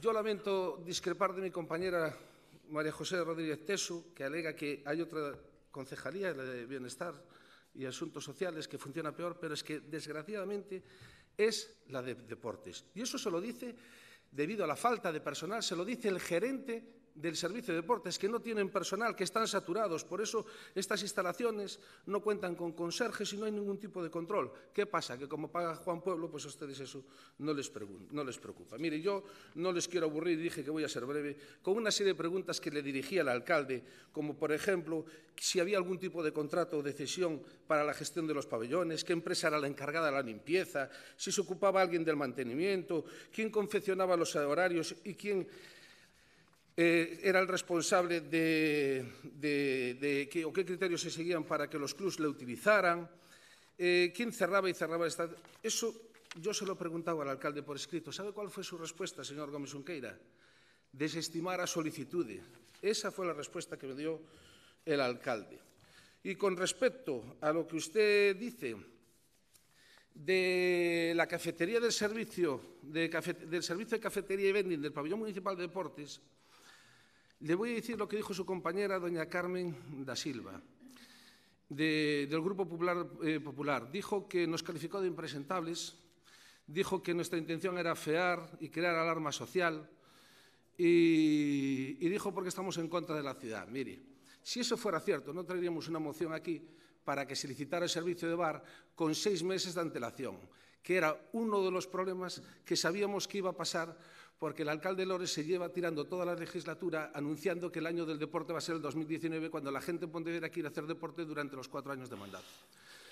2. Ustedes tuvieron tiempo de hacerlo, incluso pactamos un mayor plazo para que esa moción se llevara a cabo y no lo han hecho.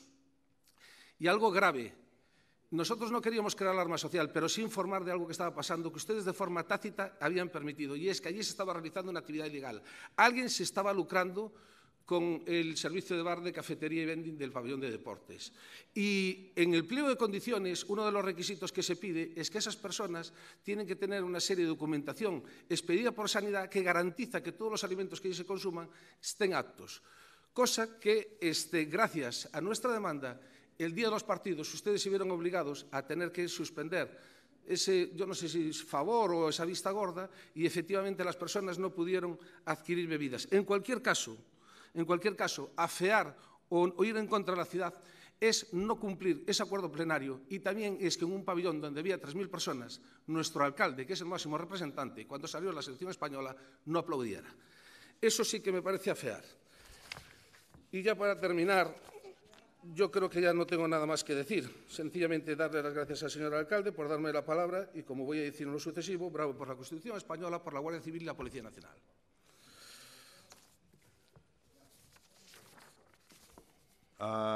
Moitas grazas, señor Abeigón.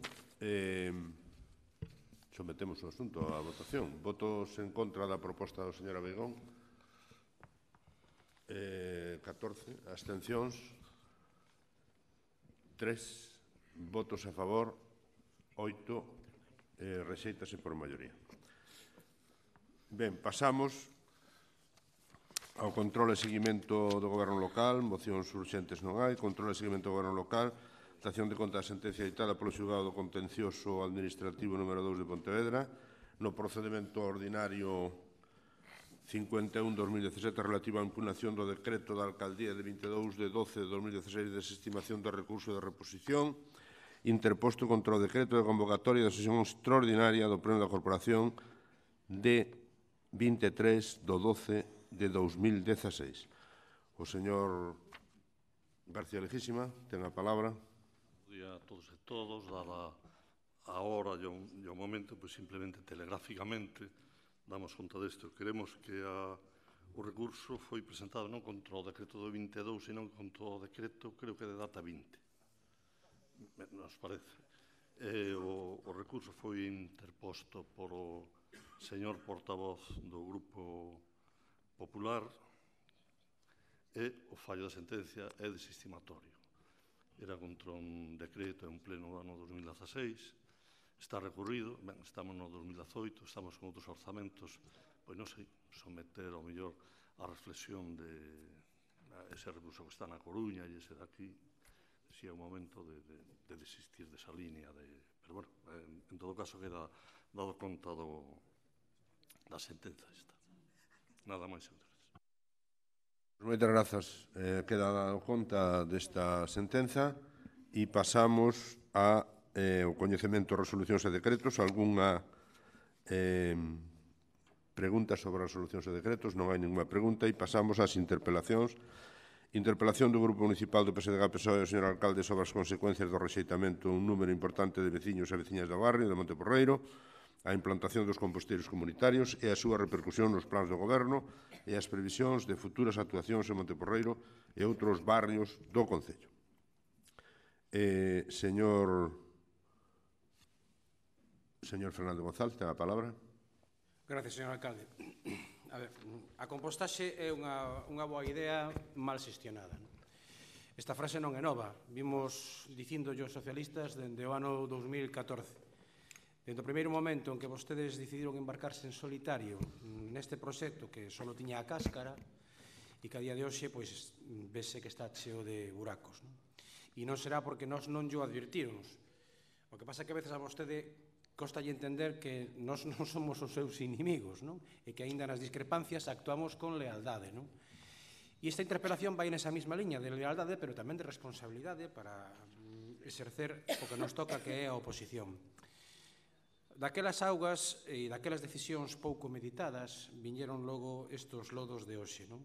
E as cousas convén facelas sempre o mellor posible, porque cando estamos a falar dun tema tan sensible como a xestión dos residuos sólidos urbanos hai que fiar moi fino, pensar ben as cousas, ter unha folla de ruta, estar aberto ás opinións, consultar cos veciños e ir dando pasos solo cando se estea seguro de que son os adecuados. Vostedes fiaron todo isto a unha campaña mediática moi potente, poñendo en valor algo no que nós coincidimos totalmente. Compostar é unha boa idea. Nadie pode negar iso. Pero, claro, a hora de aplicalo non basta coa boa vontade.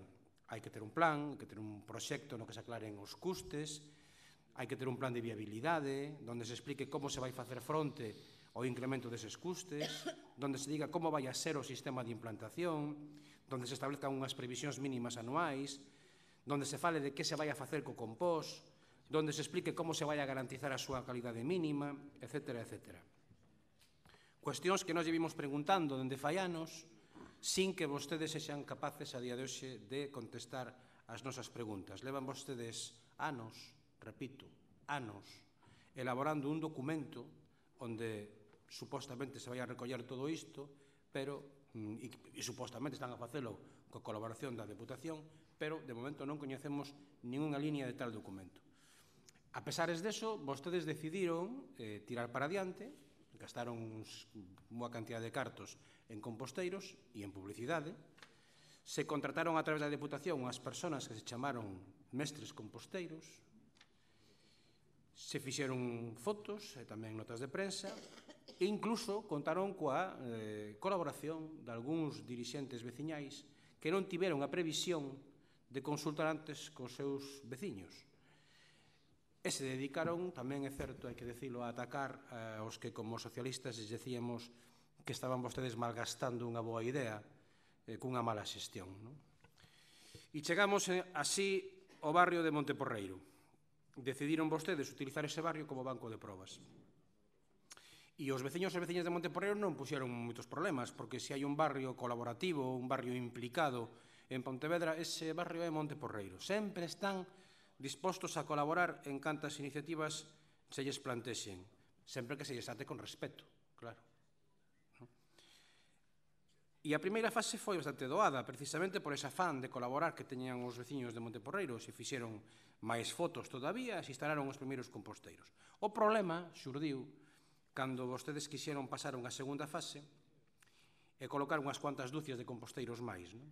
E o fixeron sin falar coa xente, sin avaliar como iba o proceso, desoindo as críticas que se lle viñan facendo e decidindo unilateralmente cantos e onde se poñían os composteiros.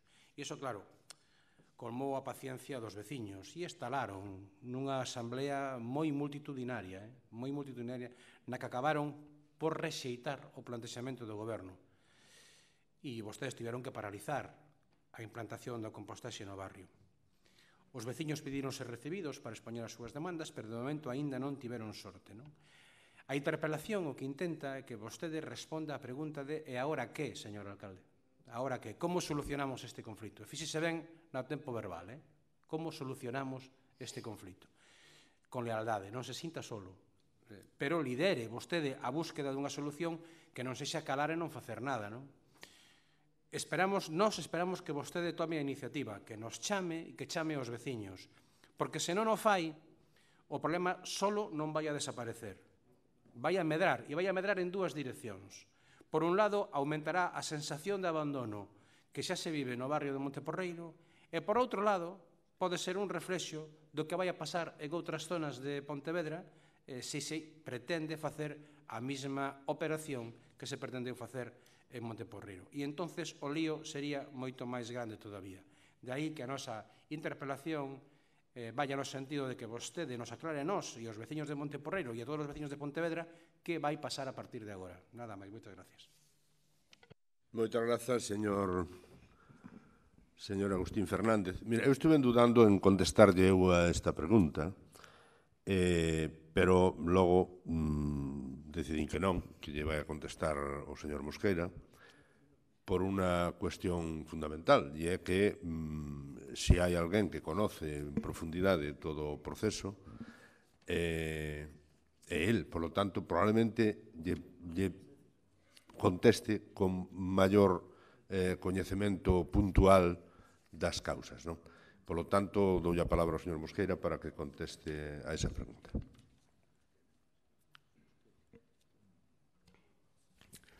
Gracias, señor alcalde. Creo que incluso sería mellor contestar dúas interpelacións porque están sumamente relacionadas, pero, bueno, supoño que igual non lle gustaría eu proporía que se fixera tamén a que ten o Partido Popular porque están íntimamente relacionadas, pero, bueno, se non se acepta, pois que faga... Volvemos atrás e damos... Pensei que non lle gustaría, pero o señor Moreira ten a palabra... Sí, gracias, señor presidente. O que pasa que a miña interpelación é dirixida a vostede, que si me gustaría que se cumpla o regulamento e conteste o interpelado que vostede. Vou a ser moi breve. Simplemente todos somos conscientes e coñecedores, os veciños de Pontevedra tamén, de que levamos a máis de 50.000 euros gastados en alquilar un terreno en Canicouva que era para facer unha planta de compostaxe e ali non se fixo nada, de feito nin se desbrozou. E, polo tanto, nos preguntamos e queremos que nos conteste usted que foi o que gañaron os veciños en todo este tempo con este gasto. En segundo lugar, preguntarlle se pensa seguir vostede tirando os cartos desta maneira. En terceiro lugar, preguntarlle cal é o proxecto, se o ten, cal é o plan, se ten presupuesto, se ten plazos comprometidos para executar algunha planta de compostaxe ou se isto é unha idea que ten vostede na cabeza e un lío no que se meteu vostede do que non sabe salir. Se é así, prefiro que o diga e que non sigamos tirando cada ano máis de 20.000 euros en alquilar un terreno que ninguén utiliza. Eso non entende ninguén. Por lo tanto, pola miña banda, nada máis e moitas gracias. Moitas gracias, señor Moreira. Señor Mosquera, ten a palabra. Gracias, señor alcalde. Eu creo que porque a memoria é moi frágil, eu creo que para facernos unha idea cabal de todo este proceso hai que contar como xurdeu. E isto xurdeu no seu momento cun plan da Diputación presidida polo señor Louzán naquele momento, que a súa vez era presidente da Comisión de Medio Ambiente da FEN, da Federación Española de Municipios e Provincias, no que se pretendía xestionar o lixo de uns 20 concellos da provincia, a aspiración era máis, e impulsando a compostaxe. Por exemplo, teño reseñas do ano 2013, o plan piloto de compostaxe da Diputación permitirá tratar 750 toneladas de residuos, etc. Ben, esa posibilidade adireuse o Concello de Pontevedra, da súa maneira, e chegouse a, digamos, o acordo naquele momento, que temos aí do ano 2014, 2015, xornadas, etc., no que o Concello de Pontevedra adquireu o compromiso de buscar uns terreos para a planta de compostaxe común, compartida da Diputación cunha limitación do Concello, que era que a Diputación era como máximo 15.000 toneladas, e o Concello, outro tanto, o xenero Concello, que son 15.000 toneladas, e que o proxecto de viabilidade, etc., facía a Diputación e o Concello buscaba os terreos. Ben, o plan ese sacouse a licitación a mediados de 2014, quedou deserto e despois a Diputación iba a sacalo outra vez, non o sacou, pero o Concello de Pontevedra intentou cumplir co seu compromiso e buscar os terreos. E foi o que fixo e, polo tanto, ante un acordo deste tipo, cumpleu e demais.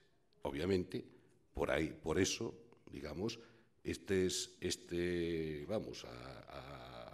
o acordo de cesión dos terreos, digamos, fíxose, visto desde hoxe, eliminando esa primeira parte, fíxose, digamos, con antelación, pero fíxose polo que se fixo. Está aí todo documentado, vexan ustedes, tan curioso é, por exemplo, que o PSOE na Diputación estaba en contra, e aquí tuvo unha oposición absolutamente frontal, mentres que o PP estaba de acordo, dicindo que si hai consenso. Resulta que no Canicouva houve consenso, ao final tampouco lle gustou ese consenso entre os veciños da Canicouva, e rematou montando cos líos internos que pudo haber dentro do PP con este asunto que, obviamente, a nós non se escapan, pero é obvio que o posicionamento que tiña o señor Louzán e que tiña o Grupo Municipal de Pontevedra non correspondían en absoluto.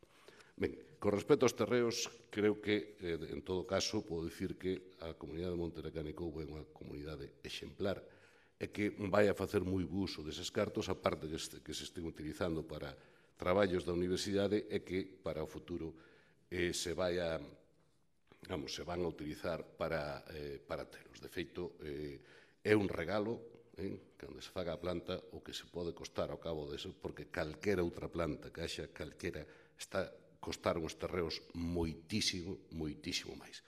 Pero, se lle sirve de explicación, pregunte, documentense, os señores do PP, iso fíxose, digamos, no ano 2000, xa había compromiso, e despois xa se... De feito, ao desmarcarse a Diputación ao largo de 2015, hubo que poñer a restricción de que fose en Pontevedra, porque iba a ser só para Pontevedra, cando antes había outras posibilidades, hubo ofertas en Silleda, en Moaña, outra serie de ofertas. Esa é a historia, por lo tanto, é unha historia que, bueno, pois están aí, pero terán ustedes, o PP, na Diputación, terán tanta culpa como nós, como pouco se cae alguna culpa, que eu creo que non hai ninguna. Creo que non hai ninguna, francamente, porque por ese precio non se van conseguir os terreos, nin de broma, en ningún sitio. E non hai ninguna planta que os conseguire. Por lo tanto, creo que miren po que ustedes fixeron e demais cando gobernaban a Diputación, que nos tuveron o noso aval, compartímolo, pero nos actuamos seriamente, por lo tanto, conseguimos terreos que agora se van a integrar no Parque da Fracha e que no seu momento terán a planta de compostaxe. Con respecto ao plan, o fondo é o que pasou en Monteporreiro e en outros sitios. Vamos a ver.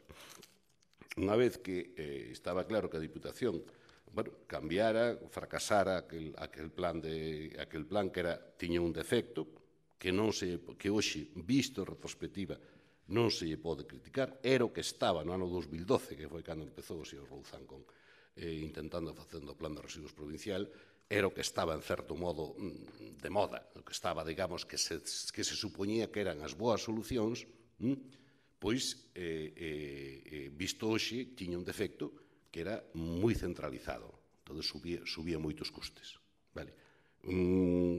Foi un invento, unha ocurrencia do señor Louzán? Non, era o que estaba facendo en Ciudad Real, era o que estaba facendo en Córdoba, pero ali levaban moitos anos incorporando, xa tiña moitos anos de rodaxe, facelo todo de golpe, pois tería os seus problemas. Entón, volvendo daqui, nós o que fixemos, conscientes de que había que facía falta moito coñecemento, facía falta técnicos que dominaran ben o asunto. Creo que tuvemos a sorte de poder fichar para a Diputación a unha das persoas, unha das autoridades mundiais en residuos, de traballar en Austria, en Canadá, en Egipto, en Cataluña, o que sexa.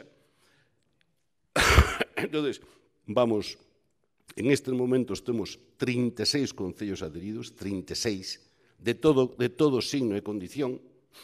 Curioso, por exemplo, que se debate, e volvemos outra vez ao dos lombos, e demais, en Montevedra, os lombos clócanse en todos os outros concellos de calquer signo e non teñen ese debate. Pois resulta que hai concellos de todo signo e condición, que a veces en algún sitio tamén se intenta utilizar de maneira máis ou menos partidaria ou non, pero que, repito, hai 36 concellos adheridos. Entón, cambiouse o plantexamento, douse conta nunha comisión, que parece que ninguén interesou a información que se daba, no que collemos as últimas tendencias e as últimas técnicas máis avanzadas, pero contrastadas, de ir a unha política de kilómetro cero, ou sea, intentar todos os residuos que se poden tratar in situ e tratalos in situ. E nestes momentos, é curioso, claro, ao final, sábese o que alguén crea polémica con el e o que non o crea tal. En estes momentos, por exemplo, está Abrilat. En Pontevedra está Abrilat. Príncipe Felipe, donde hai 2.000 nenos e adolescentes de distintas edades, está todo íntegramente funcionando e dali non sale ningún kilo de orgánico. Por certo, que non hai prácticamente ningún centro do mundo que lograra eso. Centros que fixeron en plan avanzado a que venden, incluso un MIT de Massachusetts, ou Harvard, que tamén o están facendo, non chegan aos extremos, ni no fan tan avanzado nin tan ben como está facendo en Príncipe Felipe, por exemplo. Ou o campus de Pontevedra, o primeiro campus do Estado, no que non sale ni un kilo de orgánicos dali, ou en Campañó, que hai un composteiro comunitario, ou en Monte Porreiro, que hai 3, ou... Ben, entonces, eso foi avanzando e demais. Entonces, soltar, digamos, certo tipo de información absolutamente con descoñecimento, pois claro, dá o que dá. Vamos a ver, aquí alguén plantexou se se está analizando. Se están analizando e se mandan os resultados á Consellería de Medio Ambiente, ao Ministerio de Medio Ambiente, de todos e cada un dos composteiros comunitarios. Se están analizando, están mandando á Consellería de Medio Ambiente e ao Ministerio de Medio Ambiente. E xa hai tempo. Con todas as analíticas, pois ten algún problema, etc. Os técnicos da Consellería de Medio Ambiente foron a miralos. Foron a miralos varias veces, sin ningún problema. Ora, despois, cada un inventa ou discurre ou o que sexa. Ben, con respecto ao que sucedeu a oposición con Monte Porreiro, que, por certo, tamén houve en Redondela, houve en Vila García, houve en outros sitios. Vamos a ver, nós intentamos, de feito, os que se colocaron a Monte Porreiro os primeiros foron recollendo firmas. O sea, hubo unha xente que firmou que iba a facelo. O sea, que era plenamente consciente. Protocolo que se utilizou en todos lados, por certo. Non foi só en Monte Porreiro, se utilizou en todos lados. Ben, entonces, aí, obviamente, non nos constaba, pero descubrimos que hai unha división viciñal potente, de feito, no escrito de reclamación que presentei tal, a última e máis importante reclamación das que fan é que, digo, susanadas as outras, porque se están susanadas, é que dimita a directiva e non sei cantas cousas.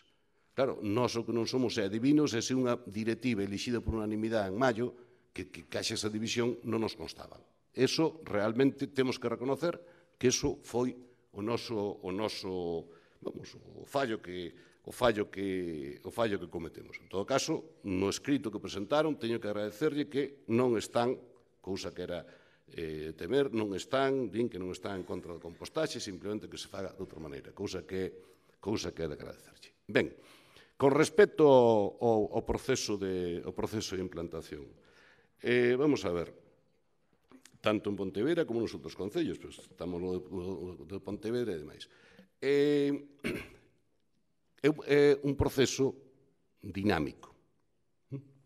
Que significa isto? Que hai moitas liñas de actuación que está traballando paralelamente e non interrumpe que unha liña, digamos, poida ter algunha dificultad ou unha actuación concreta e outras, pois, porque se activan outras que igual non se podían atender da maneira que se quixera.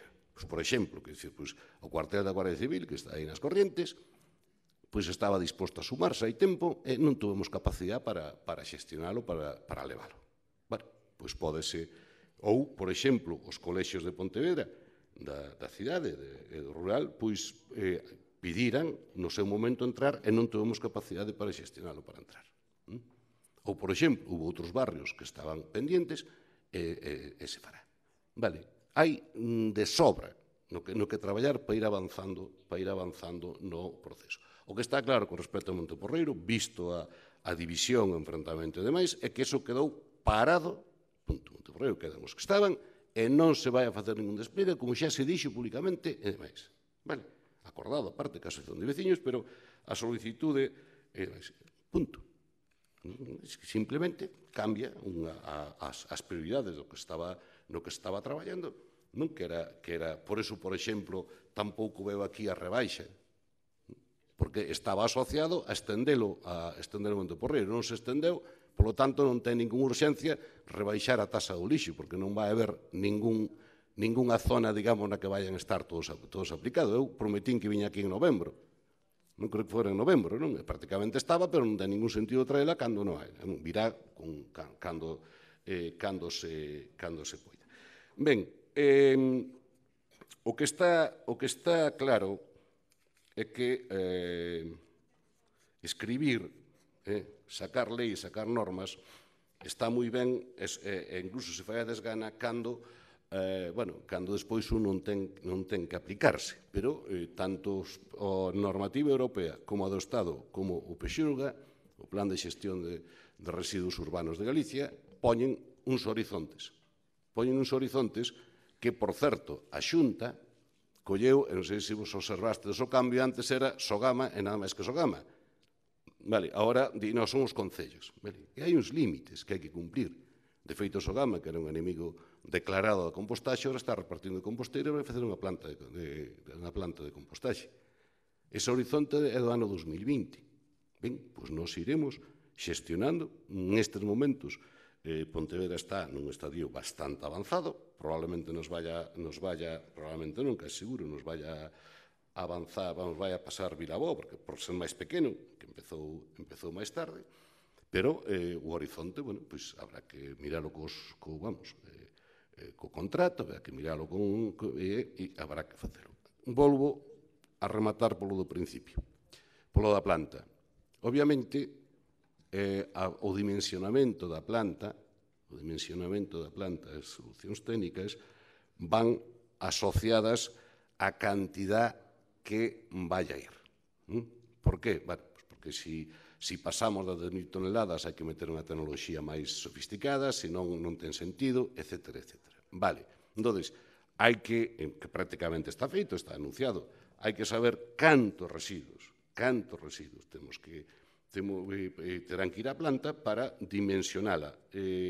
Prácticamente, xa digo, ese traballo está feito, pero se queren saber, e creo que é de sumo interese, saber exactamente canto se produce e como está caracterizado, é francamente difícil. Por exemplo, descubrimos neste proceso que as cifras oficiales, por exemplo, de material de bioresiduos, pois todas están mal. Aquí, por exemplo, no Concello de Pontevedra estamos entre 53 e 54%, cando as cifras oficiales da Xunta ou do Estado dan o 41, 42%, por exemplo. E non digamos cando baixamos xa a produtores concretos, en que facer a estimación, que evidentemente está, do que se producía en Príncipe Felipe, pois xa digo, estuvo este señor, que é unha autoridade mundial, dos que máis sabe disto, estuvo meses e meses e ao final estabilizouse onde lle cadrou. Por qué? Bueno, pois hai cousas, por exemplo, como que parte da comida pois ia pos porcos, e non o declaraban, e aparentemente tiña que estar aí. Claro, ao final, canto temos que tratar, como temos que tratar, canto produce cada produtor, eso está moi avanzado. Está moi avanzado e é unha cuestión de pechalo. Ora, usted soltou, señor Fernández, soltou un par de cousas que non se corresponden coa realidade.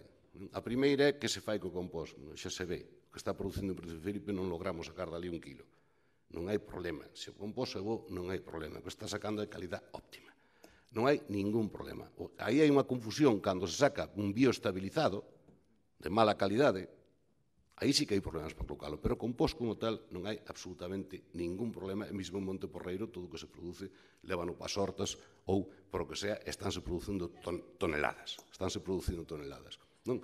Esa é a primeira cousa que tal. E o segundo, ese aumento de custes. Bueno, eu non vin en ningún lado ningunha, digamos, mantendo máis ou menos o mismo servicio que hai agora, o mismo tipo de servicio máis que hai agora, que vayan a subir os costes. Ao contrario, todos os dados que temos é que baixan. Todos. Simplemente son os datos que temos. Bueno, se usted ten outros, diga de onde o saca e con que porque estamos soltando máis, repito, e sabe que era, está anunciado neste pleno, que a folla de ruta era que se un barrio pasaba a estar e se iba a rebaixar a taxa, porque eran as contas que tiñamos. Bueno, xa veremos como vai. Como conclusión, a mí me parece moi ben todas estas, digamos, chamadas a responsabilidade e demais, Pero mire, cando tuvemos que escoitar o señor Moreira dicir en contra do que defende Sogama, en contra do que defende a Consellería, en contra do que defenden os alcaldes e alcaldesas do seu partido que están metidos na compostaxe, que isto de compostar era unha volta atrás, era unha cousa tremebunda, non? Bueno, unha acidez. Ou cando o señor Fernández, eu teño as súas declaracións aquí, usted foi o máis belixerante co compostaxe, non me llevará a dicirnos que estaba de acordo co compostaxe. En absoluto. Hombre, máis ou menos creo que xa lles quita un pouquiño de peso de razón a hora de argumentar. Porque se un primeiro entra co corno todo cunha agresividade absoluta en contra e despois resulta que di, non, eu estou para colaborar. Bueno, eu agardo, eu, desde logo, repito, e nós, e o alcalde, todos encantados de que ao final ustedes se den conta de que as agresións e as paus na roda que puxeron con isto de compostaxe que non tiñan ningún sentido e que estuveran ustedes, quen este nos concellos, farai antes ou despois, pero vai ter que facelo.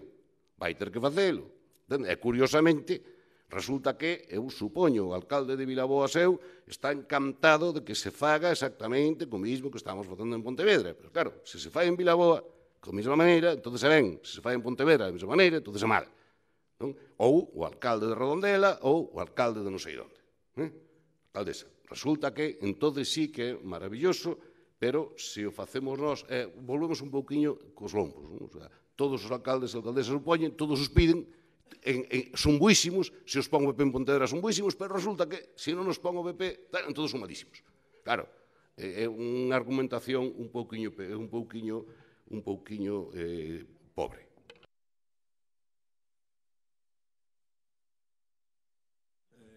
Moitas grazas, señor Mosquera. Hai unha segunda intervención, señor Fernández.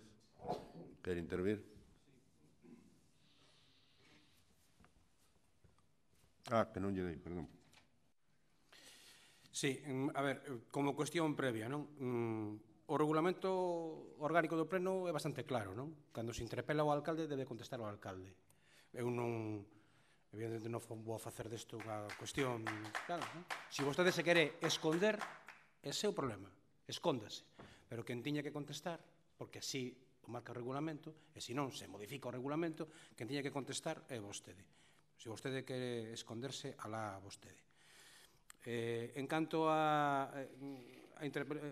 intervención do señor Mosquera, como sempre, ocupa moito tempo, embarulla as cousas, atrapalla todo, pero non se chega a ninguna conclusión. Porque verá, para aclararlo, vostede fala da idea da compostaxe. E nadie discute a idea da compostaxe. Nadie. O que se discute aquí é a súa xestión da idea da compostaxe. A súa xestión. E levan vostedes 2 anos xestionando mal unha boa idea. E se lle dixo dende o principio. Vostede pode intentar engañar a quen queira, pero desde o principio se lle dixo así as cousas non van a ir ben, señor alcalde. Se lle dixo así non se poden facer as cousas.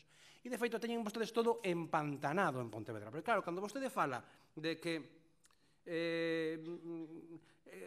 o compost que estamos facendo, bueno, colocámoslo fácil porque, bueno, claro, porque estamos nunha fase moi inicial e miren ustedes os problemas que teñen. Pero cando cheguemos a esa fase que vostedes queren chegar, que vamos a facer con 1000 toneladas ano de compost? Teñen vostedes unha idea do que van a facer con ese compost? Porque, mire, en Pontevedra, 80 toneladas ao día de residuos. Multiplico por 365 días. Mire usted a parte orgánica de eso. Si vostedes queren chegar a un compost do 50%, estamos falando máis menos de 1000 toneladas como mínimo o ano de compost. E vostedes hasta agora aquí non dixeron que pensan facer con el. Mire, fai máis de un ano, vostedes se comprometeron aquí nun pleno a convocar unha comisión onde nos iban a explicar todo isto. Máis de un ano, que nos iban a traer todos os documentos, as cousas, todo, os costes, o estudio de costes, máis de un ano. E ainda estamos esperando que convoquen esa comisión. Por certo, a única vez que o tema foi tratado nunha comisión, Trouxeron uns papeliños así, unha folliña, onde se marcaba o coste, o custe. E o custe, como é lóxico, por outra parte, e nós non vamos a discutir, o custe de compostar, en principio, encarece. Dixeron vostedes, na comisión, nos papeliños que trouxeron, dixeron vostedes, o custe empeza a ser relativamente igual cando se chega a un nivel de compostaxe moderadamente alto, por enriba do 30%, como mínimo. Pero, en principio, o custe encarece. Bueno, é un custe social que hai que asumir. Non pasa nada, pero non diga vostede que o compostaxe é máis barato que outras fórmulas. Porque se fora así, seguramente xa estaría aplicado en outros concellos e non o está. Que é o tema que, como vostede di, temos que ir hacia aí? Por suposto que sí, pero non como están planteando vostedes. Mire, non como están planteando vostedes, porque a súa xestión desa idea pode levar a que sea un fracaso. E será un fracaso de todos, e para todos. Por lo tanto, home, nós viñamos aquí coa idea de plantexar que vai a pasar en Monteporreiro. Como van vostedes a resolver o problema de Monteporreiro? Porque hai crispación, unha crispación que xa non se estende solo ao tema do compós. Xa lle exixen a vostedes outras cousas. E, evidentemente, son unha cadea. Por certo, non é que non haya, de que haya unha parte que este dividida frente a outra. Non, non. Non estén vostedes equivocados. Hai unha amplísima maioría que rexeita a súa xestión do compós, non a compostaxe. A súa xestión do compós. Iso que rexeita unha amplísima maioría de veciños de Monteporreiro. E o deixaron ben claro no seu escrito. Nadie está en contra do compós. O que está en contra é do sistema que vostedes están seguindo, que se está convertindo nun fracaso. Un fracaso que parece que vostedes non se dan conta de que cando vostedes vayan a falar cos veciños de Campo Longo, non lle vai a valer que o presidente da Asociación de Veciños de Campo Longo este a favor da compostaxe. Non lle vai a valer. Van a ter que falar cos veciños e van a ter que explicarlle as ventaxes do compostaxe. Por lo tanto, solucionemos o tema de Monteporreiro, démoslle unha salida ao tema de Monteporreiro, falemos cos veciños de Monteporreiro e cando teñamos ese tema solucionado, ao mellor empezamos a facer as cousas medianamente ben. Pode, en ese caso, tamén, e eu lle aconsello, que esa autoridade mundial que vostede di, que yo vaya a explicar. Colla a autoridade mundial, que vaya ali e que lle explique, que se lle explicarán eles como cheira, como hai moscas ou como molesta. Porque eso tamén existe, eso tamén é parte do que está pasando en Monteporreiro. E o mellor está pasando non porque teña que pasar, senón porque se está xestionando mal. E se pode facer moito mellor. Porque o mellor, as cousas se poden facer mellor sin crispar a nadie. Sin crispar a nadie. Por lo tanto, home, vostedes din que se está analizando, e eu o creo. Eu non vin esos análisis, e os pedín. E non os vin. Me gustaría moito que vostedes adquirisen o compromiso de que, ahora que temos ese instrumento maravilloso que se chama Cívidas, pois que aparezcan no Cívidas do Grupo Municipal o resultado desos análisis. Para telos por curiosidade. Eu creo que vostede me di, se vostede me di que hai análisis feitos, home, como non o vou a creer? Vostede non engaña a nadie. Por lo tanto, eu teño que creelo, non? Pero sería bo que no Cívidas aparecesen esos análisis. Tamén sería bo que xa que teñen vostedes todo tan ben artellado, aparecese no Cívidas algún estudio de viabilidade da implantación do compós, porque implantar o compós non significa facer o compós no cuartel da Guardia Civil, en Príncipe Felipe ou na Brilá, significa facelo para 80.000 veciños de Pontevedra, en toda Pontevedra. E é moi fácil facer o compós localizado de Príncipe Felipe, é relativamente fácil. Sí, é fácil, é moi fácil. O problema é facelo para 80.000 veciños e facelo ben. E por eso teñen vostedes o tema paralizado, porque non saben facelo ben. Non o están facendo ben. E cando teñen que trasladar o sistema de Príncipe Felipe á calle Riestra, ou á calle Michelena, ou á calle Pardo Bazán, teñen un problema. Pero tamén cando queran leválo a Marcón. Tamén van a ter un problema cando queran leválo a Marcón. Porque vostedes non diseñaron ben as cousas.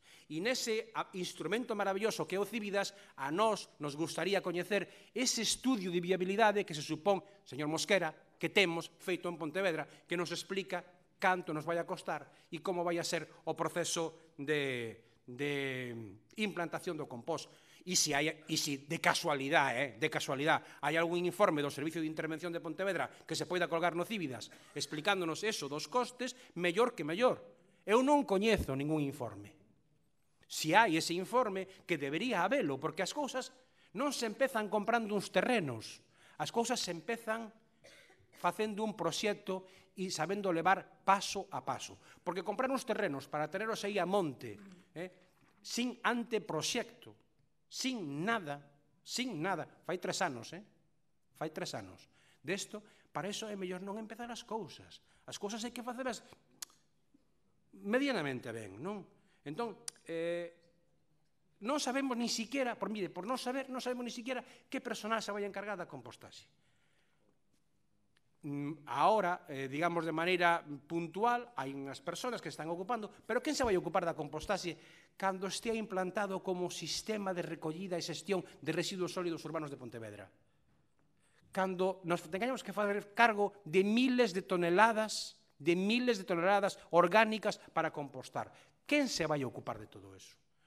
Eu non vi ningún estudio, ningún informe, ningún escrito onde se nos explicase todo eso. Tampouco se nos explicou como vai a repercutir eso, que esperemos que repercuta, como vostede di, positivamente no recibo que lle pagamos a Sogama. Ata agora non o vimos, Ata agora non o vimos. Pero pode ser que teña unha repercusión positiva.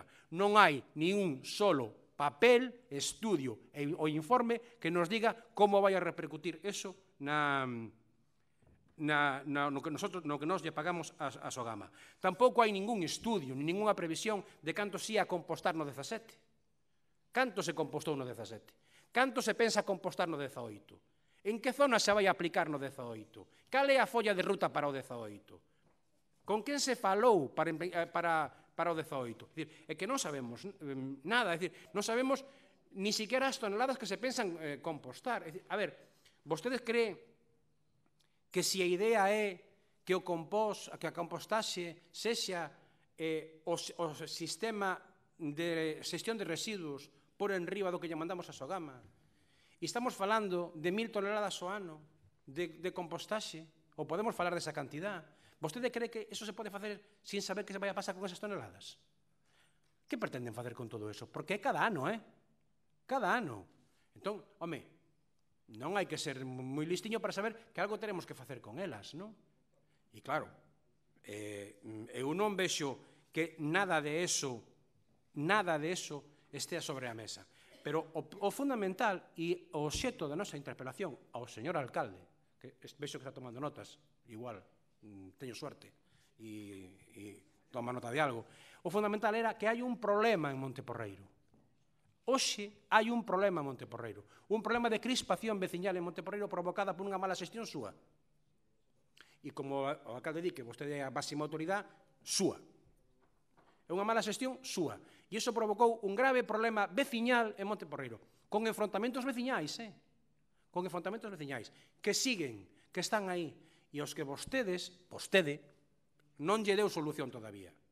A única solución que dá é que, bueno, vamos a paralo. Pero se paramos eso, paramos a xestión da compostaxe, e non lle damos solución.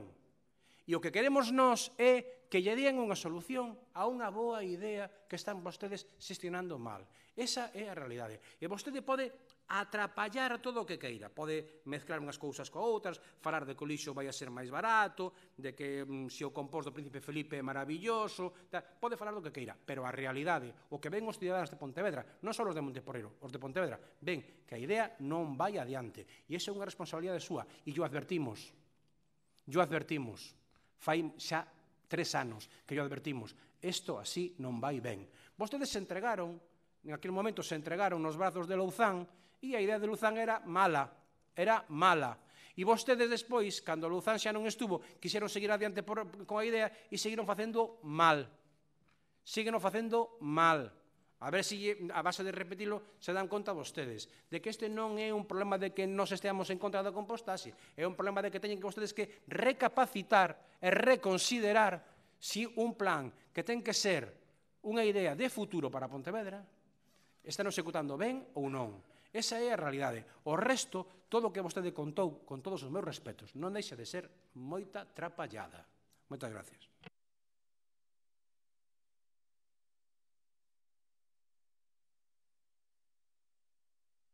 Eu tamén podo aplaudir.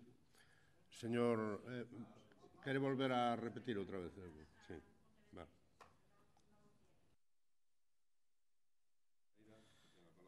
Sí, señor Fernández Lores, simplemente para decirlle que cando vostede respete o seu propio regulamento e, por tanto, se respete a sí mismo e respete, por tanto, o cargo de alcalde de Pontevedra, entón lle formularei a interpelación. Cando deixe de adoptar esa atitude de esconderse por un problema que deixou vostede entre mans e que está generando crispación e malestar entre os veciños de Pontevedra.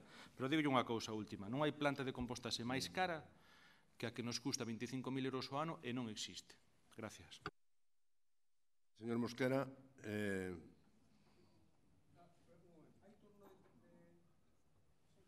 a ver, acabas de falar. Bueno, manda o presidente o que manda, eu só informo, pero sí que hai o regulamento de sendas. A ver, mira, señor Fernández, cantos turnos temos que facer? O señor Moreira xa non quere preguntar e o señor interveu dúas e se acabou e agora contesta a Mosquera. Eu sinceramente creo que o señor Mosqueira explicou claramente todo o proceso, non? No, vamos a ver, eu admito que a xente este aí que poña os carteles, pero que non interrumpa. Un respeto pa xente que está falando. Somos elexidos representantes dos veciños, por miles de personas, estes e máis estes. E ustedes están caladiños e se non se van. Vale? Se non se van. A ver, como quere que eu diga? Ustedes non poden falar no pleno. Vale? Quen poden falar son os representantes elexidos polos veciños nas eleccións. Bueno, eu creo que o señor Mosquera explicou claramente todo este proceso. Vale? Explicoulo claramente. Se non se quere entender, pois non se quere entender. Explicou claramente por que se compraron. Veña. Veña. Sí, moi brevemente, que tampouco se trata de sacar, de seguir con isto. Eu repito o mismo. Estamos facendo o mesmo en Vilaboa que en Pontevedra. En Vilaboa é fenomenal, porque está facendo o programa de Diputación co mesmo personal, ca mesma dirección e ca miña mesma responsabilidade política que é miña. En Vilaboa é fantástico, maravilloso, porque o alcalde de Vilaboa do PSOE e o señor concelleiro de Medio Ambiente do PSOE cree na compostaxe e aquí é un desastre porque usted non creu nunca e se dedicou a botela sempre. Está aí as hemerotecas para discutir, para velo. E claro, permítese facer afirmacións que obviamente de cousas que non coñece. Mire, non só 1.000, se tuéramos 10.000 de toneladas de compostaxe de unha calidade A ou B, estamos sacando A superior, todo estaría clocado. Todo, absolutamente todo. Ben, e, hombre, tanto non se entera que non sabe, por exemplo, que aquí houbo xa 3, cantos eran? 10 por cada curso, 20. Por cada curso. 10. Xa houbo, hai 30 persoas que traballan na empresa dos residuos formadas xa en facer compostaxe. Porque xa houbo os cursos e máis cabrá. Vale? Claro, que personas? Pois estamos preparando, claro, por iso digo que estamos traballando en moitas direccións. Non é cuestión ahora de plantexar aquí todas as direccións que estamos traballando, porque son moitísimas, ca universidade, con investigación, etc. Non é cuestión, pero xa houve, xa hai xente formada. Vale? Entonces, con dicir, non, que xente se vai encargar? Quen se vai encargar? Se encarga dos residuos, como é lógico, ca dirección que do personal especializado que contratemos ou que convenimos ca Diputación ou como ben sexa. Bueno, eu creo que o asunto está suficientemente debatido, señor alcalde. Paréceme absolutamente ruín que un tema tan técnico como este, verdad? Que parece ser que o alcalde se agacha de que se sabe moito máis que todos estudos xuntos desto. Pero resulta que eu estou especializado nisto. Entón, para contestar unha cuestión destas, non hai agacharse nada. Non hai agacharse. Por favor, aproveitar para para ese tipo de cousas eu non sei como non aprenden, porque xa houve aquí unha historia dun señor que se chamaba Telmo Martín que se dedicou a eso, saleu ben trasquilado. Saleu trasquilado de cuidado. Non lle falla a memoria. Non lle tiro do xenio ao alcalde porque se cada sale ben trasquilado.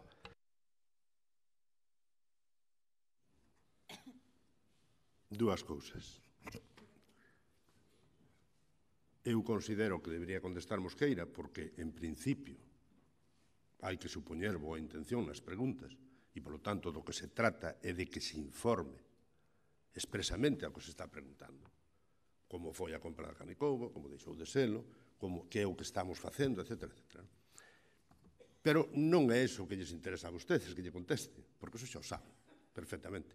Non é eso. Non é eso. É outra cousa. É unha oposición soterrada a avanzar nesta cidade. Oposición soterrada ou directa, a avanzar en cousas que estamos sendo vanguarda. Porque claro, tú dices, oiga, e quanto vas valer isto? Quanto va a valer? Dixo, dígame, non temos de onde copiar nada. Non hai ningún proxecto no mundo que teña todo desenvolvido 100%. Non hai. Estamos facendo un proxecto pioneiro, empezando pola base, dinámico. A mí isto me acorda cando estábamos coa peatonalización, que estaba aquí, non estaba vostede, estaba o señor Taboada, e me preguntaba, haga usted un estudio de tráfico en García Camba, en Cobián Rafiñá, para facer aquelo. Dixenlle, mira, va a ser que non, señor Taboada, porque está decidido peatonalizar esa calle, é máis peregrina. E, polo tanto, para que quere un estudio de tráfico? Se me dice que non teño por onde meter os coches, non peatonalizo. Non sei se me entendo o que lle estou dicindo. Cando facemos unha asamblea, ali, que creo que foi, non sei se foi no Galicia Pala, non, como se chama, no Rías Baixas ou por ali naquela zona, facemos unha asamblea e nos levábamos unha proposta de deixar unha rúa, un vial de circulación sin ningún aparcamento, desde o Rías Baixas hasta a Glorieta de Compostela. Un vial polo medio, porque non nos atrevíamos. Un vialiño e ampliar as aceras. E houve xente, a maioría, estas son dúas abstencións, que dixeron, oiga, se aquí non hai aparcado, non hai garaxes, por que non peatonalizan ustedes todos e poñen uns arbolitos? E o fixemos. A xente, mayoritariamente nesa asamblea, dixo eso. Pero ao día siguiente volveu a salir na prensa que os vecinos se oponían a la peatonalización. Un dirigente vecinal se oponía a la peatonalización. Un dirigente comercial se oponía a la peatonalización. O señor, o PP, que non sei se foi o señor Moreira, se non me acordo, me dá igual, porque son todos iguales. A mí me dá igual que sea Moreira, que sea Telmo, son todos iguales, cortados polo mismo patrón. Puxo un recurso judicial cando este alcalde decidiu peatonalizar o centro histórico. E non lo retirou nunca, porque non podía peatonalizar o centro histórico sin modificar o plan de urbanismo, porque eran vías provinciales, vías importantes e todo máis. Non nos retirou hasta que o perdeu, pero ten a santa cara de decir que los que empezaron con la peatonalización ya fue el PP, ya fue Juan Luis Pedrosa, y lo dice públicamente. Dentro de 5 años dirán que los que empezaron con el compostaje fue el PP y el PSOE, porque ellos siempre estuvieron a favor, pero fixeron todo o posible por boicotear este proceso. Falando coa xente para que non deixara poñer as plantas, en todas as parroquias, unha por unha, ou los del PP ou los del PSOE, para que non se puderan poñer. Quedaron jodidos, e o digo claramente, cando unha comunidade como a Canicoupa dixo, sí, nos interesa a planta de compostaxe, e a cambio teñen un convenio, e llevamos a fazer moitas cousas no monte, e vamos a facer un parque da Fracha, porque son solidarios, joder. Igual que nós somos solidarios cos veciños de Campañó e vamos a facer un parque forestal en Campañó, de 500.000 euros, e non nos cedieron nada para o parque de la Fracha, non nos cederon nada para a planta de compostaxe. Bueno, moitos hubieran querido cedela, pero hubo alguén, non sei se do PP ou do PSOE, que anduvo movendo a xente para que non se dejara hacer en Campañón.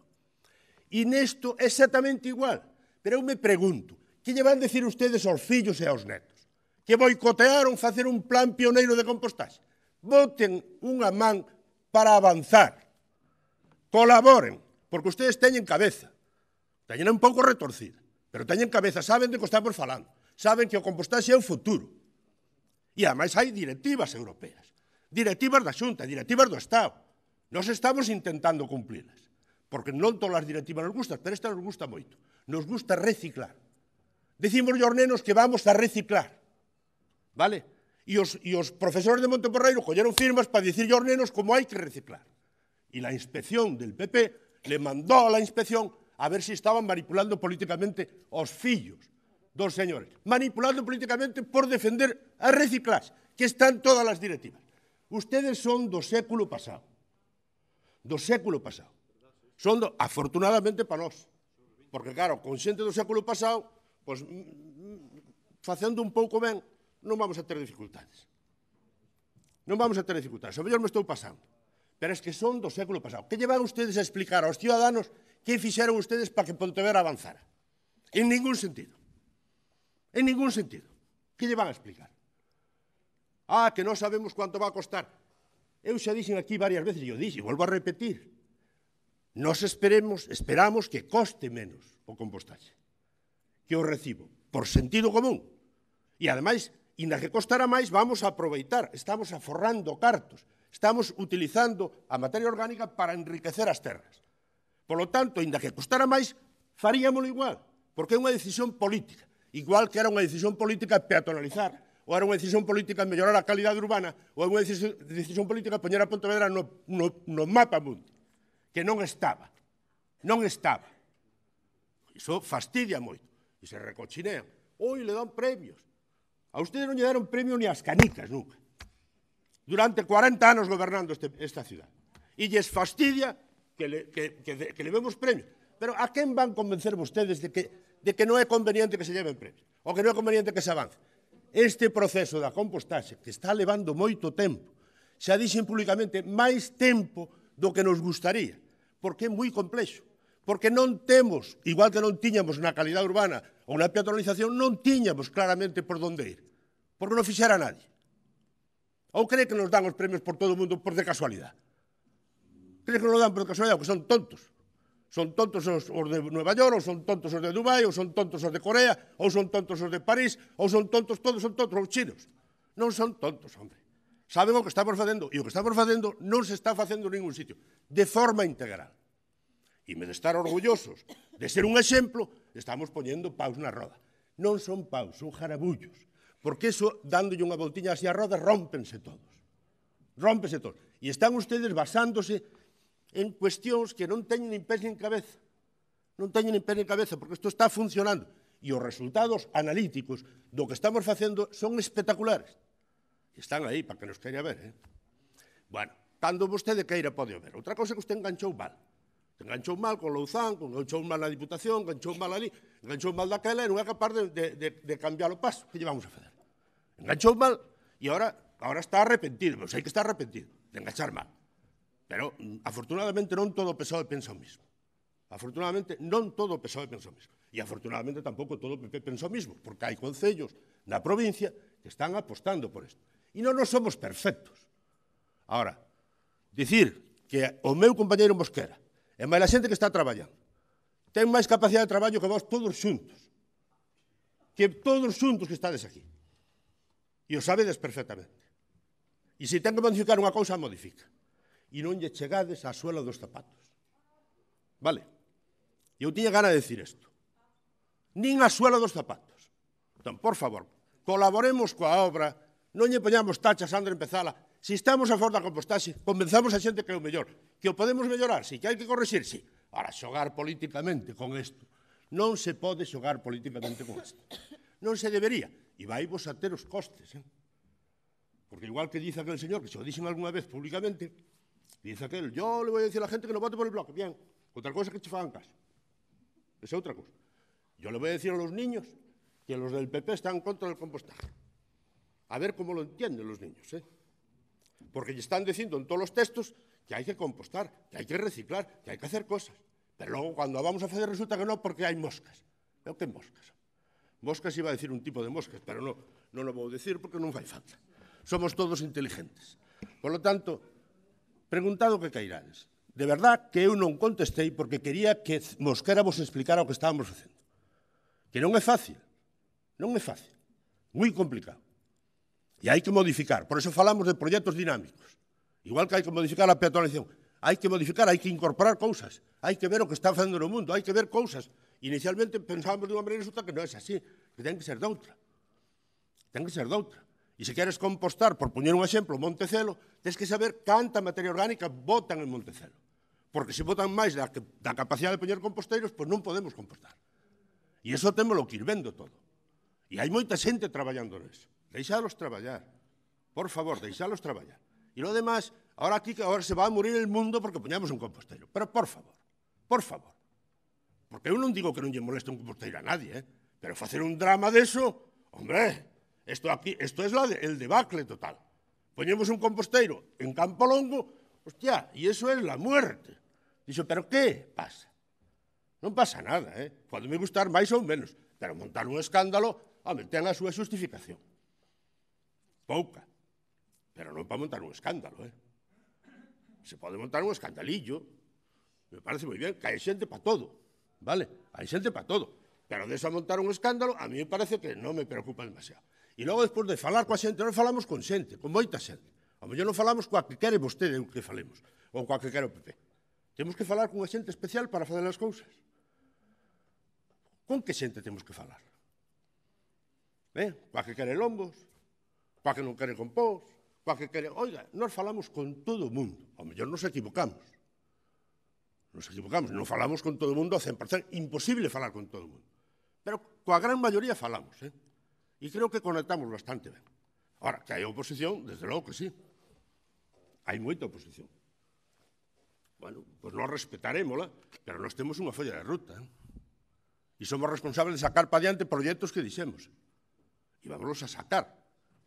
Vámonos a sacar. Democráticamente, humildemente, vámonos a sacar.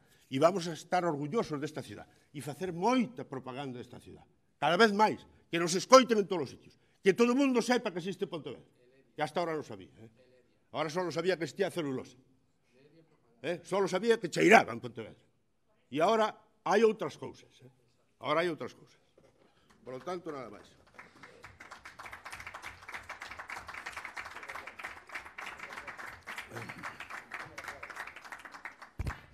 Bueno, se non... Faltan preguntas, non? Neste tema non. Este tema xa está acabado. Porque fixaste unha pregunta, fixaste unha segunda, fixaste unha interveñas, xa está. Non vamos a seguir eternamente aquí. Ai, Dios mío. Veña, interveña. Tamén, non. Está ben. Señor Moreira. Gracias. Bueno, ahora que se ha decidido hablar y que ha salido del agujero y ha empezado a hablar y a dar la cara, yo le voy a explicar. Yo creo que como concejal mi obligación es pedirle cuentas al alcalde. Y eso a usted le parece mal. Pues si le parece mal, van el sueldo, amigo. ¿Vale? Es su responsabilidad. Lo que no es normal es que un alcalde se esconda de los vecinos a los que no recibe, pero que encima se esconda de los líderes de la oposición. Eso no es normal. Y usted está aquí para rendir cuentas. Y lo que no es normal es que se escaquee de su propio reglamento y delegue en otra persona, cuando quien tiene que contestar es usted. ¿Vale? Entonces, usted nos está pidiendo ahora... Usted está... A mí nadie me ha contestado lo que yo pregunté. A ver si lo entiendo, señor Fernández Loret. Usted está tirando a la basura 25.000 euros de todos los pontevedreses cada año para alquilar una planta, por una planta de compostaje que no existe. ¿Le puede pedir silencio al señor que está interrumpiendo? Claro, mejor para ustedes. Entonces, usted está tirando 25.000 euros a la basura, porque ¿qué rendimiento tenemos a cambio? Nada. Y quiere que yo no le pregunte por ese tema, eso es lo que quiere, ¿no? Quiere que me quede callado. ¿Le parece mal que yo le pregunte por este? Señor, eso no es lógico, eso no es lógico. Oigo aquí que es un regalo. Hombre, claro que es menudo regalo, ¿no? Menudo regalo. Lo que no es un regalo es para los vecinos de Pontevedra. Y recibiendo 25.000 euros a cambio de nada, pues hombre, cualquiera solidario así también. Ahora, yo me pregunto quién es el solidario aquí. Y usted no tiene ni idea de qué es lo que va a hacer ahí, si va a hacer algo, no tiene idea de qué capacidad va a tener la planta, no tiene ni idea de qué nos va a beneficiar a todos los pontevedreses que haya compostaje económicamente, porque no es capaz de dar datos. Usted dice ahora, después de no sé cuántos años que llevan con el tema, que aún no tienen datos, que los están estudiando. Oye, nos está tomando el pelo. ¿Usted sabe cuánto lleva gastado en toda la coña esta del compostaje? Luego, por otro lado, dicen que ya se está compostando todo perfectamente. Vale, entonces se está compostando y no hay plan de compostaje. Conclusión, no hace falta plan de compostaje, ¿no? y al mismo tiempo lo que veo es que estamos mandando más residuos que nunca a Sogama. Pero, a ver, ¿en qué quedamos? Si estamos compostando, estaremos mandando menos a Sogama. Es decir, esto es todo un disparate. Un disparate. Porque ustedes están haciendo cosas que no saben por dónde van. No tienen ningún rumbo, no tienen ningún plan. Señor Fernández López, no se ponga así, porque las verdades duelen. Y usted no tiene ni puñetera idea de qué hacer con el compostaje. Lo único que ha hecho es meter en un lío a los vecinos, a dirigentes vecinales, a los que ha dejado solos ante el peligro. Le ha echado la culpa al dirigente vecinal, porque usted es un cobarde, no ha dado la cara ante los vecinos. Sí, oye, no se pase usted se pasó antes conmigo bastante y estuve bastante calladito. Le escuché con respeto, le pido lo mismo. Y no me estoy pasando nada porque no le he insultado. Estoy calificando su actitud cobarde políticamente. Y usted no es capaz de explicar aquí por qué llevamos 50.000 euros tirados a cambio de nada. Y no es capaz de decir cuándo van a ser útiles esos 50.000 euros. Y yo le dije que hiciera un contrato de reserva de terreno y que empecemos a pagar cuando usemos el terreno. ¿Y a usted le parece mal? ¿A usted le parece mal eso? ¿A usted qué le gusta, tirar el dinero de los demás? Pues tire el suyo, hombre. Si quiere alquilar la planta del terreno, alquílelo con su dinero, con el del bloque. Pero no el dinero de todos. Lleva 50.000 euros y no tiene ni idea de qué va a hacer ahí en ese terreno, ni si va a hacer algo algún día. Por lo tanto, que no le parezca mal, su obligación aquí es contestar. Y, bueno, me voy con la conclusión que ya conocía, pero es que ahora es patente. Usted no tiene ni idea de en dónde se ha metido y no tiene ni idea de dónde salir, porque usted no es capaz de implementar un plan de compostaje. No es capaz de licitar una cafetería, va a ser capaz de licitar un plan de compostaje. Anda, gracias. Señor Agustín Fernández, ten a palabra. Bueno, a ver, o primeiro, creo que, como todo, non? Son as formas, non? Se pode ser máis ou menos vehemente, pero as formas son importantes, non? E a falta de respeto, as faltas de respeto hacia quen interpela e hacia quen fiscaliza non poden formar parte da súa condición de alcalde. Vostede avergóñame cando actúa así, porque tamén é meu alcalde. Entón, esas faltas de respeto hacia, polo menos hacia o Partido Socialista que vostede manifestou na súa intervención, creo que están absolutamente fora de lugar e que os deslegitiman oralmente para actuar como alcalde. Razone usted, reflexione usted si esa é a actitude que ten que ter o alcalde de Pontevedra de respeto hacia a oposición dende a discrepancia e dende toda a vehemencia que queira. Pero as faltas de respeto, a mala educación, é mellor desterrala, Creo que é mellor desterrala, non? Mire, logo, vostede fixo aquí un publireportaxe, aproveitou a súa intervención, porque vostede pode falar do que queira, que para iso é alcalde, fixo vostede unha publireportaxe de cousas que non fixo vostede solo, Non fixo vostede solo, nin fixo o BNG solo. De feito, cando o BNG goberna solo, non fai nada.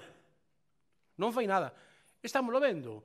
A señora interventora está sentada aí ao lado. Lle pode dicir exactamente o nivel de execución dos seus orzamentos durante os 2 últimos anos. Esa é o nivel de traballo que teñen vostedes. Campo de fútbol en Cerponzóns, ainda estamos esperando. Anunciado no 2015. Por exemplo, propoñer un exemplo. Pero podemos falar tamén de Campañó, si quere. Por certo, eu non sei se foi alguén a Campañó co tema da planta de compost. O que si sei é a onde foron os veciños de Campañó. Foron a Lousame. E miraron a planta de Lousame. E non lles gustou. Non lles gustou nada. Falaron cos veciños de Lousame. E non lles gustou moito. Eso si o sei. Nós non fomos a Campañó a envenenar, nin a Campañó, ni a ningún lado. A envenenar nada. Nós actuamos con absoluta lealdade. Inda que vostede, esa palabra, a veces lle sone rara, lle pode sonar rara, pero actuamos con absoluta lealdade. Por lo tanto, faga vostede as publireportaxes que queira, pero non se apropie solo das cousas boas, porque tamén houve cousas malas. Isto é como aquel conto, non? Si queres o bo, tamén tens que comer o malo. Por lo tanto, nesa traxectoria de transformación da cidade, vostedes non estuveron solos, afortunadamente. Porque xa se está vendo o que pasa cando están vostedes solos. Tamén deso se dará conta o votante cando teña que ir a votar. Esos que di vostede, tamén lle explicarán, mire, en este período de tempo gobernaron solos. Así lles foi. Por lo tanto, teña cuidado con esas cousas. E logo, a falta de respeto, señor alcalde, hacia un concelleiro, un humilde concelleiro do Partido Socialista é pouco importante. é moi pouco importante. A falta de respeto maior é hacia os veciños do barrio de Monteporreiro. Sí, é unha falta de respeto, porque vostede actúa con esa sensación de que las cosas se hacen porque yo lo digo. Eu xa falei cos veciños e isto é un escandalito, isto non é nada. Non. Vayan a falar con eles. Pero non cos que vostedes queiran falar, falen con todos, ou inténteno polo menos, cos que pensan dunha maneira e cos que pensan de outra. Non só cos seus amigos, falen con todos, abran o círculo e falen con todos. E entonces verán que os veciños de Monteporreiro están cabreados, pero ahora xa están cabreados por moitas máis cousas, incluso por cousas a mellor tan pouco significativas como que non lle puxeran iluminación Navidad. Pero bueno, eso non ten moita importancia. Pero mire, un cabreo pequeno vai generando outro cabreo e outro cabreo, e iso é unha bola de neve. E iso é a falta de respeto que vostede está cometendo cos veciños do barrio de Monteporreiro. E lle repito, con toda a lealdade, non cometa esa mesma falta de respeto cos veciños dos demais barrios de Pontevedra. Antes de dar pasos nunha xestión que, polo que explicou o señor Mosquera, non saben moi ben como facer, e eu podo entender que como son pioneiros, pois bueno, son como os que iban coas caravanas hacia o oeste. Descubrían mundos nuevos. Eu podo entendelo, non? Podo entendelo. Pero, como nese camiño podemos encontrarnos todos, búsquennos. En vez de faltarnos o respeto, búsquennos. Yo dixemos sempre. O que pasa que, a veces, ten vostede, e permíteme que yo diga, un punto de soberbia política, que o perde. E que non é capaz de entender que os demais non estamos aquí, os demais me refiro ao Partido Socialista, os demais non sei, non estamos aquí para sacarlle os trapos sucios, non é eso. Nós temos aquí unha responsabilidade que é representar os veciños de Pontevedra. Home, se tes moita presa, te podes ir, a porta queda por ali. Pero este é un pleno do Concello de Pontevedra e dura o que teña que durar, non o que ti queiras que dure. Non o que ti queiras que dure, entendes? Entón, bueno, se tes presa, pois tes presa, que se vai a facer? Eu tamén teño presa, la verdad. Pero non quero que teñas maiores problemas. É dicir, vou terminando. Simplemente, reflexione. Cando vai a intervenir outra vez sobre este tema ou outros, reflexione antes de falar para non faltarlle o respeto non ao representante do Partido Socialista, senón aos veciños de Pontevedra. Moitas gracias.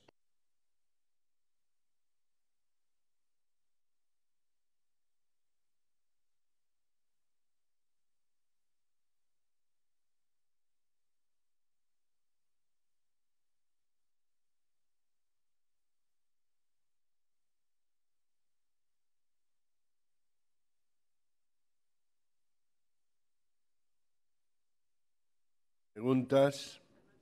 Algunha pregunta? Non sei se empezamos por o señor Rei. Señor Rei Núñez. Bueno, é unha pregunta moi sincera, fácil de resolver e que plantearei en pouco tempo. Bueno, sobre isto que se falou agora da falta de respeto, non sei quen ten o metro de medir sobre iso. En todo caso, faltouse o respeto tamén ao regulamento orgánico do Pleno, porque convertimos, ou converteron, unhas interpelacións que están tasadas con tempo, con intervencións, etcétera, en mocións novas. E aquí hai un límite de mocións, hai un límite do tempo das intervencións, e creo que prolongamos innecesariamente unha discusión. É a miña opinión sobre eso. E agora a pregunta. Aquí falouse antes de, xa casi no século pasado, de respetar a lei de memoria histórica, de respetar a lei de normalización lingüística. Vemos pleno tras pleno que chega ao patio de butacas o cheiro a tabaco, desde logo tamén a este escenario no que se reúne o pleno da corporación, e parece que eso non é respetar a normativa ao respecto. Entón, a pregunta é simplemente se é tan difícil facer cumprir en materia de consumo de tabaco o que establece a legislación no pleno do Concello de Pontevedra. Hai máis sustancias ou como?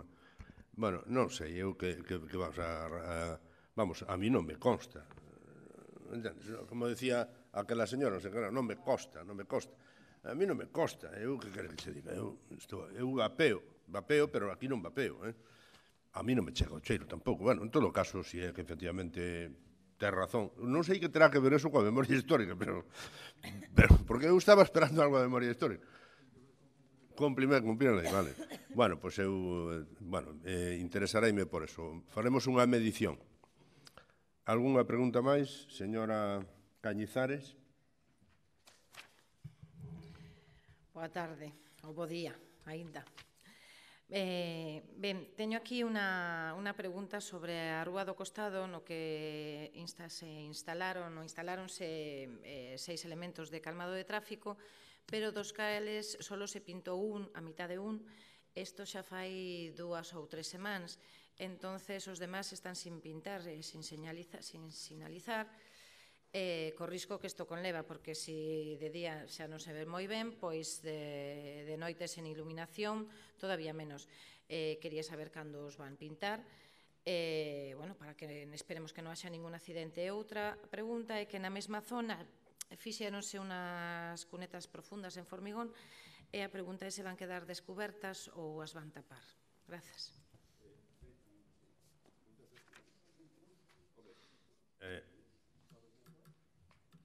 Contestas. Ouriño. Boa tarde novamente. Agora mesmo a obra está sen rematar. No momento en que se remate nas vindeiras semanas, quedará, pois, hai zonas nas que as cunetas si están tapadas, zonas nas que non sei exactamente a que punto se refire. E a respecto aos lombos, si ten razón, pintarémolos tamén antes de que remate a obra. É que non está rematada a obra, entón non... Mentras non se remate, non está. Será modiño. Hai lombos. Mira, señora Vigón. Gracias, señor alcalde. Nosotros queríamos preguntarle a la concejala de Deportes, la señora Ribeiro Doñansos, si conoce a Teresa Cerezo Bernet. Nada más. Por escrito. Contéstele por escrito. Sí. Bueno, dice que Teresa contesta por escrito. Cerezo Bernet. Queríamos saber si la conoce. Vale. ¿La conoce o no? Anotamos a pregunta para contestar por escrito. No hace falta, hombre. Es un sí o con un no suficiente. Bueno, xa está. ¿La conoce o no la conoce? No la conoce. Bueno, eso... sencillamente saber si la conoce o no, no la conoce.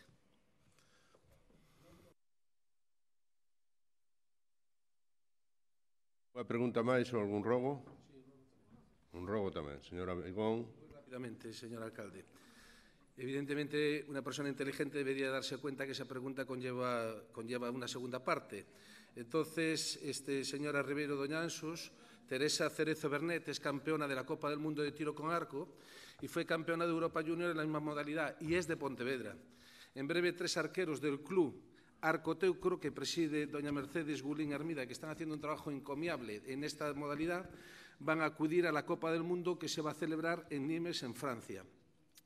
Van a llevar en las camisetas el anagrama de Deporte Pontevedra y debido a la falta de recursos económicos, el ruego que le presentamos al señor alcalde es que para que, por favor, les ayuden los gastos de desplazamiento, manutención y el alojamiento, pues nos consta que lo ha hecho con otros deportistas de la ciudad. Y el segundo ruego es el de siempre, que por favor repongan los contenedores de basura en la calle Castelao. Muchas gracias.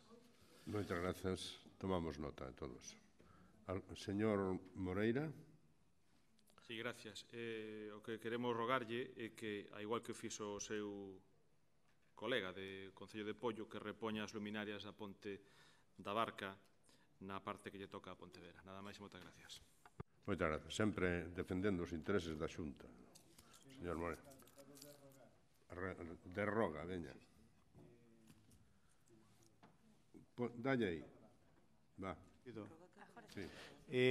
Rogo ao señor Jacobo Moreira que reconsidere o seu rogo porque foi o ingeniero municipal e di que non é problema de mantenimento, sino que é un problema da propia infraestructura que hai que renovar. Por tanto, póñase en contacto co ingeniero municipal deste Concello e coméntello a él porque está nesa situación. Por tanto, lle solicitaría que retirara o seu rogo.